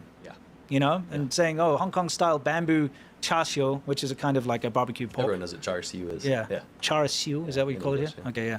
But you know what I mean? Like the kind of comments that were coming out, there were so many. We're not going to show you the most vile ones, but people were making fun of the people dying. Well, mainlanders, a lot of them despise Hong Kong. Yeah. Because they're wealthy, they have freedom. It's just jealousy. It is. It's jealousy. But again, a lot of people don't. Right? A lot of people love Hong Kong. Yeah. But yeah, some of the most vile stuff came out online. Yeah, it's really awful. It was really So we're not going to dwell on that. I just want to point that out that, for sure. when there's a tragedy, whether it's in America or Hong Kong or anywhere else, you'll get Chinese netizens up celebrating it, For sure, for Which is sure. appalling. It's terrible behavior. It's disgusting. The thing that I really wanted to highlight here, by the way, should make us big. Yeah, for sure. Was this whole sentiment of China tried to gaslight Hong Kong and say we're going to shut down these protests, we got to arrest all these people, and China literally hired criminals. Yes, I remember to like beat people criminal up. thugs Yeah. from mainland, Mhm. and then bust them into Hong Kong to beat people up. Right? Mhm. It was wild. It was nuts. It Right? was crazy. Go back. We've done a ton of videos on the subject. Yep. But really, the be all and end all was that look at how, and they spun it. They said that first China didn't want anybody in mainland China to see the protests. Yeah. But then when it kind of like leaked in, they said, look at what's happening, right? These savages in Hong Kong, they say they want freedom, they want democracy. This is just the CIA. Yeah, color revolution. They've been lied to. They know not what they do, Yeah, right? yeah. We need to give them, and remember the whole reason they're having the protests is to protest the national security law, which Yes. effectively hands over the keys to Beijing. Yes. They say, look at the reason they need to have the national security law is because of look how they're acting. Yes, right? yes.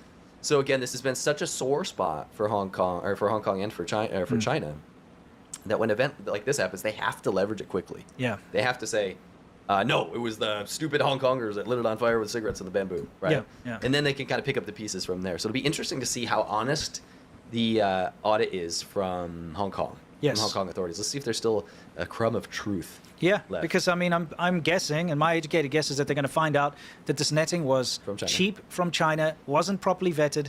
It was a shortcut that was taken so they could save some money, and they put non-fire retardant, netting up, and that's what caused it. That's my guess. And my guess is that we won't know that, and the report will say, "Oh, China had nothing to do with this." Yeah. Because Beijing's not going to allow Hong Kong to publish its results. There might still be like a plucky sort of, They could leak it.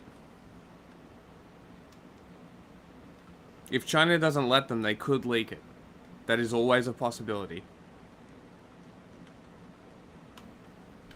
Have like the "for government eyes only" stamp across it, so it looks legit. auditor in there who's like, you know what, I don't fight care. or die, that kind of thing, and does it. Hopefully, we see that. This is honestly, and this is way more important than you think, because this is the next test to see how far Hong Kong has fallen, Yes. or if it still has a semblance of freedom. Correct. We'll see. We'll see. keep you updated. We've got something very cool to announce now. Let's try to move away from this macabre, terrible situation. And you guys remember? Okay, done. On to stories that we're following here. We want to bring you a bit of breaking news. I'm putting this up on your screen. It's from Brooke Taylor with Fox News, saying exclusive. An Afghan national was arrested on Tuesday after posting a video of himself on TikTok indicating that he was building a bomb with an intended target of the Fort Worth area there in Texas. This is all according to the Department of Homeland Security. I want to put up some video that we have there of Not that the best suspect source. in full there on Fox? your screen. I know. That's why we're But starting. we do know that court No, records are Homeland showing Security. that the man is now being charged with making a terroristic threat at the state level. He came into the U.S. as a part of the Biden administration's Operation Allies Welcome, just like the D.C. shooting suspect. On September 7th of 2022, Oh, this is a different one. he was Cool. admitted as a lawful permanent resident. ICE has currently lodged a detainer on him. Once again, that is the current update that we have there from Fox News. Okay, It's but Brooke what did he Taylor do in with them now Afghanistan? reporting there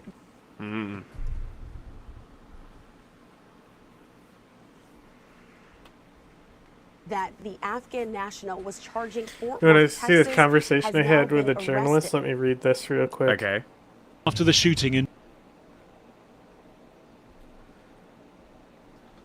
It was like they The- said, the bomb why do guy you as think well? he did this? Orchestrated killings or disgruntled and crashing out? And I just said, I mean, just Google 0 death squads in Afghanistan war. You can see how fucked up these CIA operations were. A normal person wouldn't be on these teams. You would have to be a monster already. Then you put the crimes they did on top of that unstable person. Then you betray the cause that they sacrificed them for and threaten to send them back. Do you think the Taliban aren't going to find out? The US might even tell them. Then you get in your own head and go into a self-induced mania. Yep. You know, because like these are war criminals. Are Mhm. the Taliban not within their right to prosecute them if they get deported back to the country? Yeah. I mean, that's... Well, okay. Here's a proposition for you. That's against the UN Refugee Convention. Yeah, and? That's a breach of non-refoulement. But Trump has already breached non-refoulement, so... That's on Trump, who not gives the a shit? Taliban. That's true. That's very true. They would have to be claiming asylum. And I don't know if Is that's that not what this is?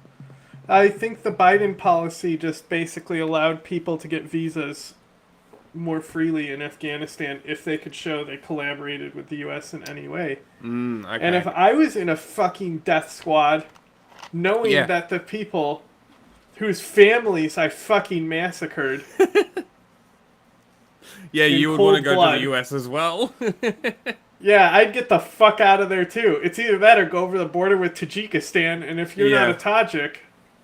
Or Pakistan. But no, fuck Pakistan. They're gonna get you there too. November 21, they decided... we Like, need you to think the review all Taliban won't be able to asylum find claims. out who was in these fucking units? This is a really good point.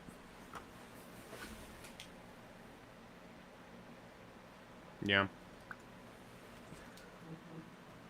It is a coincidence, but that is a very interesting coincidence.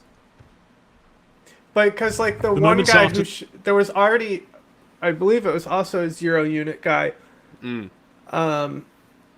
He got pulled over by the cops and pulled a gun on the cops. Yeah. And then they like blasted him. That guy was also blasting. But that's the thing. This is when that happened. It was when these deportations were happening. Right? Yeah. So this guy thinks he's gonna get fucking deported back and be tortured by the Taliban. So you'd rather do this. Like, Stay even in going prison. it... Yeah, well, like, fuck it, I'm gonna die on my own terms. True. You either die on your own terms, or you go to a fucking American prison. Especially if we deport people who do crimes, then they'll make sure that they don't survive their attack. Because they ain't going back to a fucking Afghan prison. It's true. To the shooting in broad daylight just a short distance from the White House. Police and National Guard soldiers subdue the attacker, who himself has been shot. Close by, others attending to the 2 young soldiers who've been shot multiple times, both now in critical condition in hospital. Today they've been named as 20-year-old Sarah Beckstrom and 24-year-old Andrew Wolf, both from West Virginia. A lone gunman opened fire without provocation, ambush style, armed with a .357 Smith & Wesson revolver. One guardsman is struck, goes down, and then the shooter leans over and strikes the guardsman again. Another guardsman is struck several times. Authorities confirming the alleged attacker, 29-year-old Rahmanullah Lakanwal, drove across the country from his home in Washington state to carry out the shooting. Confirming, too, that the married father of 5 was a member of an Afghan army unit in the city of Kandahar that worked closely with the CIA, brought to the United States amid the U.S. military withdrawal from Afghanistan in 2021. With luck, it fucking this individual is goes in this so fast it goes straight through you. Yeah. I don't know if he was 16 when he joined the 0 squad, because he was in a different unit before in the 0 squad. And also, I want to say that the QSF or KSF that he joins... KSF, Kandahar Strike Force. Yeah, but it's Q as well. Like, I think the official thing is Q. SF.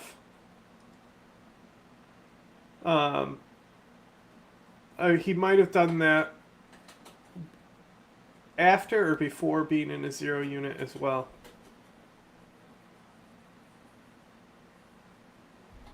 country for one reason and one reason hindsight, alone. Because well, of the look disaster. at what the White House looks like now. Like I sent Jack the more like bitch house. Oh yeah, because it's just fences. Yeah, he's got a It's all fucking wall walls. around it right now. Well, he wanted to build his wall. Now he has. He's in his own gated community. First withdrawal from the Biden administration and the failure to vet anyway, in any way, shape, or form, this individual and countless others. Last night, President Trump announced a suspension of all immigration from a country he called a hellhole and ordered a retrospective investigation into asylum cases approved under President Biden. We must take all necessary measures to ensure the removal of any alien from any country who does not belong here or add benefit to our country. If they can't love our country, we don't want them.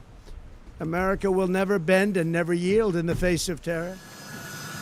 The chaotic U.S. pullout in 2021 led to an estimated 76,000 Afghans, including Lakanwal, being brought to the U.S. under Operation Allies Welcome. It was the culmination of a withdrawal deal Trump made with the Taliban during his first presidency. Lakanwal reportedly granted asylum in April during his second. The idea that these individuals were just completely unvetted and allowed into the country. There you go. Asylum. It would be a breach of non-refoulement. Is completely false. There's already a feeling of fear among many people in the Afghan community here, and this just makes it much worse. This attack fueling divisions on a number of levels, including the debate about whether the military should be on the streets doing domestic law enforcement. Because the FBI has confirmed it's investigating the shooting of 2 National Guard soldiers near the White House as an act of terror. 20-year-old Sarah Beckstrom and 24-year-old Andrew Wolf are in a critical condition after undergoing surgery. They're dead. The alleged gunman is from Afghanistan and is believed to have entered the US in 2021. Well, the FBI director has been speaking in the last half an hour and gave this update. There is confirmation now that the subject had a relationship in Afghanistan with partner forces. I like We are fully trains. investigating that aspect of his background as well, to include any known associates that are either overseas or here in the United States of America. That is what a broad-based international terrorism investigation looks like. We will provide continuous details to the American public while at the same time not jeopardizing the ongoing prosecution to ultimately hold this perpetrator accountable in our courts of law. Well, that was Kash Patel. Let's speak to our North America correspondent, Nomia Iqbal, who was listening to that. And Yeah, they're investigating it as terrorism, but probably just not going to be. We'll see. to tell us a little more about some of the detail that emerged from that news conference. Well, as you mentioned there, we know the details of the 2 National Guard troops that were ambushed, and that is how the Department of Homeland Security is describing it. Happened just behind me, Matthew, just near the bus stop, near Farragut West Metro Station. This is a really popular spot. I often exit at this station to go to work. It's about 2 blocks north of the White House, so just a few minutes walk.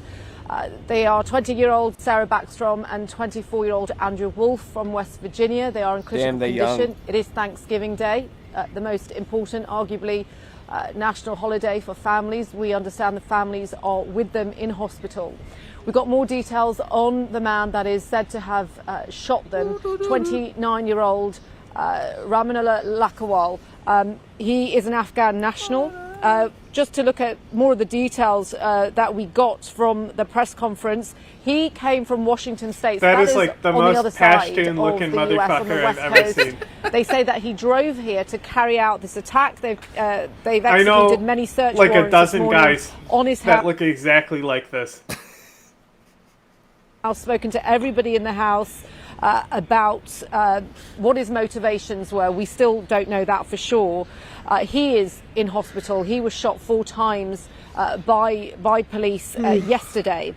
But in the wake of this horrific shooting, as you can imagine, this has become a hugely political story where the focus is on how he got here into the country. He was welcomed under a program introduced by the Biden administration in the wake of that chaotic withdrawal of US troops in Afghanistan. And this program was to help those Afghans that worked alongside US troops and to save them from any retribution by the Taliban. And so the Trump administration has focused on that because this program was controversial even at the time, where many Republicans were worried about the vetting process. And now there's an element of, well, we told you so, coming from those conservatives. But then on the other side, you've got prominent liberals saying, well, the National Guard troops shouldn't have been here. They've been here since August. You see them here all the time. They're really friendly, very approachable. I've stopped and had conversations with them, spoke to some yesterday who said they were very shaken up by what had happened, but they were here to do Maybe their they job. should quit. President Trump says they're here to tackle crime. Liberals and Democrats are saying there is no crime in DC that warrants the deployment of National Guard troops. That crime, the statistics show, has been going down since before they came in August. So what you have in the wake of this horrific shooting is these divisive politics, but at the heart of it... All right, moving on. Names of the 2 West Virginia National Guard members who were shot at point-blank range just blocks from the White House. The Justice Department... Not relevant. An Afghan national now facing terroristic threat charges. Suspected DC shooter Ramanullah Lakhwal was part of a zero unit in Afghanistan, Hey, elite militias backed by the CIA. So let's take a closer look about what we know Let's go, about Fox. these groups. First, Let's these fucking zero, go. units that were recruited by the CIA that are operating for specific elite counterterrorism units in missions come in this southern Afghanistan area, Kandahar, Kandahar being some of the fiercest fighting, Helmand Province, Uruzgan. Kandahar specifically, that is not only born and the raised, but this is capital where of the he was Taliban. stationed. His unit was So, out like, of the Kandahar region. One Now, of my let's talk about- favorite quotes by Mullah Omar is, I don't know the exact quote, but I'm going to paraphrase it. But he's talking about how, like, he says he doesn't see Muslims in Kabul. As in, like, he's saying that the city is too corrupt for his modest eyes. Right. Right, so he's saying in Kandahar, I'm among Muslims. Yeah, okay. Because he's talking specifically about, like, how strict to the doctrine that the Taliban believe in. You know, but this is where the revolution comes from the Taliban. That's why they're able to control the south so easily, and then they sweep up north. Like, they only take half the country in 96, but it's all the Pashtun provinces. Yes, okay. See, this is not a bad idea. If Trump was smart, this is what he'd do. And on top of that, he could also negotiate the fucking airbase back like he fucking wants. But it's just very interesting, because they were asking him, why doesn't he govern from the capital? That's what he said. Interesting. Just move the capital from about Lochinwall's vetting process. He did get some vetting. We had biometric screening. You know, CIA that did would bring the biographic civilization checks to him. on And he's like, interagency watch lists. The CIA looked to see if he had connections to any it's like terrorist Dracula groups, when the light and comes. he had in-person Oh, no. interviews. So there was some I vetting. saw a woman's But hand. let's talk about his actual unit. He was assigned to NDS-03. That's a National Directorate Fucking of Security. look which is at Fox Afghanistan's, News go. CIA, if you will, intelligence service. He was working for that when he was recruited and trained by the CIA to fight against the Taliban. But these units were operating outside the chain of command of U.S. and Afghan forces. That's significant. That suggests he may have seen some significant fighting in missions, because these zero units are known for their brutality. Some called them death squads. Let's bring in now Laura Burns, head of terrorism research program on extremism at George Washington University and former FBI supervisory special. It's crazy. agent. Fox News Laura, can actually we're- hit the right information because it lines up with everything. Yes. Like, happened under Biden. Yeah. Right? Trump is the peacemaker, ended war. And he's an immigrant who needs to deport it, so they can just report it Accurately. Yeah. Yeah. How rare is that? Learning a lot more about Lochinwall and the fact that he's part of this zero unit, but yet we're also looking into how he makes it across the country to carry out this ambush. What are your thoughts this morning? Good morning, and thank you for the opportunity to be And here. here comes I the appreciate spin. it. Yes, this Mr. We'll see. Lochinwall's pathway from Washington to D.C., you know, it raises some interesting questions, right? Questions like, was Mr. Lochinwall already radicalized before he migrated to the United States? Did he? What do you mean? To commit? Was the good guy radicalized before he came to the country? Did he migrate here with good intentions? Fucking. For some reason, What are you, a fucking baby? Society or failed to assimilate. Fucking. And What hole does the triangle go in, lady? decide to mobilize with a target of opportunity. I think that as the investigation My proceeds, goodness. you know, FBI Director Kash Patel has said that they are looking at this as an act of terrorism. That facts will become available and help us determine exactly what his radicalization process was. You know, Laura, FBI Director Kash Patel talked a little bit about Lochinwall's relationship with Afghanistan partner forces. Listen here. There is confirmation now that the subject had a relationship in Afghanistan with partner forces. This individual is in this country for one reason and one reason alone, because of the disastrous withdrawal from the Biden administration and the failure to vet in any way, shape, or form, this individual and countless others, and this administration has taken the rightful step to stop any further allowance of people with this similar background into the country. So, Laura, clearly Lockenwall ends up here because of his partnership with our U.S. forces, with the CIA. And it appears he did have vetting, as I just pointed out, but yet there are still links, weak links in this vetting process. Explain your sort of view of that. Yes, I mean, the overall vetting process, if we're talking about the broader vetting process, it didn't just involve Mr. Lockenwall, because it does appear that he had some sort of vetting, was extremely complicated and chaotic. And, you know, it really began with what I see as the intelligence community's failure to predict how quickly Kabul would fall. And because of that failure to understand She's what was not going wrong. to ensue, No. there was a lack of preparation for what that evacuation process of our allies would actually look like and entail, and the challenges that they would face.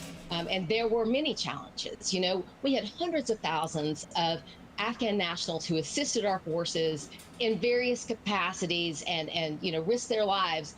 But the ability to vet individuals in that chaotic environment was extremely difficult because of the naming conventions that were in Afghanistan. Some individuals used first name only. There were lacks of date of birth. There were lacks of identification documents. And so when you're talking about thousands of people fleeing violence and flooding onto planes, we weren't prepared to vet them. It's a great point. It's a great point, Laura. I just want to, you know, get to this quickly, and that is now President Trump is calling for a. This is the government equivalent of being pro-life, but you're really just pro-birth. This is a dolphin fetus. We'll help you guys, and then when they take you up on the offer, you abandon them and tell them to fend for themselves. Re-scrutiny of the vetting of those who came here. It's possible Lockenwall came here with good intentions and became radicalized here in the past 4 years. So can we accomplish the process of re-vetting a lot of these individuals that were brought here? Will that work? I love that they can't put two and two together, like the last 10 months of hostility towards people exactly like him is probably the reason that he was radicalized. It's almost like fascism is violent and violence begets violence. Are you victim blaming? Yep. I think it's necessary. It's necessary for the protection of our national security, because at the end of the day, especially in those first months, well, the victims when we had thousands of people weren't really doing anything wrong. No, and when I say victim blaming, I'm talking They're about Trump. assigned to garbage cleanup. Yeah, like I'm talking about Trump putting the National Guard there. Like, this is literally Trump's fault. Everything is Trump's fault. Like, literally, this is Trump's fault. The National Guard being there is Trump's fault. This guy being radicalized is literally Trump's fault. Like, you can't be blaming Biden anymore. It's been almost a year. It's all you now, buddy. migrating here, the U.S. government was not prepared to properly vet. That was my The vetting theory was as minimal. well. And I think it is necessary, That they're because using the although National Guard a as number bait. of individuals migrated here who sacrificed their lives for our government, there were individuals who were not properly vetted that likely have nefarious intent here. And No, I think exactly. a re-scrutinizing of the vetting process is necessary. We'll see where it goes. Laura Burns, thank you for taking time this morning. I'm Steve Doocy. I'm Brian Kilmeade. And I'm Ainsley Earhart. And click here to subscribe to the Fox News YouTube page to catch our hottest interviews. Yes, now is Tracy Walder, News Nation national security contributor and a former CIA officer and FBI special agent. Thank you so much for being with us here on Thanksgiving. Tracy, before we get into talking about the suspect, you say that there had been a threat to law enforcement back in September. What can you tell us about that?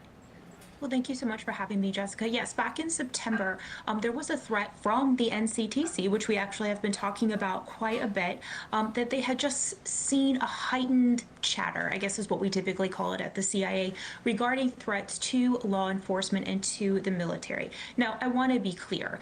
It is obviously general, right? We don't get threats in terms of terrorists, picking up the phone and saying, hey, we're going to attack on this day and this time. But clearly they had heard enough of terrorist groups, namely Al-Qaeda and ISIS, that's who they mentioned in these reports, that were already inside the United States and were going to launch lone wolf, which is exactly what this was, style of attacks against military and law enforcement. Okay, the suspect we know is in custody, but we still don't have a motive. We do know that he came to this country. Yeah, and he wasn't Al-Qaeda. He fought Al-Qaeda. Afghanistan. What does this tell us? This is that about fucking him CIA and Sarah why shit he where they're was here in the constantly first saying, place? be afraid, they're gonna attack. So I actually worked with a lot of Afghan nationals when I lived and worked in Afghanistan as a CIA officer. This was exceptionally Oh, so common, you're... to be Oh, we're completely literally honest. talking to a We monster used who them to helped help run us these with fucking Zero human units, huh? intelligence. We used them to help us with administrative tasks. It was very, very common. And so it Administrative sounds to me that tasks? this was an individual that had given a lot of help, if you will, to the U.S. government. But I think Hang the question on, is Jack, what we happened need to between listen to that what she just said specifically. How far back? Listen to this. Just like 30 seconds. minute to help us with a deal. About him and why he was here in the first place. So I actually worked with a lot of Afghan nationals when I lived and worked in Afghanistan as a CIA officer. This was exceptionally common, to be completely honest. We used them to help us with human intelligence. We used them to help us with administrative tasks. It was very, very common. And so it sounds to me that this was an individual that had given a lot of help, if you will, to the U.S. government. But I think a lot of help, if you will, to the U.S. government. This sounds like an individual who killed a lot of families. Did he become radicalized for us then, and that was missed, which actually can definitely happen in those vetting checks, or did he come to the United States and become radicalized here? That's what I would be interested in trying to find out. Okay, so you mentioned this group. Is this a paramilitary group? Would the U.S. have information on him as being part of that CIA-backed group? I have to be completely honest, Jessica, I don't know the answer to that question. I worked with local Afghans in many different capacities, obviously out in the field. It sounds to me in 2011 he would have been 15, so it's hard to know exactly what he was doing. However, in terms of gathering intelligence, Afghanistan is very clannish, familial. That's why I said I'm not sure if he was intelligence the same way, and so a lot of times if he was in the very unit at 15. I think he did like a regular military type job before being selected for the unit. Yeah, okay. Well, that's what Wendy was saying. But he was still like literally a fucking child soldier. Yeah, well, that's what Wendy was saying, is he was operating as security before joining. helpful in that, but I truly don't know exactly what his position was. Got it. And Tracy, FBI Director Kash Patel claimed that zero vetting had been done before bringing him here to the U.S. What happens now to determine whether there is Wait, you broader said that he worked security before? That's what Wendy said. How old was he when he was working as security? 16. But then in Wendy just said he 2012. joined Kill Squads in 2012. Oh! He worked security in the Zero Squad. Okay. What does that mean? Working, like at their compound? Working security. Because they have the Zero Squads, they report out of the CIA compound. Maybe it was. So, he might have been like, you know, in Zero Dark 30, before they bombed the compound, there's like the gate guard. And that gate guard would speak the local language. Yes. So, it was probably something like that. Maybe. Yeah, please find the article. Where he like screened people coming in. Yeah. The future. Yeah, so there will be a damage assessment that will be done, very similar to what happened. Obviously, it's not on the same scale in the wake of 9/11, where we saw that there was like the obviously Zero massive units were known for like not even breakdown showing their between the faces FBI and the among CIA. So I think what will happen their is, peers. you know, I Really? do respectfully disagree in that he was definitely at least vetted by the It's CIA. very There's no funny if question you he's ever actually find like any reporting of people who like Vice will have stuff on it where they go in to like cover the QSF or KPF, those types of forces, and the fucking like they'll warn them, be like, "Whoa, watch out for those guys over there," they're in a special unit type thing, and like those guys will see cameras and they'll like get really fucking pissed and like point guns at the journalists and shit. Very common thing to see happen. That's how I got familiar with them, is from reporting at the time from different outlets. A New York Post article. That's fun.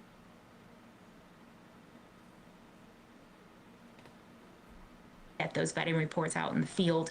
It's just the question of that 2021. And you So I think they are going to have to cross-checked all this, considering it is a New York But like Post. also doing security, like I say, doing security would probably mean that he wasn't like killing people when he was 15. No, but I want to know when he took his first body, you they know? were probably training him. Still a child soldier. Oh, they got it from the AP? Okay. Okay. That's fair then. I was like, oh, New York Post, that's an interesting article to send. to look at coordinated communication and whether or not that happened. Okay, that makes sense. So Lackenwall, yeah, you would keep hope the saying, AP checked, traveled huh? across the country from Washington State to Washington, D.C. to carry out this attack. So this certainly speaks to some premeditation, does it not? Absolutely. To me, Just shut up, CIA, somewhat similar, fucking I said this earlier dickhead. today, to what we saw. An Afghan national now facing terroristic threat charge. Okay. See if I can find other stuff on the shooting. Fox News being open about using death squads in Afghanistan is so wild to me.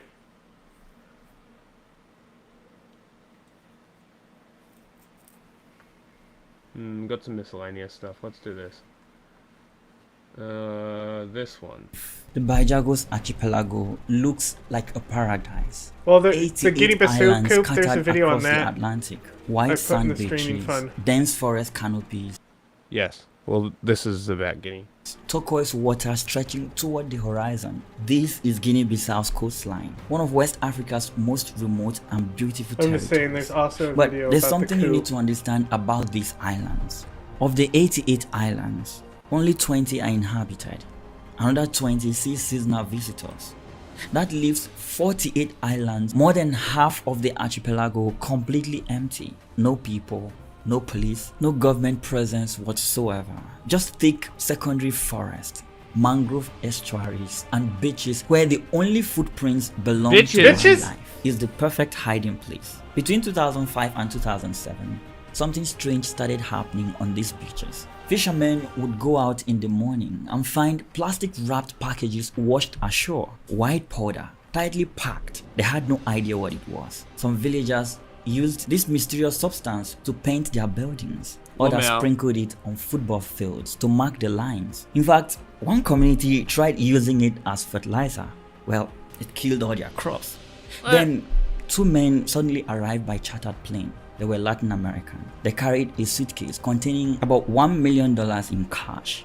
And they wanted to buy back the white powder that had washed up on the beach. That is when the fishermen realized what they had been handling: cocaine. The men took their drugs and left. The villagers took the money. Within weeks, people who had lived in mud bricks homes their entire lives were buying cars and building concrete houses. Word quickly spread across the islands. The white powder was worth more than anything they had ever seen. But is this like some cargo cult shit where they're like, oh my god, money? And they're like, let's become cocaine dealers? Well, the cargo cults were uncontacted people and stuff like that. No, I know that, but like, is that a similar thing where it's like just the complete foreign idea of like wealth, money, like a lot of money is just like, it suddenly comes and they're like, holy shit, money? Maybe that is what is happening here. This wasn't so just interested. a few lost packages from a cartel shipment gone wrong. This was the beginning of something much larger. This was the transformation of Guinea-Bissau into what the United Nations would soon call Africa's first narco state. And the geography explains everything. The Bajagos sit approximately 50 kilometers off the West African coast. the closest African landform. But yeah, from anyway, Brazil. that's why I was It confused, is a because I read 3,000 the word kilometer security first. Okay. So I didn't know that it was for the fucking compound. journey So across That's why I was curious. Is like I'm still curious about the same thing about when he was starting to fucking kill people. How young? Yeah, at what age? narrowest part of the South Atlantic, 4 to 5 nights by speedboat under darkness. Close enough to be practical, remote enough to be invisible, the archipelagos completely makes it nearly impossible to patrol. Spring tides create 5-meter differences in water levels, generating currents that only local fishermen understand. At low tide, vast areas dry out completely, creating shifting mudflats that modern navigation systems cannot map. There are no navigation markers. Depths recorded on charts are often wrong. Tidal creeks appear and disappear. Even if you wanted to patrol these waters, you would need resources that Guinea-Bissau simply doesn't have. And even with donated patrol vessels, international reports note that Guinea-Bissau's navy rarely patrols the Bajagos, leaving large stretches effectively unpoliced. For cocaine traffickers, the Bajagos archipelago isn't just convenient. It is a 12,958 square kilometer blind spot in the global drug enforcement network. By 2007, the United Nations Office on Drugs and Crime estimated that 50 tons of Latin America cocaine were moving through West Africa annually. Much of it came through Guinea-Bissau's unguarded coastline. The wholesale value of this trade was approximately $1.8 billion, more than the country's entire annual GDP. So, cocaine, you see, wasn't just passing through Guinea-Bissau. Cocaine was the economy of Guinea-Bissau. But hang on a second. How did we get here? All this island is paradise. Now, to understand how this country became... Do you see that fucking house, bro? That one? That's fucking awesome. Now, that is cool. To understand how this country became a narco state, you need to understand its history. Guinea-Bissau gained independence from Portugal in 1974 after an 11-year liberation war. The guerrilla fighters who won that war became the new government and the new military. They had spent over a decade in the bush learning how to operate outside formal structures, how to move weapons and supplies through porous borders, and how to survive on irregular funding. Those skills would prove useful much later. For the first 25 years after independence, Guinea-Bissau stumbled from one crisis to another. There were coups, assassinations, power struggles between military commanders who had become politicians but never stopped thinking like warlords. By the 1990s, sections of the army... It's not better, but it's interesting nonetheless. No, I'm more curious about, like, you know, like, I'm more curious from the perspective of child soldiers and stuff like that. Like, I'm sure that he was killing people before 18. I just want to know how early, out of my own curiosity. Morbid.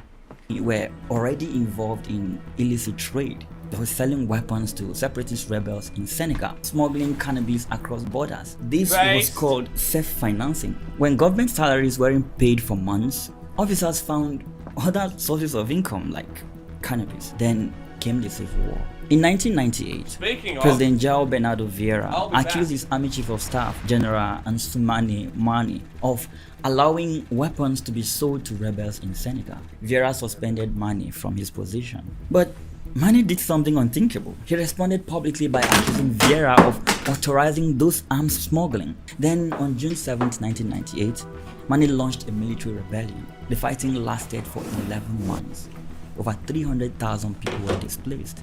The capital, Bissau, was shelled repeatedly. The presidential palace was destroyed. By the time all of this ended in May 1999, the country's institutions were effectively in ruins. But something else happened during this chaos. You see, evidence suggests that during the Civil War, key figures in Guinea-Bissau's military made their first connections with Colombian cocaine traffickers. Well, the exact details remain murky, but the relationships established during this period would shape the next 2 decades. When President Vieira returned from exile in 2005, Colombian traffickers were allegedly invited into the country with guarantees of protection. The boom that followed was immediate and I've been critical yellow Hummers of these units streets, for a driven while. by men locals called Os Barros, meaning the barons. Spanish-style villas were built along the mangrove in coastline. Afghanistan. There were convoys of so black fun. SUVs with tinted windows moving through the capital. The wealth was impossible to hide in a country where most people lived on less than $2 a day. Well, police on their part tried to respond. In September 2006, authorities seized 670 kilograms of cocaine and arrested 2 Latin American nationals. In Iraq, the suspects were I think released, one of the and reasons my they became perspective in Iraq is so different is that seized another 635 kilograms from you a could kind of make believed an to ends justifies the means type argument in Iraq. You know what I mean? Because it turned out okay in the end. It's such a different situation, but even then, the shit we were doing in Iraq is nothing. The worst event that happens in Iraq is Abu Ghraib, which did not happen as a secret operation or things like that. It was soldiers being bad. It was super short too, wasn't it? It was only 2 weeks. Oh no, it had gone on for a while. I mean, the rendition program specifically was only a couple weeks. Oh, well, the extrajudicial rendition took place for a while, but basically the colored sites like the salt pit and all that stuff, like cobalt, site brown, all those different colors, that all became Guantanamo. The issue with the rendition program was that it gave justification for all these states to arrest people en masse. Yes. And then they were granted money from the CIA to host these, literally anyone that was given El to them. Salvador style prisons. And then there was too much in the CIA's arrest system that they couldn't filter out who they needed. And then on top of that, you have the interrogation program. Yes. Okay. But the interrogation program is just a small part of how bad the process is. But Abu Ghraib had nothing to do with the CIA. It was military. Yeah, it was just soldiers U.S. being Army untrained for detention. Yeah. But then, in Afghanistan, from the beginning, there was the whole thing where there was, reports that the people that the soldiers are protecting had fucking boys handcuffed to bed in their compounds. Yeah. And that's the type of people they were protecting.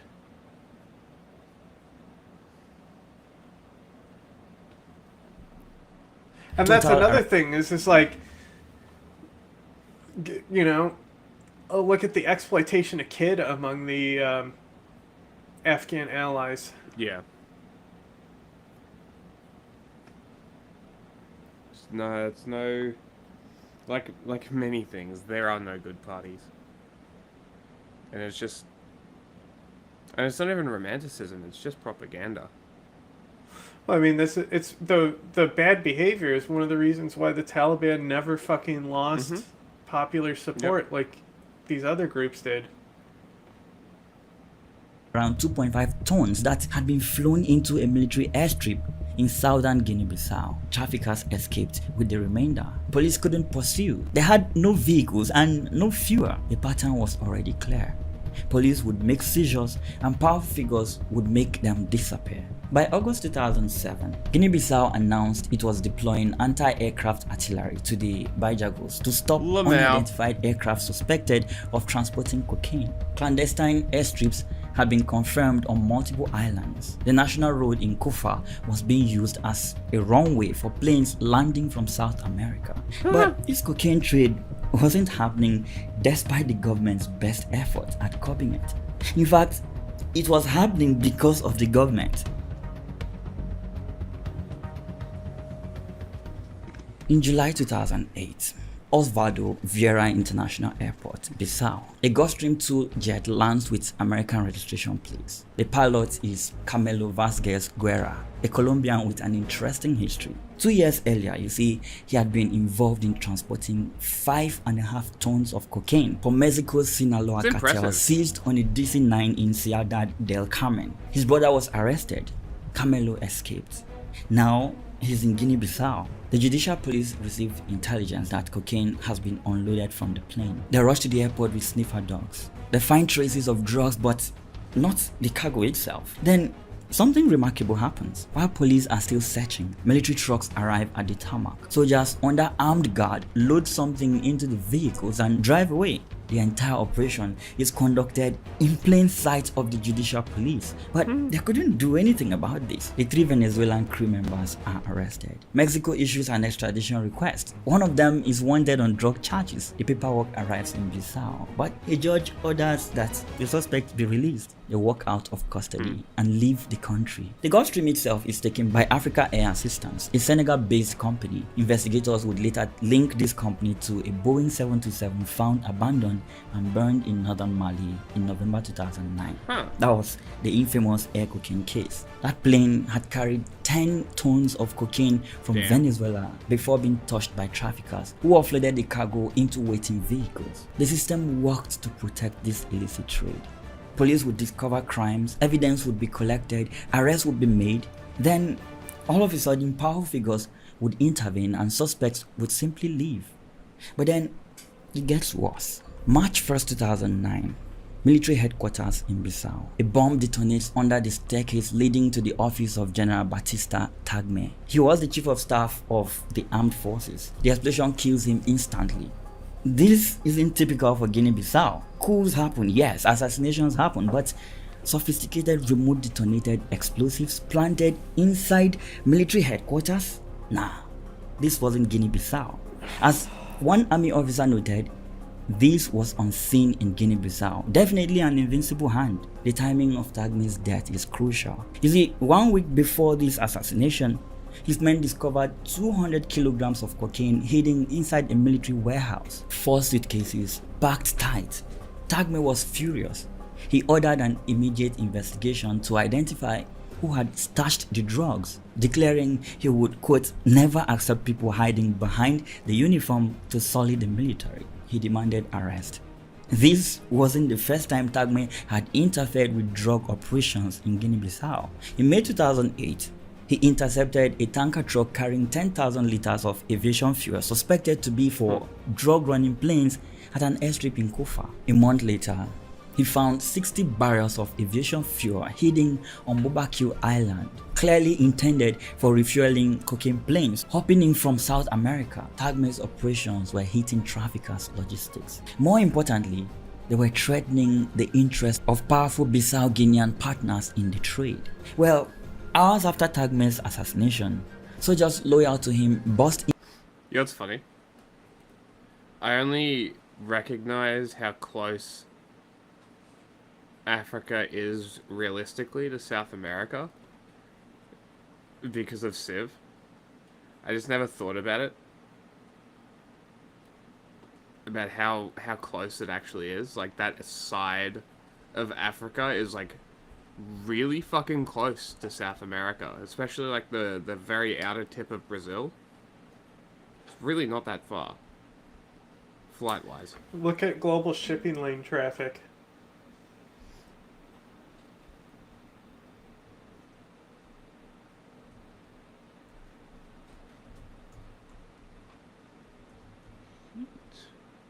Map.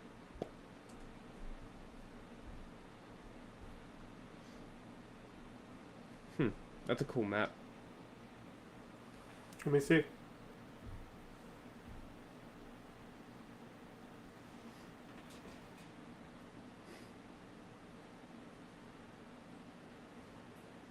Yeah, like, look how fucking close it is. Where we're talking about. Man, Africa's fucking huge. Yeah, and this isn't even a map that's giving it the correct size. Yeah. It's fucking gigantic. But like Russia and Canada always look way too big. Yes, they do.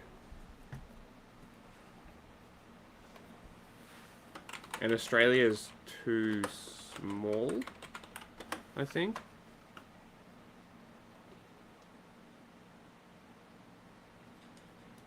Are you getting a proper size map?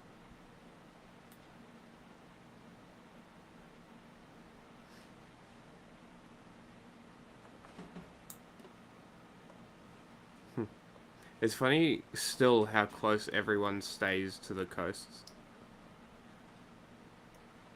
Safer. Less treacherous. Where's the accurate one? All of them. Like, there's this one.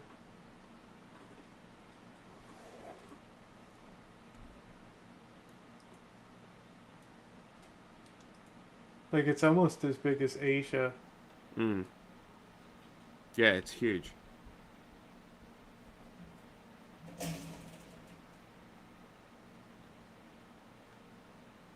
Man, South America really did just break off from that little shoulder of Africa, huh? Because, like, that's the thing is Russia and Canada still are the biggest. I mean, Russia's definitely the biggest. But, like, the map just makes them so warped. Brazil is always the one that surprises me. And, like, the Arab Peninsula is huge, too. Like, yeah. the reason, like, and, like, another thing is like, the odds of seeing Africa on, like, a globe, you know, like, because of how much space it takes up.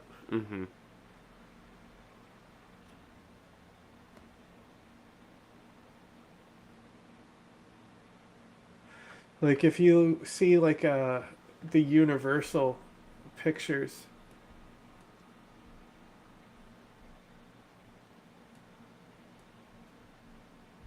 like, logo, like, when it comes up in the beginning. Yes. It's like fucking look at Africa and Saudi Arabia on that fucking globe, because that's where it is when it fucking comes up.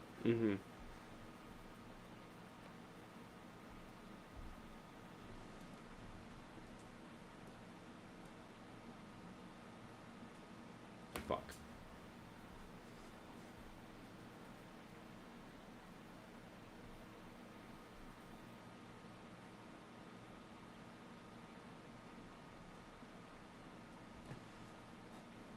Africa to Asia. Oh, Asia's huge. Yeah, Asia's still the biggest. God damn.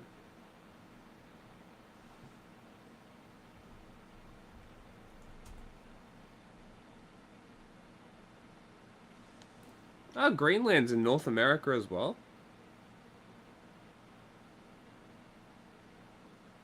Interesting.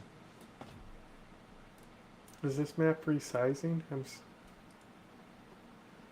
Doesn't look like it resizes. It just looks like it gives you the data on how big it is. Madagascar is not Africa, apparently. Russia. See, because that Russia's still way too big. Yeah. How it works like that. Yeah, it's not resizing. That's like fine. Russia is as big across as Africa is. Like, you can fit Russia into Africa, and on this map it's bigger. Yes. You gotta drag the continent inside the other. Yeah, and have it warp along a Well, you globe. weren't doing that.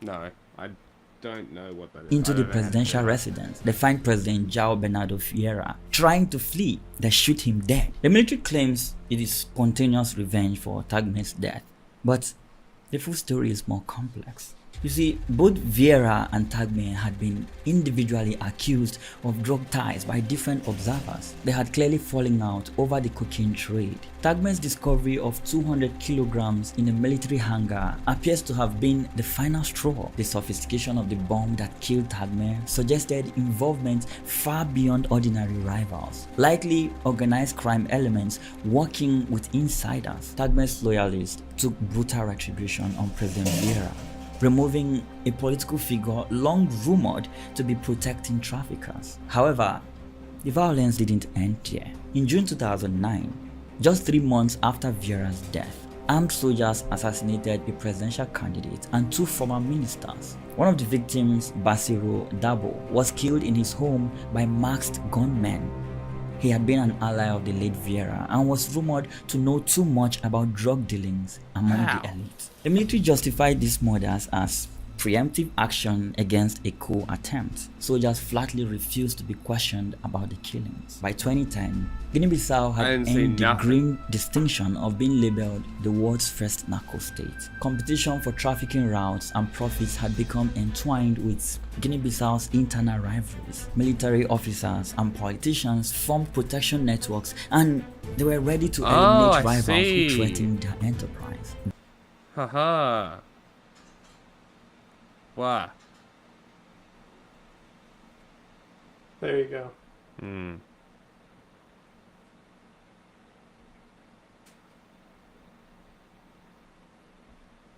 North America.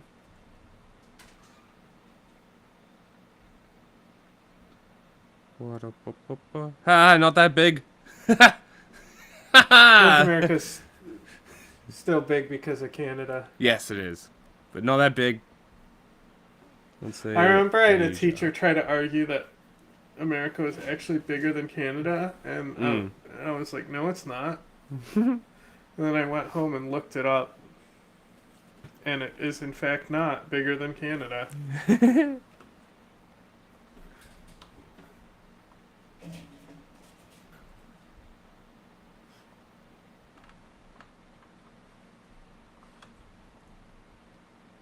Oh my god, I literally have to type United States. Alright, let's have some fun here. Yeah, the United States is about as big as Australia if you don't include Alaska. China is as big as well. And Russia is a reasonable chunk bigger. Yeah, and then but that's the thing is like even the size of Alaska and Canada and Russia, it's like a lot of that's empty space. That is true. Actually, you said the Arab Peninsula is big? Yeah. Bigger than you would think, is what I said. Like Indonesia's also fucking massive. I don't think that'll give it to us. I don't think we're going to be able to do that. You can just do Arabia, Saudi Arabia.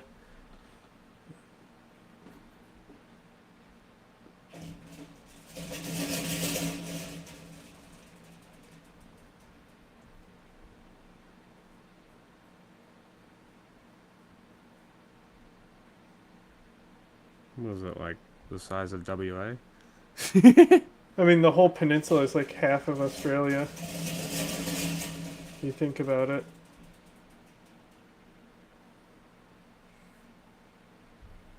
Yeah, that's what I'm saying. It's like the size. It's a little bit smaller than WA, I guess.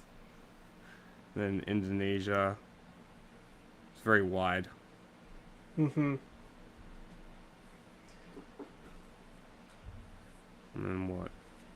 Brazil. Brazil was another big one, huh?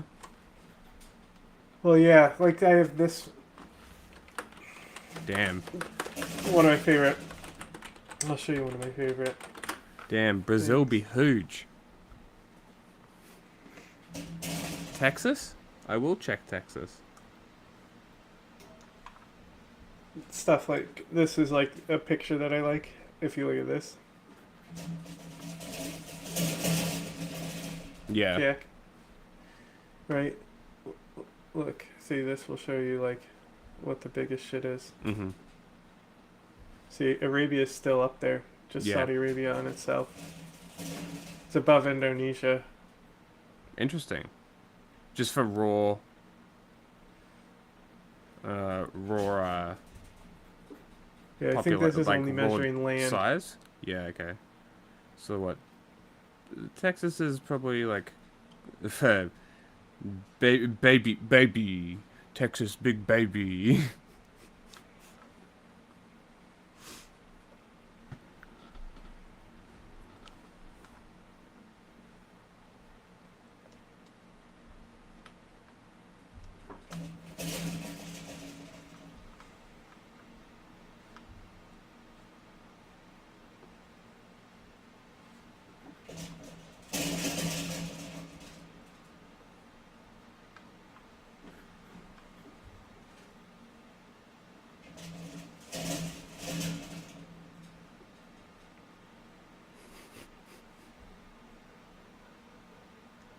Okay, so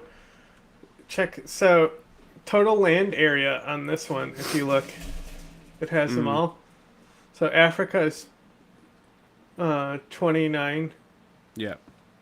And then this one's 30, which is Asia. So Oh, it's and they literally include Russia. almost as big as Asia. All of Russia is Europe as well, instead of dividing it. Okay, so that would be a thing too. Maybe Asia would be a little bigger if Russia wasn't helping it on this. But like North America is as big as Europe if you include Russia, all of Russia.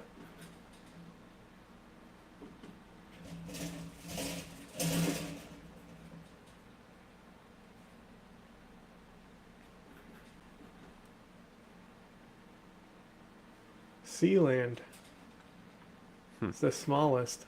I don't even know what this is. You ever heard of Sealand? No. Is it on the land?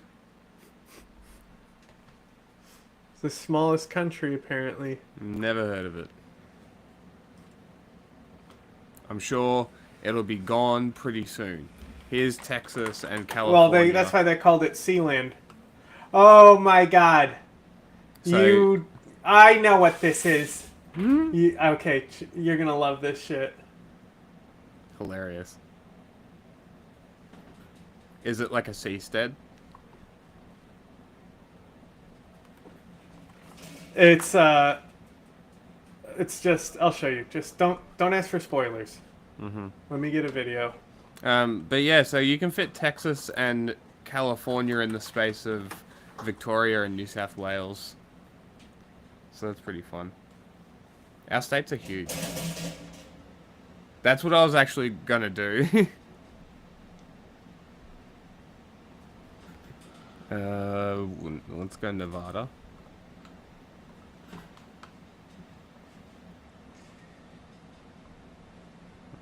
Let's go with Georgia. This is the channel for you. It's certainly not unusual to find angst with your government. It's quite easy to sit around and say, this is how I would run things if I were in charge. But only a few people take the next step, and that is to try to declare themselves the leader of an independent country. One study in 2013 found that there were at least 500 micronations, that is, tiny territories that claim their own sovereignty but have not been recognized by world governments in the world, including one in the U.S. state of Nevada that's created its own currency whose value is tied to the price of cookie dough. Micronations have been around at least since the 19th century, but the concept well predates that. And among those modern micronations, none has been more persistent or had a more interesting history than the Principality of Sealand.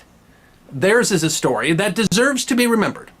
The early stages of the Second World War found the Germans achieving a string of victories with surprising speed, culminating in the evacuation of British troops at Dunkirk at the end of May 1940, and with France signing an armistice with Germany on the 22nd of June. At the time, Hitler seemed to have been hopeful that Great Britain, with no more allies on the continent, would also seek an armistice. But instead, Prime Minister Winston Churchill rallied the nation, proclaiming in a speech to the House of Commons on June 4th, "We shall fight on the beaches. We shall fight on the landing grounds. We shall fight in the fields and in the streets. We shall fight in the hills. We shall never surrender." And in another speech on June 20th noted, "The Battle of France is over. The Battle of Britain is about to begin."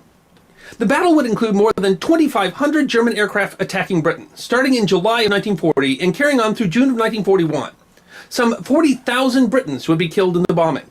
But in the end, the Luftwaffe lacked a comprehensive strategic bombing strategy and failed to either break British will or to cripple its industry. After losing over 2,200 aircraft, having proven unable to gain air superiority over Britain, distracted by the upcoming invasion of the Soviet Union, Germany withdrew most of its air force in June of 1941, although a much reduced force continued air attacks on the island. It was towards the end of the battle, in the spring of 1941, that the Luftwaffe changed strategy and started targeting British port facilities. This was to aid the German Navy in what was called the Battle of the Atlantic, the operation to cut off supplies to Great Britain. The Germans found more success in these attacks as ports were easier to find and required less flight time over the island. Tens of thousands of tons of shipping were destroyed. Damage from air attacks to facilities in the important port city of Liverpool reduced cargo unloading capability in the port by as much as 75%. Britain faced a particular difficulty defending its ports. As they were on the coast, attacks came with far less warning and shorter time to mount a defense. One solution to that problem came in the form of the Monsal Sea Forts. Named after Guy Monsal, the civil engineer who designed them, these were platforms built in the ocean that would be used to provide early warning and defense against Luftwaffe bombing attacks and to deter the Luftwaffe from being able to drop sea mines in important shipping lanes. Originally, 49 such forts were planned, although only 7 were built. The first 4 built used what was called the naval fort design. These were concrete platforms that were built on land, towed out to sea, and then flooded, much like modern-day oil platforms. The 2 pillars contained sleeping and operational quarters and were then connected above the waterline with a steel platform that was the gun deck, housing 4 anti-aircraft cannons and a radar installation. The forts had a normal complement of 120 personnel. The first of the forts was placed on a sandbar about 10 miles from the shore called Rough Sands, and thus was named Fort Roughs. It was placed February 11th of 1942 in roughly 37 feet of water. But by the time the forts were placed, the worst of the Blitz was already over. Fort Roughs continued to be used and occupied by the British government clear until 1956, when all permanent personnel were removed. And there, it might have just rotted away, known as nothing but a navigational hazard, were it not for the advent of rock and roll music and the rise of something called pirate radio. You ever see A pirate radio station is a station that broadcasts without a valid license, and is a worldwide phenomenon that responds to various national laws and restrictions on radio broadcasts. In the United Kingdom, pirate radio became popular in the 1960s because radio stations were under license to the British Broadcasting Corporation, and the BBC did not generally cater to fans of pop and rock they had music. a chance at Roughland. The venture could be lucrative. By 1966, pirate radio in Great Britain had an audience of 10 to 15 million and sold more than £2 million in advertising. As the Wireless Telegraphy Act of 1949 did not apply to stations outside the United Kingdom, pirate radio stations often operated from ships just outside British territorial waters, or, alternatively, disused World War II sea forts. One of the pirate stations was called Radio Essex, and broadcast from one of the Monsal sea forts called Knockjohn Tower. Radio Essex belonged to a former major in the British Army by the name of Paddy Roy Bates. Bates had an exciting time in the Second World War, where he participated in the Battle of Monte Cassino and also contracted malaria, sandfly fever, frostbite, and was bitten by a snake. Bates engaged in many business activities after he left the Army, including running an inland shipping fleet, before he decided to take on the business of pirate radio. But Radio Essex had a problem. Knockjohn Tower was within British territorial waters, and broadcasting from there violated the Wireless Telegraphy Act. As a response, Bates moved to the nearby Roughs Tower, which was just outside British territorial waters, in 1967. That required forcibly evicting another radio operation, something common in what has been described as a very hands-on business. But Bates would be unable to open again as a radio station, as the 1967 Marine Broadcasting Offenses Act made it illegal to broadcast even outside territorial waters. But the wily businessman had a new plan. Since it lay outside British territorial waters and had been abandoned, Roughs Tower was extra-national territory, and so Bates claimed it and declared it the Principality of Sealand. The former Monsal Fort had become its own micronation. The first test of the micronation came in 1968, when a British pilotage authority ship approached the platform. Bates and his son fired warning shots to drive the vessel away from their territorial waters. As British citizens, they were called into court on weapons charges, but the court ruled that it did not have authority, as the tower was outside British territorial waters. a precedent that Bates saw as a tacit recognition of Sealand's sovereignty. An even more dramatic event happened in 1978 when armed invaders took over the Principality of Sealand. The apparent coup attempt to claim the economic value of the platform ended when Bates and a few army buddies retook Sealand in a daring helicopter raid. Then came a twist. One of the invaders, a German, held a Sealandic passport, and so Bates held him as a traitor. The German government was forced to send a diplomat to negotiate his release, which was seen as another tacit recognition of Sealandic sovereignty. After the fight was over, the German claimed to be the legitimate ruler of Sealand and formed a Sealandic government in exile. While the British government does not officially recognize Sealand, they have never taken action to shut the Principality down, even after Britain extended its territorial waters in 1987. When a fire damaged the platform in 2006, a Royal Air Force helicopter evacuated an injured Sealander. The redoubtable Roy Bates, Prince Roy of Sealand, passed away in 2012 at the age of 91. His wife, Princess Joan of Sealand, passed away in 2016. Their son, Prince Michael, now bears the title Prince of Sealand. The Principality, whose motto is Imari Libertas, from the sea, freedom, celebrated its 50th anniversary in 2017. The micronation issues passports, stamps, and coins. It has a constitution, instituted in 1975. It has a flag, a national anthem, and a coat of arms. It publishes an online newspaper called the Sealand News. A number of amateur athletes represent Sealand, including the Sealandic national football team, a member of the new Football Federation Board. A team representing Sealand won the World Egg Throwing Championship in 2008. On their website, sealandgov.org, you can purchase Sealandic citizenship and a passport, and even purchase noble titles if you ever wanted to be a duke. And if it all seems tongue-in-cheek, realize that the Bates family has committed an enormous amount of personal and financial resources over the last 50 years to maintain their tiny part of the world.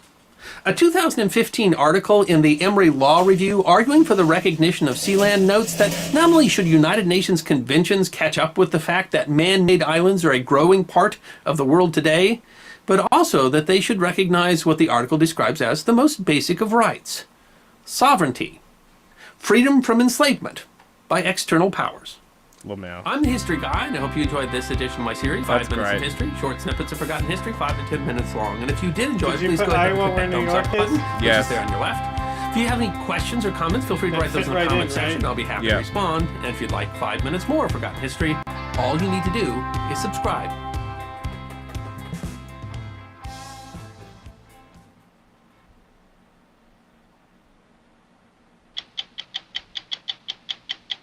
$60 minutes. That's copyright. You need to put Maryland name in that there. country. It's planted opposite Europe, sitting proudly on the other side of the North Sea. We're on YouTube. It's a monarchy that features... It auto-played. Go get Maryland. You need that. That's gonna fit so many places for you. It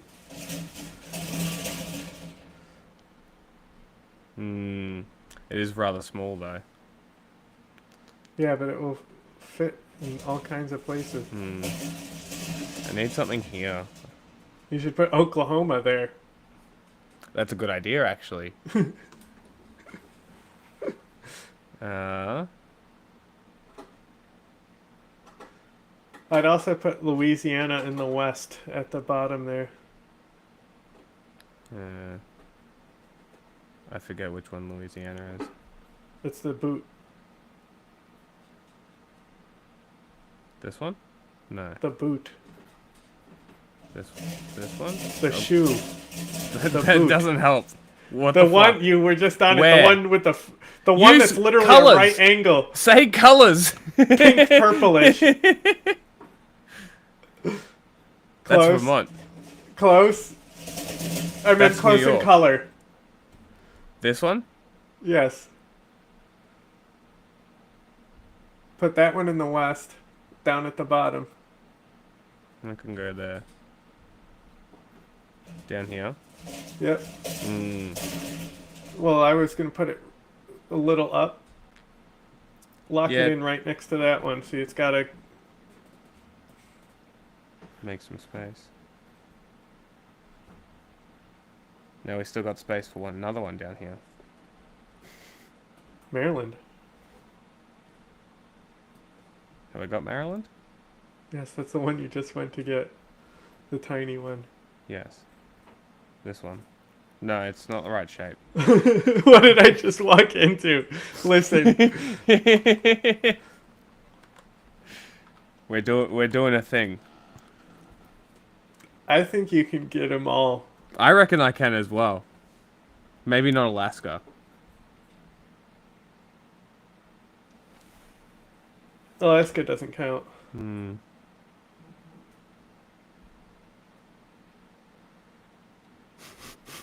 Sure. Oklahoma. You need Oklahoma. Uh-huh. Have I got Ohio? No, I don't have Ohio. You know what that is? I already know what that is. Tasmania.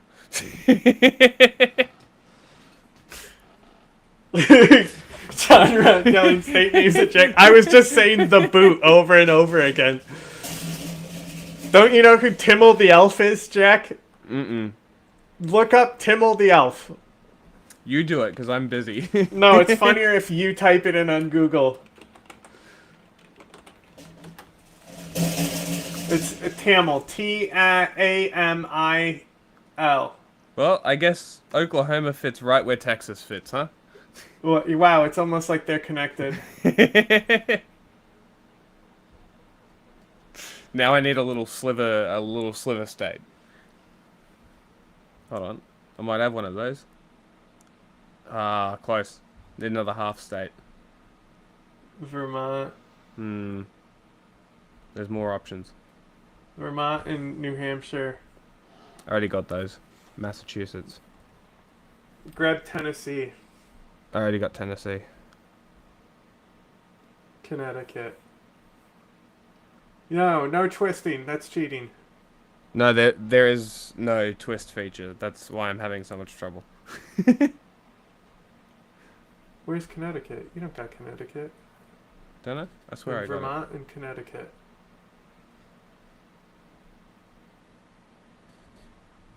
Yeah, Vermont, Connecticut, New Hampshire. Mm-hmm. I haven't got Rhode Island, I don't think. No, I do. It's a little one. New Jersey would make a good side piece. Mm. Ah, perfect.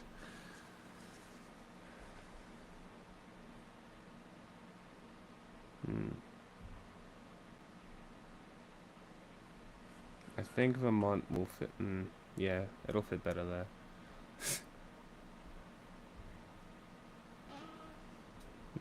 Got it. You have New Hampshire? I don't have New Jersey. Yeah. New Jersey. Oh, that's a good one. Yeah, that's a good side piece. Yeah, boom. That'll fill out a little bit. Oh, I don't have Tennessee, the Carolinas. Kentucky. I don't have Kentucky.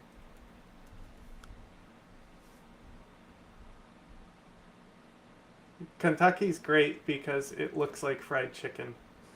I'm gonna slot that right there.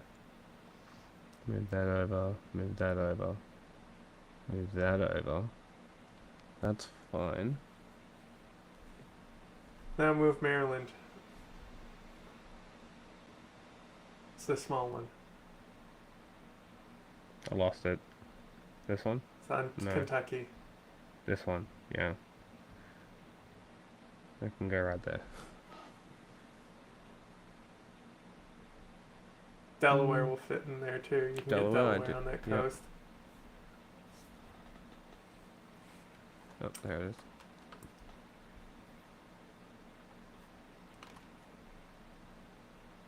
A little one down there, and then a little square state is all we need. How about a little square state?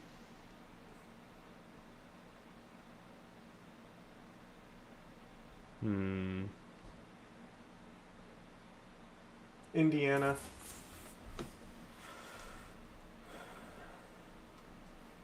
That's not little.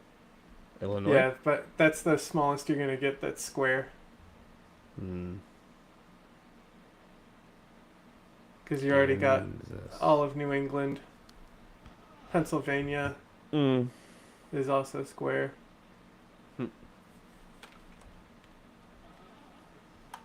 Hmm.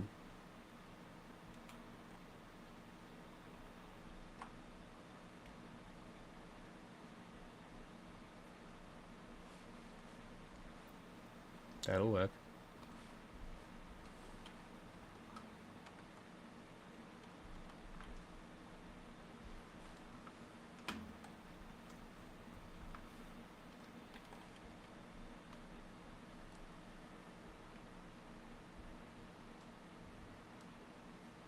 Hmm. See, I think California would go better in the West like it is in America. Yeah. It, mm.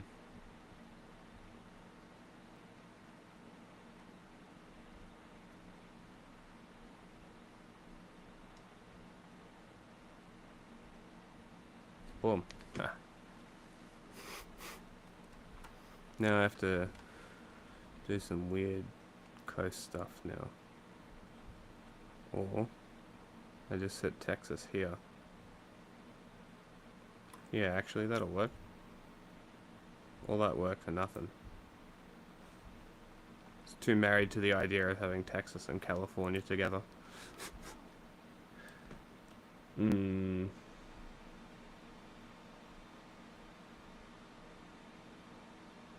I guess they can go together. Yeah, and then you got, look, Illinois and Indiana fit on the east side. North Dakota. See, because they got bottoms on them. Mm. You can slot them in on the bottom Oh, area. look. Here we go. We're getting somewhere. Wendy's crying. This is what you asked for, Wendy. You wanted this. Look, it would have been. I could have told him to stop it, but then I got involved, and now things are gonna happen my way. No, keep that on the east. Illinois and Indiana are good easters. Mm. All right, you want to throw a crazy one in there? Go on. Minnesota. I was keeping that one. Oh, there's New Hampshire at the top where it's the point. Yeah.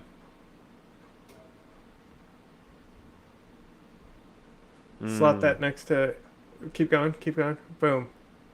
Yeah, that is a good one. Now, real quick, Google Tamil the Elf. Just hit open and tab where it's on screen. No. On Google Images. Yeah.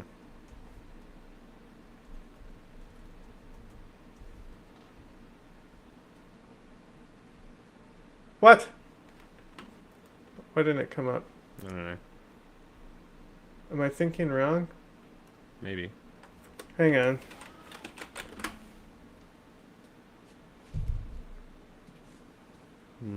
Oh, it's Mimal. M-I-M-A-L.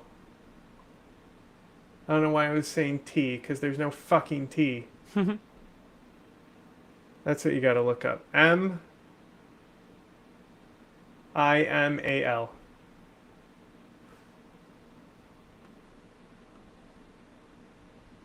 That'll work. LOL, after the whole gotta show you looking. Look. I was distracted.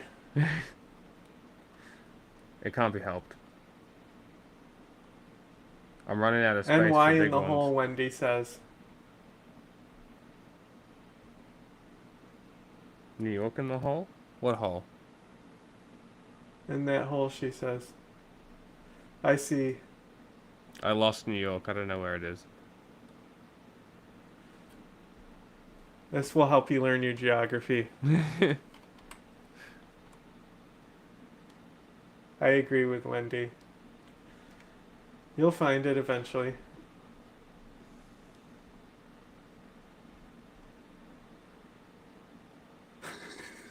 It's gone. There. This one. Sure. He hanging said out a above little bit. Oklahoma. Above You're going to Oklahoma. trigger her so hard putting it there. I don't know if that counts. We're going to, you know. It's overhang. Yeah, Long Island is. It's kind of like it was down here. Well, even then, it's got a lot in there. Yeah. Texas is a better fit there. You need to put the Carolina, or South Carolina down underneath that hole. I think North Carolina actually fits that one better.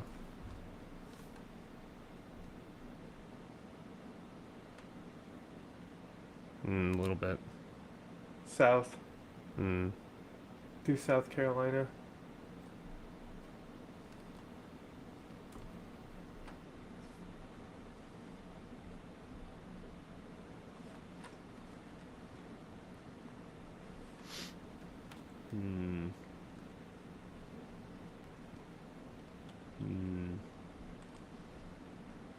Any more little states?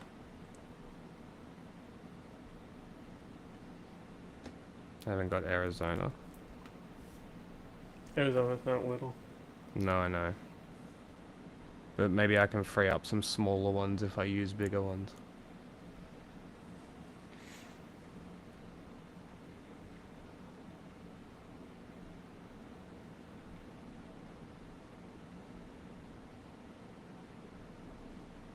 This is like me trying to play Spirit Fair, trying to fucking organize the buildings how I like them.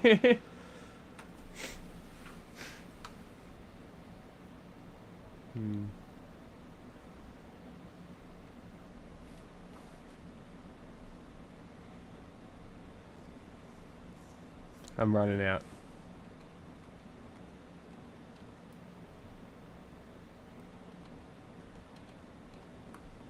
What else? What's South Dakota? These are all square.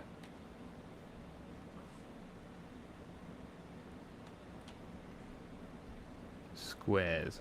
Squares. Bleh. Let's get California out of there.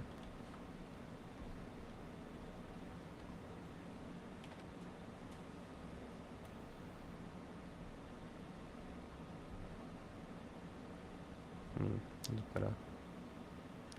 Now you got another Louisiana spot in there. Yep.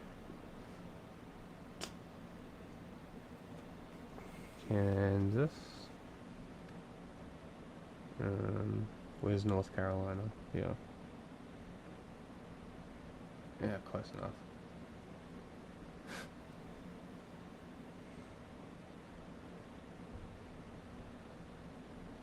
Now you got an Illinois-sized hole. Or an Indiana-sized hole. Arizona. Arkansas. And Vermont. Is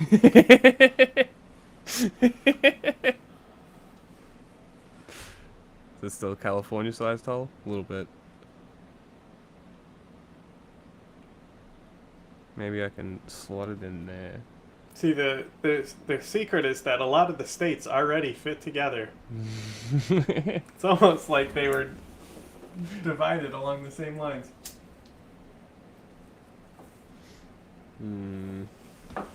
Biden sniffer.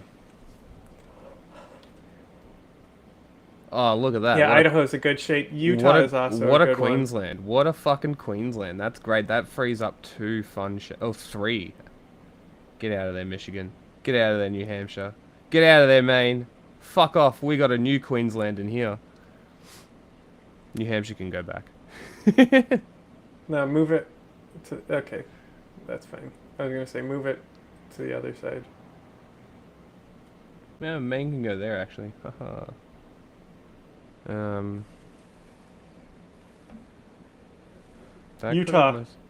Almost Good can... shape. Utah. Michigan's a hard one because it's got that overhang.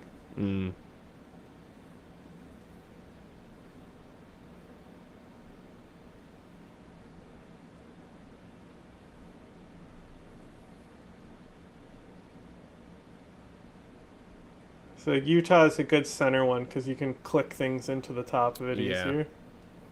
I need this shape. It's almost like South Carolina could fit there, but it's better there. I'm almost done. I'm running out though. Wisconsin? Did we do Minnesota? Yeah, we did. Have I got Wisconsin? Type it in. Nope.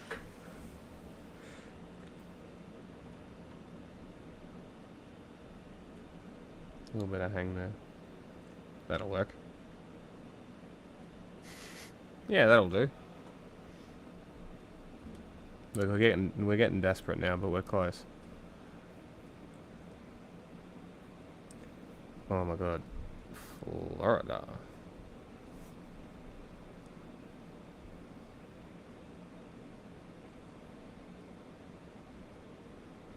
It's almost a better one there.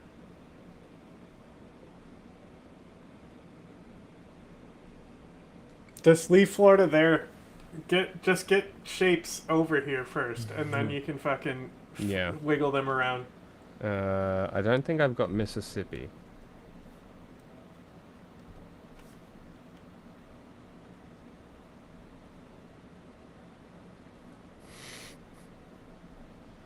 Are we just doing the lower 48? I was thinking to move Texas over and free up the small ones, but we got to get all the shapes over there, you know? We got to get more pieces. Wyoming.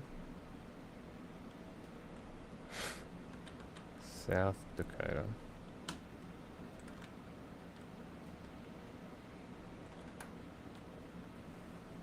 Did we do Montana? Montana's fucking huge. It's going to be a hard one. Yeah.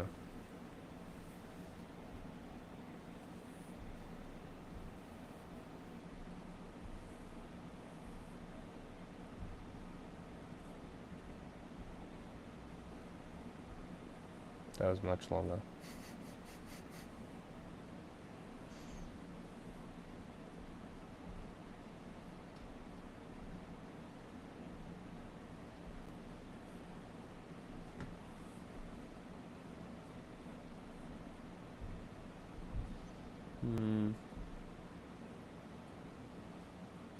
New Mexico.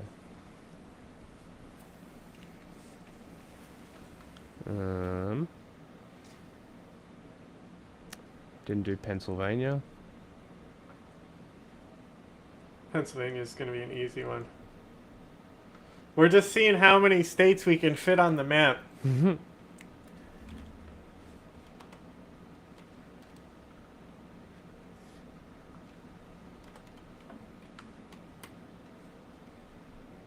think we run out of space. Yeah, he's got Maine.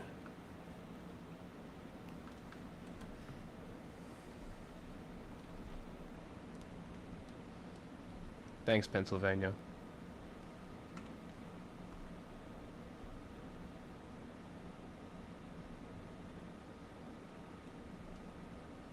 Thanks, Mississippi. So yeah, so Texas, what were we saying? Texas can move over, and then what can slot in where it is? Florida? So Texas, you get rid of all those small ones. Texas here. And then what? And then Florida can go in there. Mm. And then put Texas like on top of Florida, and then you can move everything underneath Texas. Only look at Texas and Florida. Fit those together.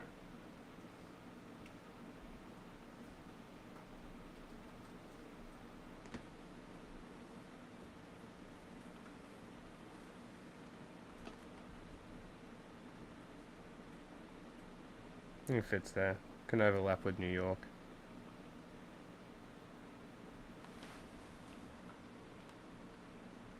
That one. That one. That one. That one. That one? Sure, let's do that.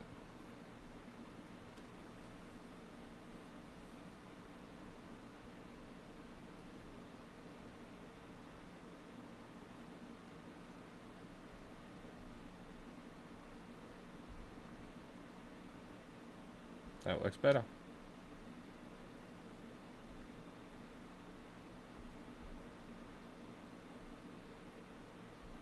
I'm satisfied.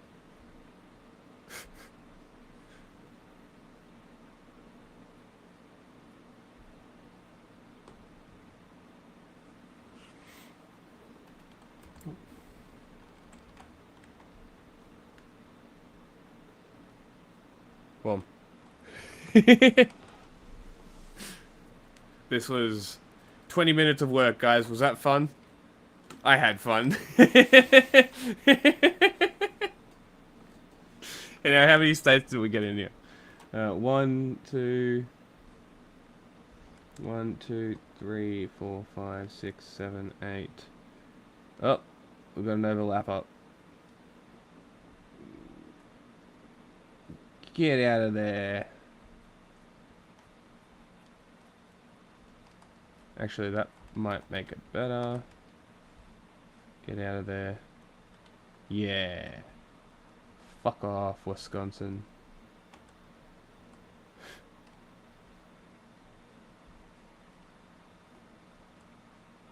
I don't like this one.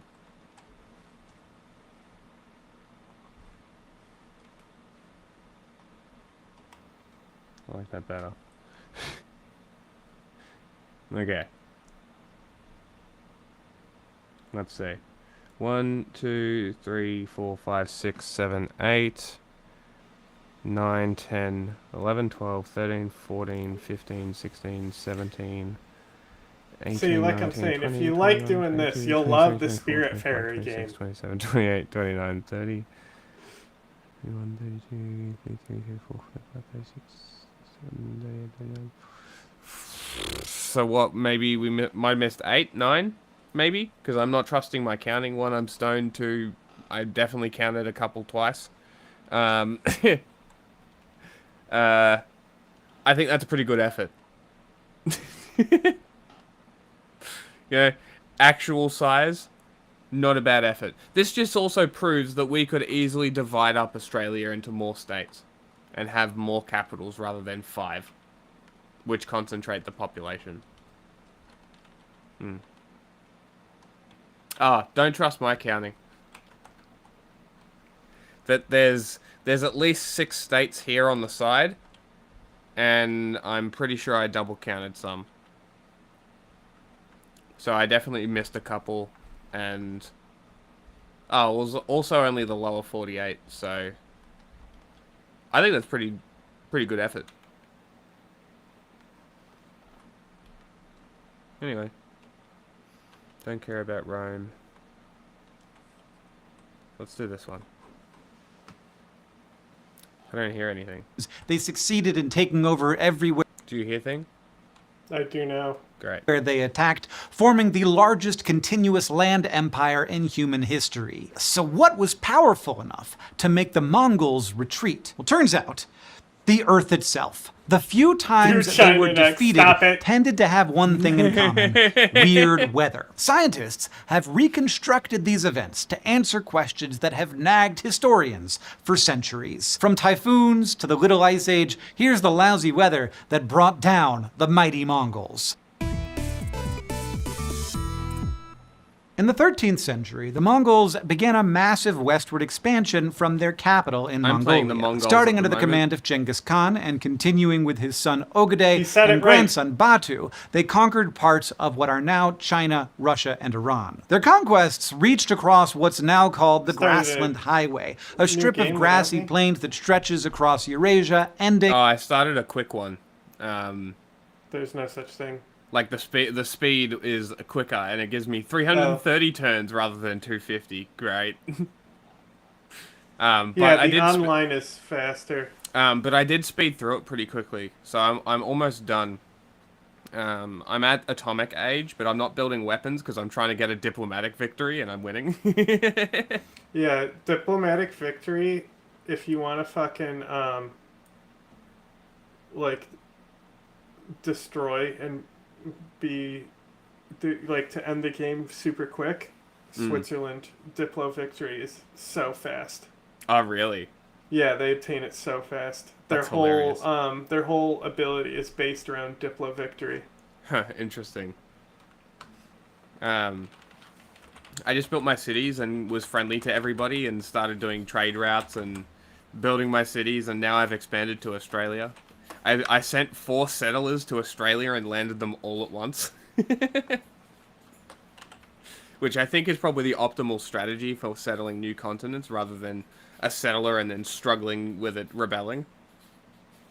And I didn't get any rebellion, so that's cool. In Hungary. And in 1241, the Hungarian king did what I'd probably do if I were in Sweden?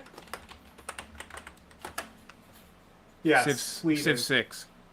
Sweden, sorry. I meant Sweden. Mm. So I also have a ridiculous military, for no fucking reason, because the barbarians were fucking my shit. I literally got put into a dark age because of the barbarians, and everything else has been a golden age because of how productive my cities are. So the Swedes' ability is Nobel Praise, which grants them additional great scientist, great engineer points from universities and factories, and it generates Diplo favor for each great person they recruit. Damn. Oh, that's another thing I have. I have like 800 Diplo points. It's fucking they crazy. also add 3 unique World Congress competitions from the industrial era. So they bring in more competitions that you can compete in. Interesting. But yeah, it's... So then their anti-cavalry unit can build open-air museums. And the open-air museum, let's see what that does. It does... +2 loyalty in this city, +2 culture, and +2 tourism for each type of terrain. So if you have if you build it on multiple terrains, then it gives you more tourism. And then her ability is plus Diplo favor for recruiting a great person. Yep. I didn't know which letter to pick, honestly. But I also picked the true scale map, which is really fun. I like the true scale map. Yeah, it's just like the true scale map is fun, but if you play America, you don't get iron. Interesting. So it like kind of handicaps you in the beginning. That's why Montezuma was so fucked in that one game. Because Genghis Khan obviously starts from Mongolia. China has no I've food. been asking how people Civ 7 is. That's the thing is, I've heard that Civ 7 sucks. Like, that's why it's... Yeah, we'd have to... Well, that's the thing is we'd have to mod it, but... Yeah. Because, like, if we do a true scale map, I think there's certain things we could do where we could fucking... have a really interesting game, like if we were Russia and Canada on the true scale map. Yeah. But even on a continent's map, if we're Russia and Canada, we'll have the starting bias. So it'll either put us next to each other, one in the north or in the south, or on separate continents, but we'll have all the Arctic that we can expand into, and nobody else can actually profit and expand into the Arctic, which allows Russia and Canada to expand really quickly. Oh, interesting. Because they can actually, and then also you can do. You get production and food from. Russia Arctic is immune. Tiles. Their combat units are immune from taking damage in blizzards. Oh, interesting. On their territory.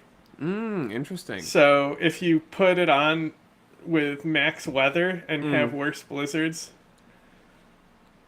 they won't affect you. They'll still hurt your tiles. Yeah. Interesting. Maybe because it's raining, so I'm probably not going to go to the gym today because I can't be fucked riding in the rain. So maybe in a couple hours we can jump back on and do a Civ. Oh, I always get them confused because in my mind, Civ 4 is the one before 6. And I always get them confused and say Civ 7 is the new one. Well, it's almost summer. It's literally the last day of spring, and it's fucking raining. But the next week and a half is all sun. So, and I get my peas 2 days, which means I don't have to wear this fucking high-vis bullshit anymore. You can't sit there. I don't have to wear this high-vis anymore. I can fucking take the stupid plate off my fucking bike. I'm so excited. And then I have to try and keep my license. Yeah, you can't build up maps in the True Scale Earth map. Yeah, it doesn't have like very good flood or climate change effects even. Yeah. Like, Britain and Snow shit was cool, fucked by the flooding, but... Yeah, Britain was gone. Soldiers of a notorious army, he fled. The game then we did, Batu it was Khan got to really work. like your first like true game of Civ that we did. Yes, and I like, never really played it I properly. did true Earth start position and told Jack to be Australia. Yeah. And then I was Hammurabi. Hammurabi, yeah. Hammurabi is And, my like- friend in this game too. Hammurabi loves me. Hammurabi is so fucking broken. Oh, really? Yeah, you can get like planes in the medieval era if you know what to do. Setting up the foundations of an occupying government. It was looking like an inevitable expansion of But the I also empire, made it so but the I next would be year, surrounded the by Mongols enemies. abruptly turned Yeah. around and retreated. For centuries, historians have wondered what caused this change of heart. Nearly 800 years later, paleoclimatologists have finally found clues to the mystery in the trees. If you count a tree's rings, you can figure out how old it is. But because a new ring grows each year, they can also record information about the conditions, like how warm it was that year. These researchers looked at trees from 5 sites across Europe that revealed 4 years of warm summers How cool starting in are 1238. But this balmy spell abruptly ended with a particularly cold and wet 1242. Historical accounts indicate the Mongols had difficulty crossing flooded and muddy terrain. I mean, I don't know if you've ever tried to operate siege engines in the middle of a muddy swamp. Apparently, it's no piece of cake. On top of that, the combination of war and cold weather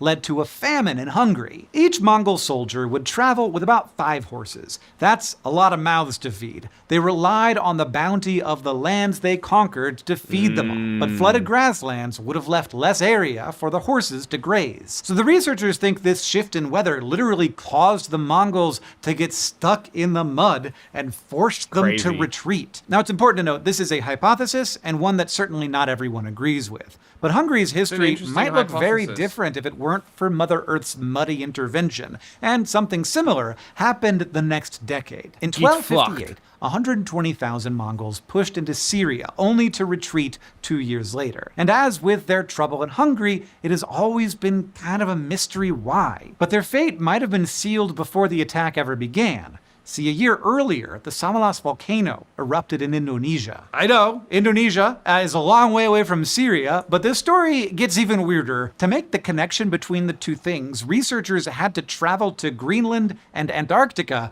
to extract long samples of ice. They were looking at the ice in cold places where it's preserved in layers that identify exactly when it froze into place. And in the ice layer from 1257, they found abnormally high amounts of sulfate, one of the big things that volcanoes spit into the air when they erupt. From this data, we know that the eruption of the Samalas volcano was the largest in 2,500 years, which means that sulfate would have traveled far and wide. These ice cores were solid evidence of just that. Eruptions of this size spew tiny aerosol particles into the atmosphere, which not only get trapped in ice for thousands of years, but also have the more immediate effect of reflecting some of the incoming sunlight. This means less heat from the sun gets absorbed by the Earth and atmosphere, and it can have a big impact on the climate. The same research team that studied the Mongols' time in Hungary looked at more tree rings and used a computer climate simulation to figure out the volcano's impact on the Syrian climate after this eruption. They found that immediately afterward, the summers became cooler and much wetter for a few years. Here, they think the rain was temporarily a good thing because it increased the greenery of the region, feeding all those hungry Mongol soldiers and horses. That's hungry, like the feeling, not hungry, like the country. But when things reverted to the pre-eruption dry conditions in 1260, the land couldn't support an army large enough to defend the Mongols' new territory. This idea matches another study that found that back in central Mongolia, the initial conquests of Genghis Khan correlated with the warmest and wettest period in the last 1,000 years. These were times when favorable weather provided lots of productive grasslands for large herds of livestock. So it appears that the eruption made Syria seem like a great place to invade until it reverted to a desert. But as we've already seen, you can have too much water, and that's what happened to Mongols again in one of their most famous attacks. But before we get to that, here's a quick ad.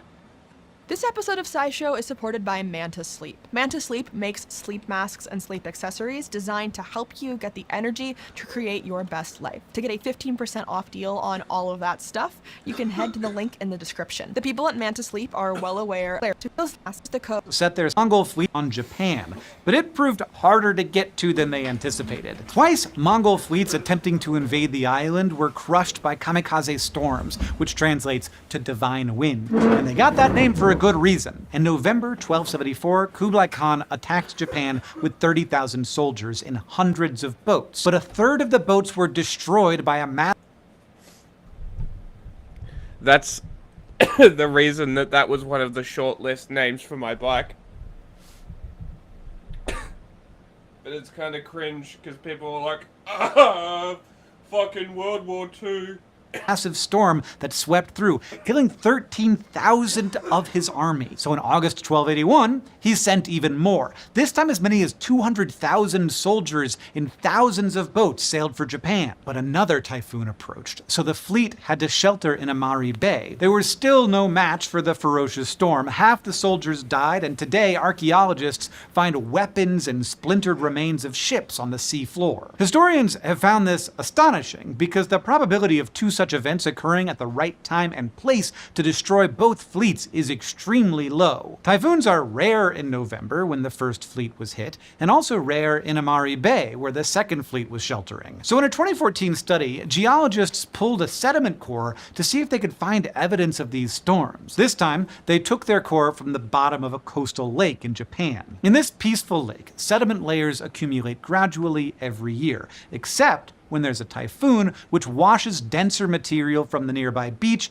into the lake and forms a recognizable layer at the bottom. The radiocarbon dates in the core aren't precise enough to be sure which layers are the exact storms from 1274 and 1281. However, they can see that this was a period of more frequent strong typhoons than we see today. So they think there's a high probability that two of these typhoon layers are from the kamikaze storms that pushed back the Mongols. It's yet another case of foul weather defeating an otherwise invincible army. But we still have one last... that is actually a part of Japan mythology. Like this story is a part of like Japanese, like a major part of Japanese mythology, early writing sort of stuff. Very interesting. Last example to cover. Between 1330 and 1390, the Mongol Empire started to decline, even in their long-time stronghold of China. This is known as the Chinggisid crisis. Now, there were a lot of reasons for this. Political instability and the spread of the Black Death are the most commonly cited, but there was also evidence that climate change played a role. This was the beginning of the Little Ice Age, 500 years of particularly variable and chilly temperatures. Besides more tree ring studies, paleoclimatologists have used pollen, stalagmites, and even bat poop, or guano, to show how important climate was during this period. Looking at which types of pollen are preserved in peat bogs tells you what plants were thriving each year. The chemical composition of stalagmites growing up from the cave floors records how much rain fell in a year. And speaking of cave floors, bat guano gives you an idea of what bats were eating during a certain period. Combining these lines of evidence with historical documents, scientists believe that the start of the Little Ice Age in China was a roller coaster of climate. Periods of heavy rainfall and flooding alternated with intense drought. This led to crops failing and plagues of locusts, which further decimated the food supply. The famines of the 1340s were so bad, there are even reports of cannibalism. The Mongol government responded by spending as much as 30% of their budget on aid for the population. But this depleted their coffers and devalued their currency. All of this led to social unrest and rebellions. The Mongols finally lost control of China in 1368 when Ming forces pushed them out. The Mongols had a good run, but even the largest land empire in human history wasn't impervious to the weather. So next time you're planning an empire-expanding campaign in a far-off land, you might want to check the long-term forecast first.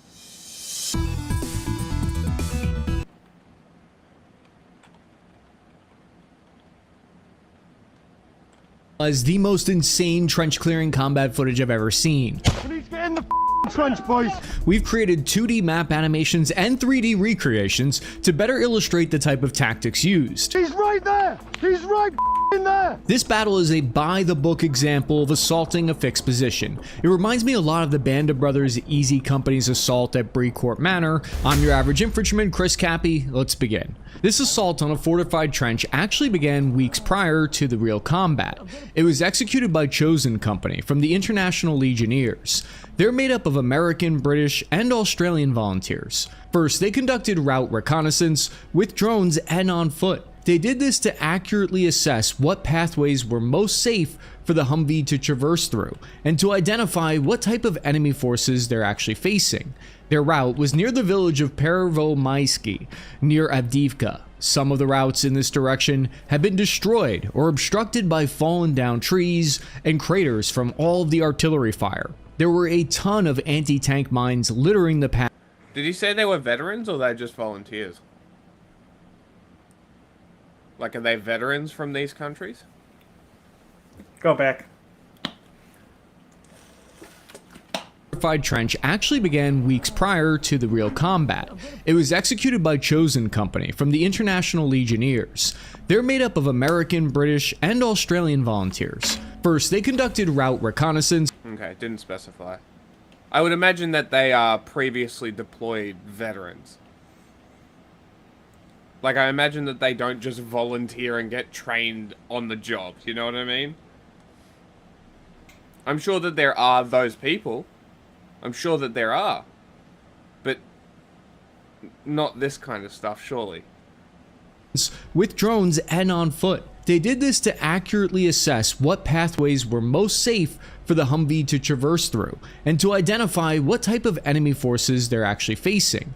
Their route was near the village of Pervomaisky, near Avdiivka. Some of the routes in this direction have been destroyed or obstructed by fallen down trees and craters from all of the artillery fire. There were a ton of anti-tank mines littering the path as well, as they discovered, so the infantry needed to sneak up on foot to see where the Russian positions were located and get eyes on their defenses. Chosen Company posts videos from a lot of their engagements on their YouTube channel, the International Legionnaires, but interviews from their actual squad revealed that recon intelligence showed the Russian trench had two separate positions. The forward one, which was an L-shaped trench, had a nicknamed Position 105, and then the rearward one, nicknamed Shovel, was located 60 meters away, shaped like a T. Recon determined Position 105 was likely their main fighting position, and Shovel was their kind of rest and refit area. They got eyes on two Russian squads from here, and they would be up against a force of about 20 enemy troops. The trench was well fortified with PKM machine guns, AKs, mortars, RPGs, FPV drones, grenades, and they were reinforced by artillery units nearby. But first, all the animation work in today's episode is sponsored by PDS Debt, because credit card debt is a system that's designed to keep you and fly away from being free. During the offensive in the region, they got the call from higher up that the operation was a go. Ready, boys? Aussie! From the ORP, or Objective Rally Point, they zig through tree lines and they zag through brushes. For an infantryman, ironically, this can be one of the worst parts that oftentimes no one talks about. The tension, the nerves en route, heading there, right before actually hitting the objective, replaying your whole life before your eyes. The 5 Humvees from Chosen Company and a Ukrainian team drove for a few clicks, heading past the zero line, bypassing the enemy trench completely. Since they're carefully, meticulously plotted out exactly how they would infiltrate to the objective, they traverse the direction that has the most cover and concealment on the way to the trench line, because they knew they were going to be taking fire all the way in. The squad leader called in support elements from their engineer unit, and they deployed the American-provided Miklik. This fires a rocket-powered explosive line charge, and it landed across the minefield and detonated, clearing a path that's about 150 meters long and 8 meters wide, certainly big enough for you to drive a convoy through. After the long explosive rope detonated, they traveled through the safe lane, and initially the Humvees passed through safely. The Humvees from Chosen Company leapfrogged the first Russian trench line, penetrating 600 meters deep in order to hit the rear defensive position 105 and shovel. By doing this, Chosen created confusion for the enemy, because they were not expecting this unconventional, risky approach. As soon as Chosen Company got within small arms range, the Humvees acted as bullet magnets, drawing fire from the enemy. RPGs and mortars start raining down on them, just barely missing one of the Humvees. However, the Miklik explosive had missed clearing one of the mines, and one of the Humvees detonated a landmine right as they were getting on the objective. This sent dirt and dust flying up everywhere and created confusion. Miraculously, no one was killed or even severely injured. The Humvee protected them. The Humvees got to within 50 meters of the trench line, which is where they dropped them off at 3 separate locations that they previously planned for. This was part of the plan, to help cover the 2 squads as they moved in to assault the trench. The American, British, Australian volunteers from Chosen Company poured out of the Humvees and began laying down suppressive fire on the enemy trench.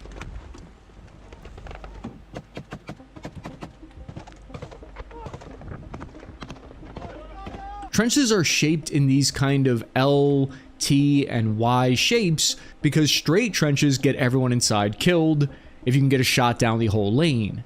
And shaping them this way prevents grenades from blowing the whole trench up. It creates interlocking fields of fire, as we'll see, that can shoot left and right for both trenches without exposing themselves to incoming fire as much. The 2 assault teams from Chosen Company hit the shovel T-shaped trench, and at the same time, the Ukrainian assault team hits position 105 to the left. This way, the Russian defenders at each location would be less effective at engaging the other team, as the trenches are designed to do. The enemy trenches are set up to cover one another with overlapping fields of fire, so it requires coordination and teamwork on both sides.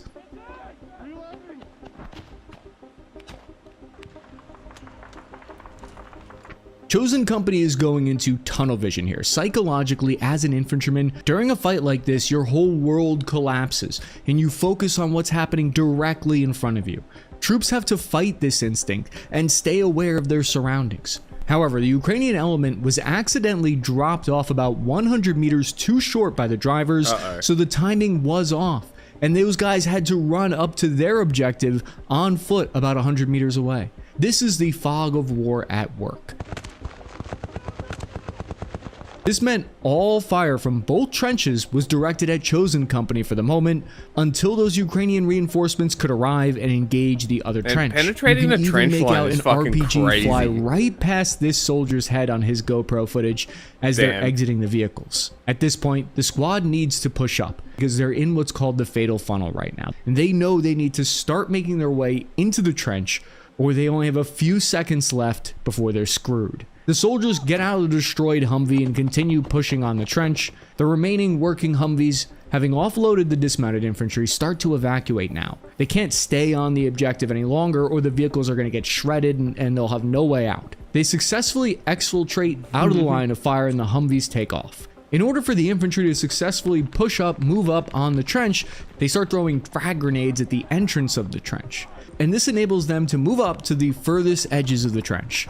Alpha Team pushes up on the Russian troops and backs them up enough to clear what's called a breaching entry point for the trench. Weapon up, weapon up. Let's go, boys, we're good. Get down, get down, get down! They move into the trench on the left, which is like breaching a door, but 10 times more pucker factor. Alpha and Bravo Team from Chosen both enter the trench from different sides.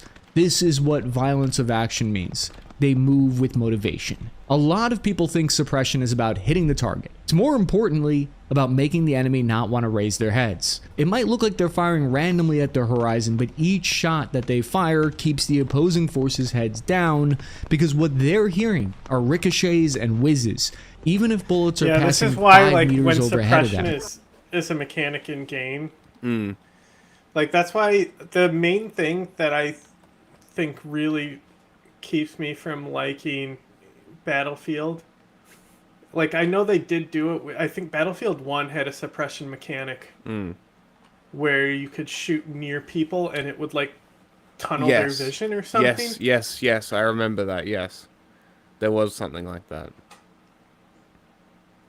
But I don't know if it's in the newer ones. But, like, I would rather just have... That's why, like, when I do Helldivers, because it has suppression, like, to support my team, even if I'm, like, not with them where I can accurately hit, I like to have a gun that can put rounds down range. Yes. Right? So, like, for example, if I'm on your fire team and I'm coming in down the line, flanking them and suppressing them, that gives you more time to line up railgun shots. Yeah. And it does. It makes it way more effective. Because the railgun is really good on those robots. That's why I like the robots as well, because of the suppression factor.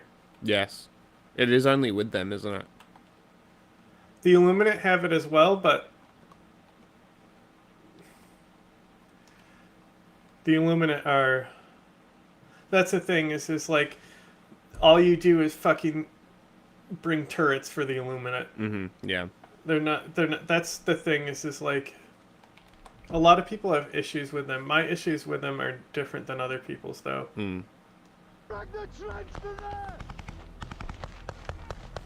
Here we see that there is a Russian soldier right directly 2 meters in front of them, right here at the entrance to Bravo team's side on the right side of the trench. This is the make it or break it moment. As they cross into the trench, they have to trust one another to cover the different lanes of the trench to the left and to the right. One of the soldiers from the Foreign Legion is hit by spraying fire from 20 meters away. He's wounded at the entrance, but he's still alive. Another one of the squad throws a grenade down the trench, and the Russian soldier tried to pick it up, tried to throw it back at them, but it exploded, killing him. Over at the other part of the trench, the other fire team, Alpha Team, starts to make progress, breaking through to the makeshift first bunker. 2 of the soldiers are positioned at the little dugout when they spot an enemy. They return fire 2 meters in front of them, dumping their entire mags at him, but he ducks away and they're unsure if they were able to get him.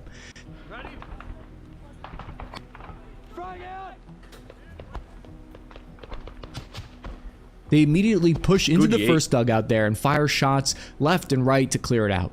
They use this fortification as a moment to catch their breath and to reload.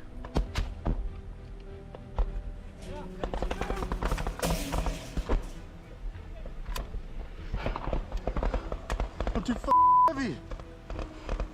Combat like this is basically like your brain trying to run 20 tabs at the same time. If there's a break that you can catch, you have to do it. From there, the squad pushes up through the trench where it forks.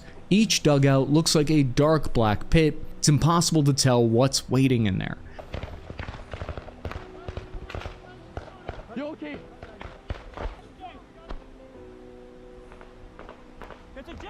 At the next bunker, they push to find a dead Russian soldier. We now cut back to the GoPro of a different soldier, back to the other part of the trench where Bravo team is now firming up, getting a foothold in the trench, and they're tending to their one wounded soldier. An enemy FPV drone hits near them but misses. It's the first such one that they encountered. They start to creep further into the trench to the first bunker system where 2 enemy Russians are spotted.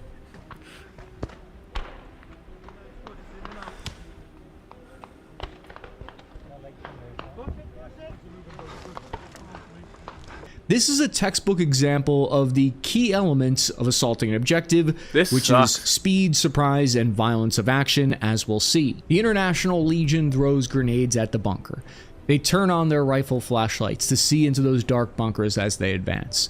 Then something I have so much crazy respect happens. for these Two guys, Russians who are honestly. confused because they hear the other team shooting on the other side of the trench made them run into the trench right next to the Foreign Legion soldiers. Again, it reminds me of that Band of Brothers show where they start shooting on their own positions because they have no idea what's going on.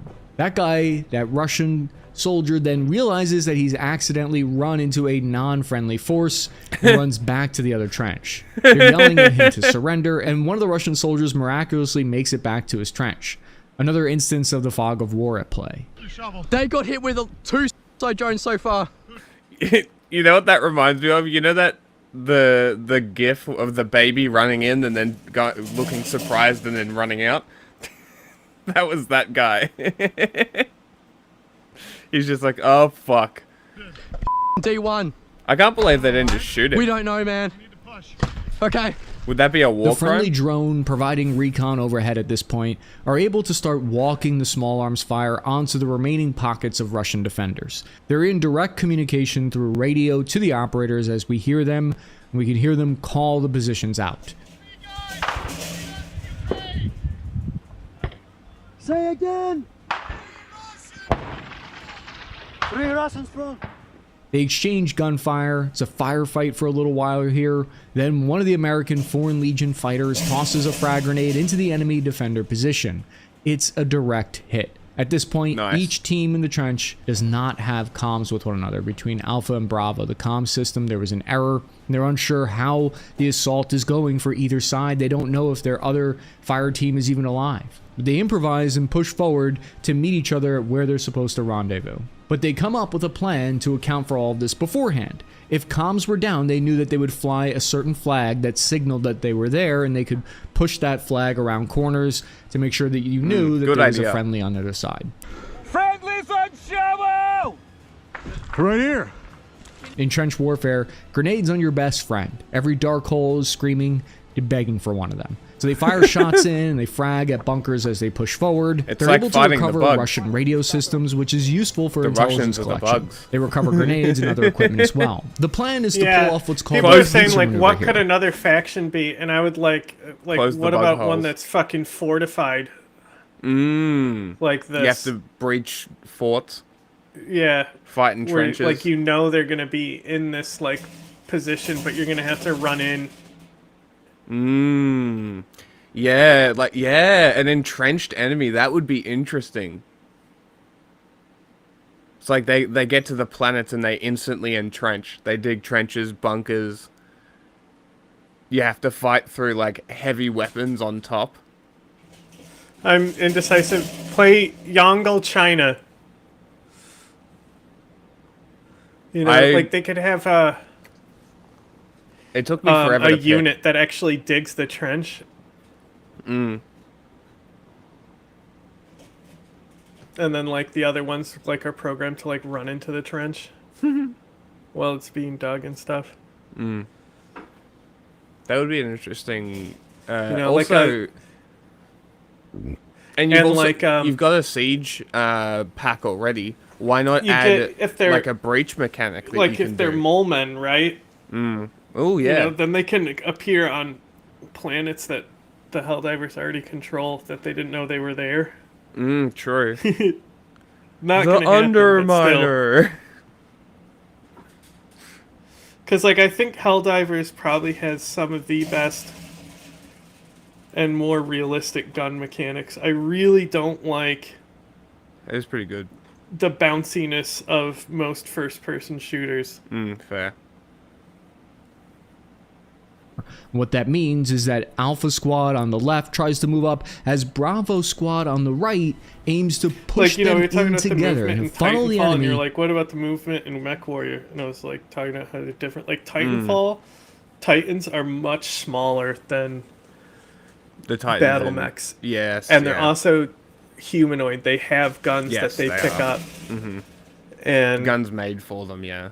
And It's like swords. The Ronin can phase shift with a sword. It's fucking. there's stuff like sick! there's stuff like melee weapon. There's melee weapons in Mech Warrior too, but the thing is that like your lighter mechs are 25 ton, Mm-hmm. and then when you get into the assault class, they're like 90 to 100 tons. Yeah, okay. So most of your mechs are between 50 and 80 tons, which is about the size of Titanfall Titans. Okay. But, like... Maybe I'll stream the Titanfall It's campaign. easy. Well, like I said, I have it too. For the Mech Warrior mechs, like their standard speed would be like 60 miles per hour. So like they're moving very fast, but they don't like the way that they jump. They don't like kick off of walls. They're too heavy. Yes. Yeah. And stuff like that. So like I could get it into like 120 kph with a 100-pound mech, because if you put jump jets on it, the jump jets can propel you forward with more speed. It's always the so biggest... then imagine a fucking 100-ton machine flying through the air at 120 kph. Yeah, it would look insane. Yeah. Also, so like that's the stopping thing would is be Titanfall crazy. has that sense of scale. Right, where you have the infantry among it. When in MechWarrior, like, it's just some mech. of them do have infantry, but the infantry literally like can't even damage you, and you can just like step on them and shit.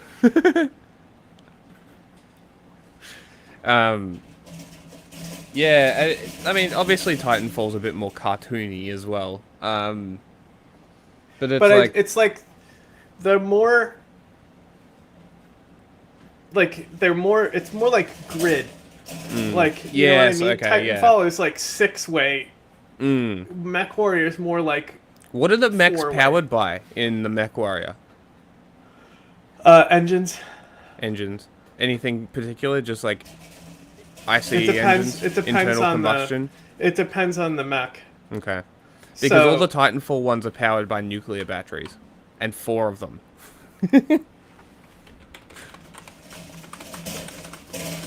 So, yeah.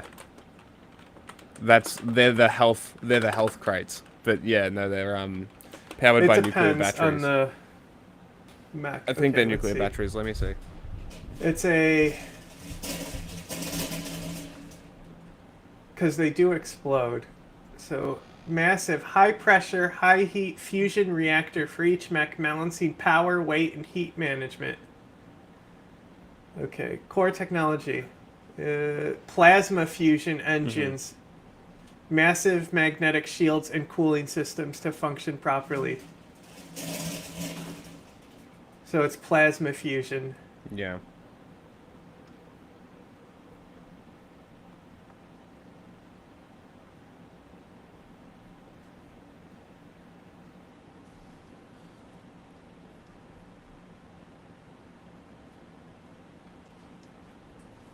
You want to see the design? What they look like? Yeah. There you go. Look at this. What do you think? Realistic enough? Sure. What am I looking at? This is a fusion. This is their fusion engine. Oh, a fusion engine. Yeah, so it's plasma fusion. You can see this. It's got cylinders, right? Interesting. I don't know anything about plasma fusion. Well, I mean, you can see these are spark plugs and cylinders, right? These are pistons. Like, this is still a piston system. Right? Are you looking? Maybe. See? It's got it's got the piston blocks in it. And spark plugs. Sure. You see that, right? No.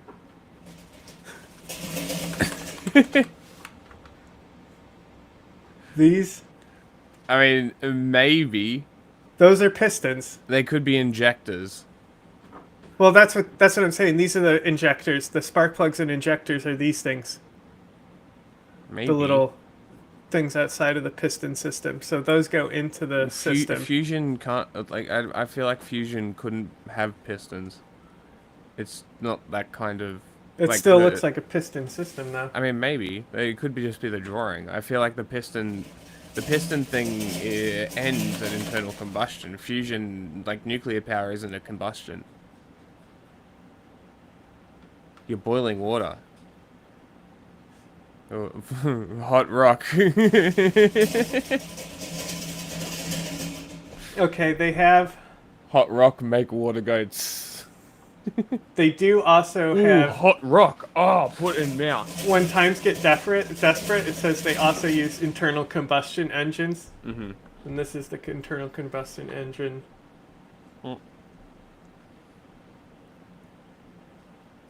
V8. Nice.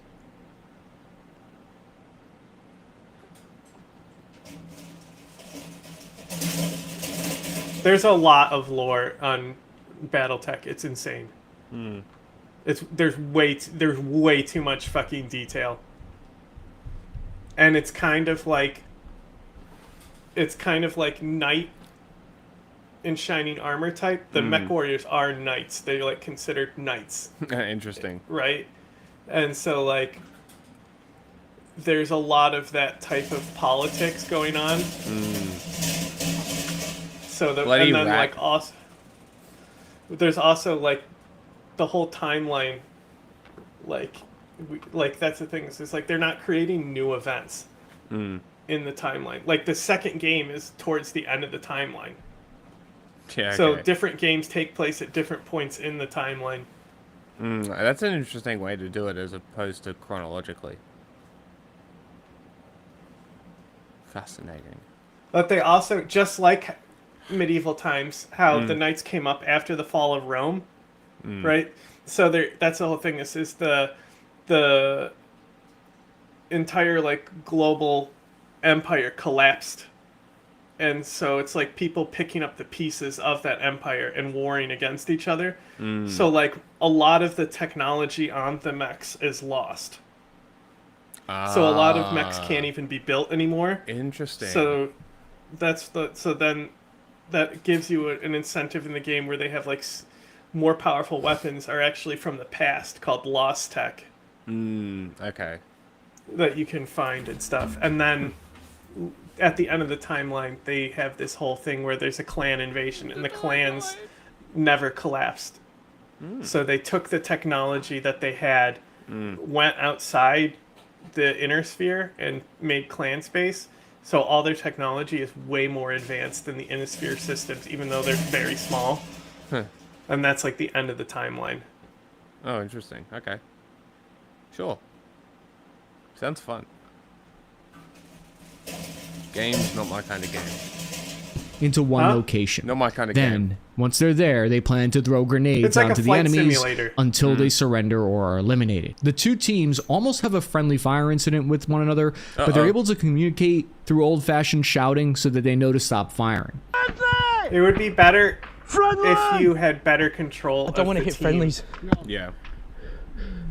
Because at this point, Alpha and Bravo, the two fire teams, are able to link up with one another, and they know that they've now cleared that whole trench. They search the fallen body of a Russian PKM gunner, and as the International Legionnaire soldier searches him, he says, it is a cold, candid moment. Bad day at the office, mate. Then a Canadian International Legionnaire fighter then gets hit. That's as good as a you can't park here, mate.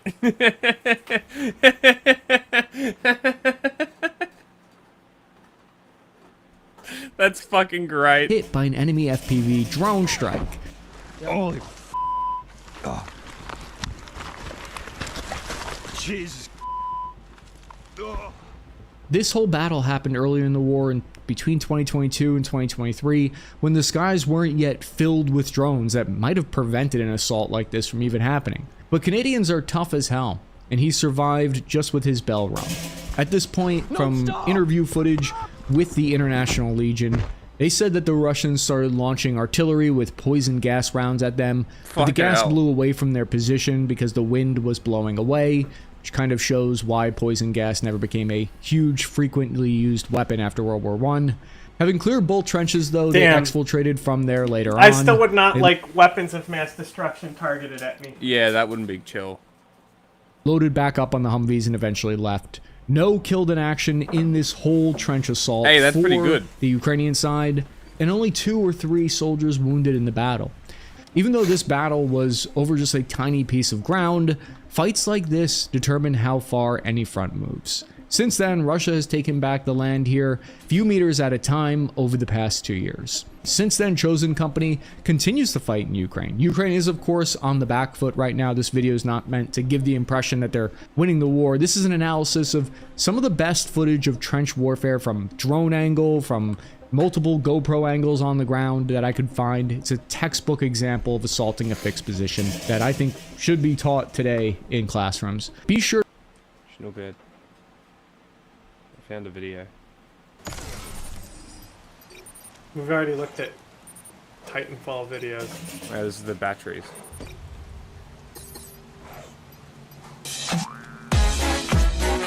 Oh my god. What in the royalty-free fuck? These things. Stop it. Let's find out what they really are. So before we dig into what these batteries are, what's their function? When you put a battery into a Titan, 2 things happens. First off, the Titan regenerates some additional health and its core percentage is increased by 20%. I don't care. Then it gives the Titan a protective invisible batteries shield. Batteries regenerate the health, that's dumb. Also smaller firearms. When a battery is pulled out of a Titan, it will lose shields one are also dumb. Or the entire shield, if it has one. So like Mech Warrior, right?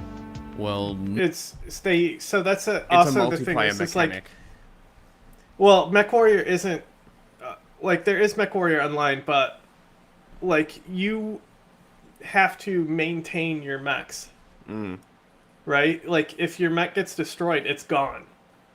Yeah. Okay. So that's a common thing, even in Steel Battalion. This is a mechanic.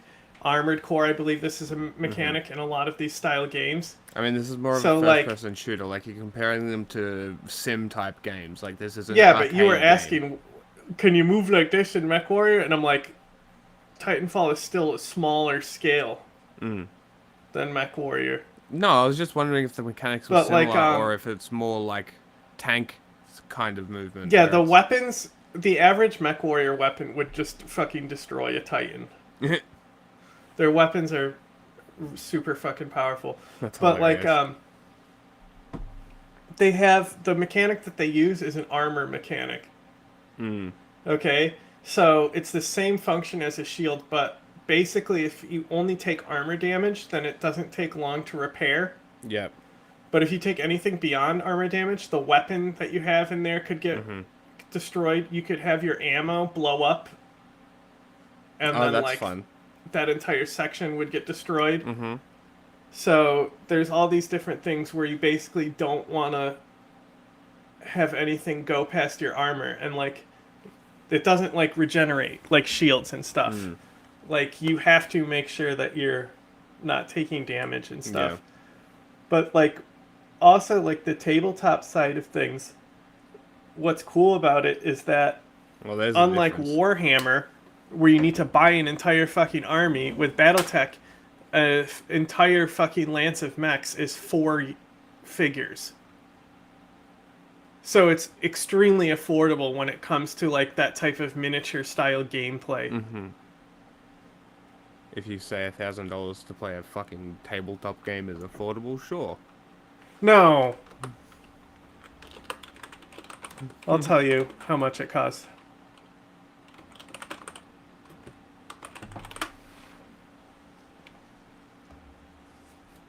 It's fucking crazy. Okay, here's a Inner Sphere lance on Amazon. $30 for an entire lance. Ah, that's okay. That's great then. What are you talking about? Yeah, so $30 will equip you with an entire lance. That's all you have to do to start, and then you just go to wherever the games happen, you know? What do I look like? Show me.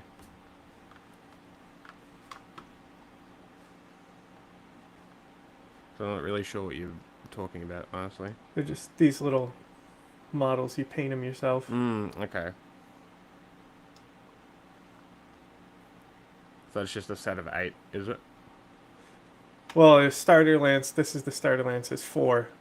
Okay. That's all you need. So 4 is a full lance. Okay. You know, I always wanted to play that's way Warhammer better. when I was a kid, but it was so expensive. It's so sort of... Yeah.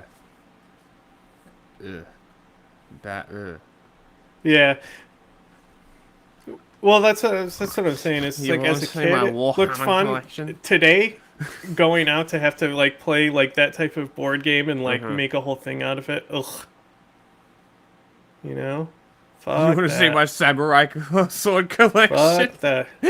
Fuck that. The most milady people you would ever meet. Maybe on the surface, but what happens if we dig a little deeper? If we want to know what these batteries are, then we must understand what happens on the hood of the Titans.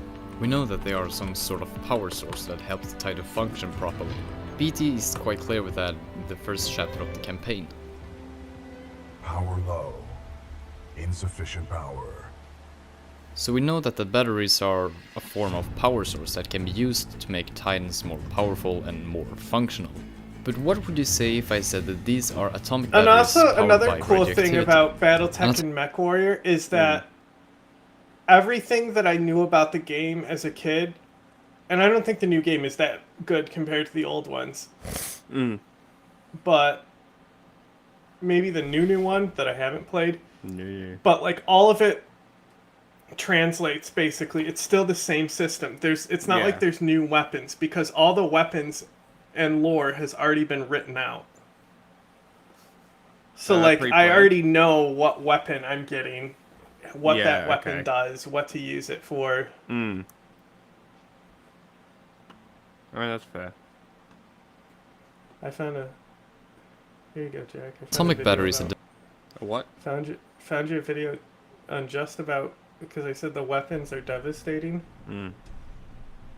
This is just the In this video, we're going to be breaking with the format of our previous entries in this series. Namely, that unlike before, the humble LRM ranges wildly in capacity. But each missile, regardless of the package in-game, though perhaps not in-universe, is essentially the same. This long-range weapons package is the king of the support weapons, and if I may bore, many mechs which lay in unsalvageable heaps, or ones which are being recovered, will be pockmarked by hundreds of impacts by these little monsters, with just as many finding their way past the exterior of the target and destroying their victims inside. Something which I find important to convey, as with our prior entries again, is that LRM systems are not one missile, the inner sphere LRM statistics. In its simplest form, the LRM-5, it weighs 2 tons prior to ammunition and takes up 1 critical slot. Next, there is the LRM-10 launcher that takes up 5 tons and 2 critical spaces. Probably 20 package, which weighs 10 tons and 10 missiles available to launch, meaning that an LRM-5 does a maximum of 5 damage, a 10 does a maximum of 10 damage, and so on and so forth. I wanted this converted to real-world statistics. Like how big the missiles actually are and how much damage they do, because the missiles are very small in-game. It's like a metal stone, is it? Device or a battery that uses decaying isotopes, which are unstable elements with uneven protons or neutrons to create energy. The energy is often converted to electricity so it can power bigger things like spacecrafts, but also small things like pacemakers. These batteries have a much longer lifetime than your typical AAA batteries. I mean, look at this. This is a preview of an atomic battery from Stanford University. Just the shape and construction of the battery looks just like the battery from Titanfall 2. We can also see that the batteries are used more than just to power Titans. We can see that in the MCS James McAllen, where there are multiple batteries, some still have power and some do not. If this wall of batteries is a recharge station or a fuel station is unknown, but it would explain how the entire fleet is powered. But how can an atomic battery work like it does with a Titan? Pretty easy to say. All Titans have a core. Alright, I know what you're going to say. Oh, so because it's called core, it must be a nuclear core. Well, not exactly. All cores are tied into a specific characteristic that is shared with the Titan. An example, when using Norsa's flight core, your thrusters are much stronger than when using your normal hover. And when you put a battery into a Titan, it will grant you some core charge, which might hint that the core is charging that Titan's abilities. Then, when activated, it will overclock the Titan's systems and you can now use more power at once. But how do we know that the core of the Titans are nuclear? Well, we don't have to do anything more than to check out the Titan kits for every single Titan in the game. They all have nuclear eject. While you have nuclear eject equipped and your Titan is doomed, you have the ability to trigger a nuclear detonation before ejecting. And if that wasn't enough, when going to doom state, each and every Titan says that the reactor core is exposed, which supports the theory even more. Warning, potential reactor overload, battery required. But you don't have to equip nuclear eject to trigger an atomic explosion. You can actually force another Titan to do so. In front of defense, you can buy something called nuclear rodeo. When you jump up on a hostile Titan, you can activate it and you will pull out a red glowing battery, which you then push into the battery slot. After that, the Titan will automatically trigger its nuclear core and detonate, just like when you're using... Okay. So these are the missile sizes, and there's a guy there, right? So they're about people-sized. Okay. And these are like... Sabo rounds. Well, one is a Sabo, yeah. But basically, the short-range missiles are kind of like a shotgun. Okay. And then the long-range ones. So, like, a lot of the support mechs that are long-range, they have, like, a shitload of missiles, right? So, like, that size of missiles, and then...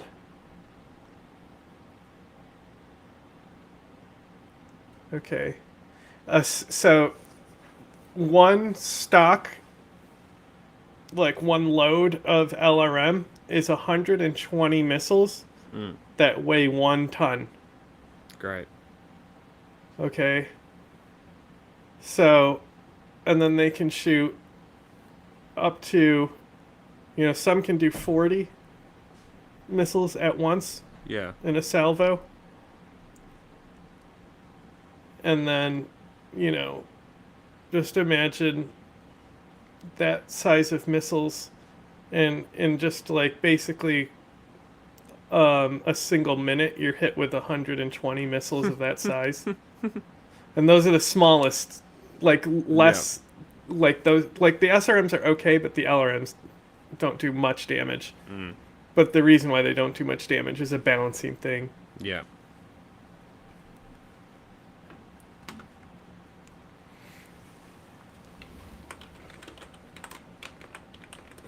A lot of choice.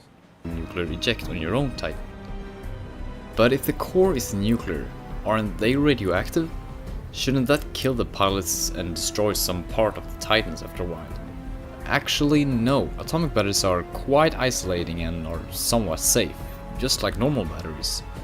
Even if the batteries are leaking radioactivity, the pilots are still safe. Their suits are somewhat radioactive resistant, as we can see in the chat with the beacon, when Cooper fixes the power of the beacon itself by running into its power center.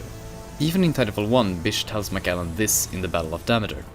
Except there's one problem. There isn't a Titan in the world that can protect you against that kind of radiation. But what about the Vanguard Titans? Why do they need 3 batteries while the other Titans only require 1? Good question. Vanguard Titans are more complex and have more features that may require more power. It has the ability to change loadout and use other Titans' abilities, which in itself sounds quite complex. I mean, it's an Atlas chassis that can use hover and flight core. If we look at Northstar and BT, you can easily see that BT looks more heavy than Northstar. Also, the Vanguards don't actually need 3 batteries to work. They can still work with 1 single battery. Just not as efficient as the other Titans. You can still sit inside them and use them somewhat alright, as we can see when Lastimosa saves Cooper from the Prowlers.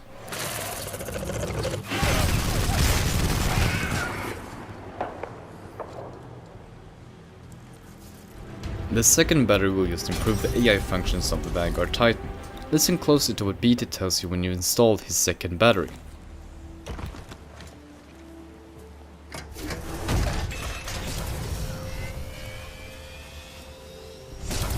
Power at 2/3. Data initialized. Ocular system online. Adjusting focus. Are you alright? That's another thing. The Titans have AI. I don't know how much artificial intelligence is in the Mech Warrior universe. I think that AI is just an excuse to have it talk to you and have the buddy cop relationship with the robot. Like and then also I was looking up the autocannons, right? Which translate to reality. The smallest one that you'll have is a 50 millimeter cannon.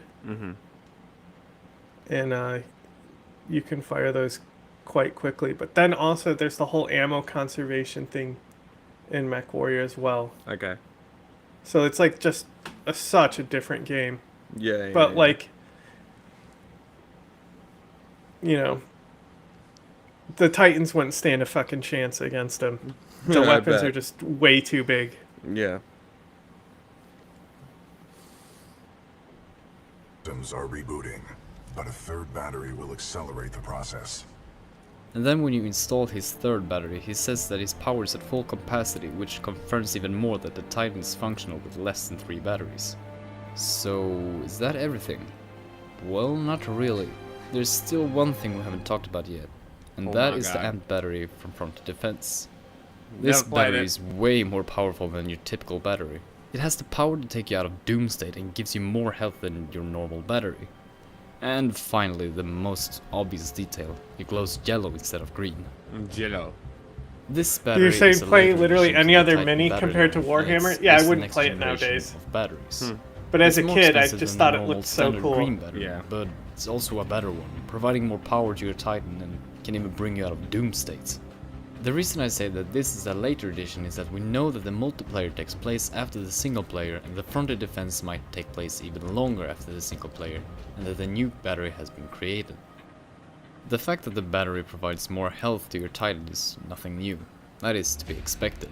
But taking it out of doom states, that is impressive to say the least.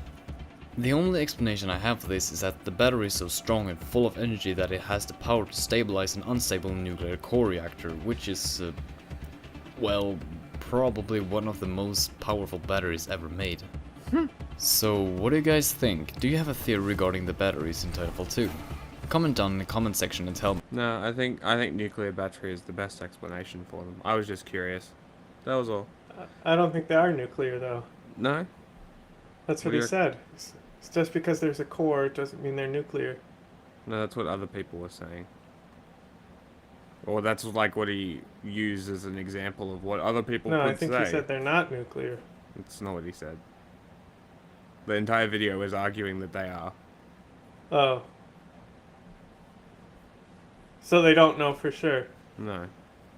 See, that's the thing about BattleTech is that they actually tell you. They can tell you the fucking company that makes the specific system and stuff. It's way too in depth. It's so stupid. Fucking nerds. Dude, there's like thousands of companies in universe. Hilarious. Well, we're done.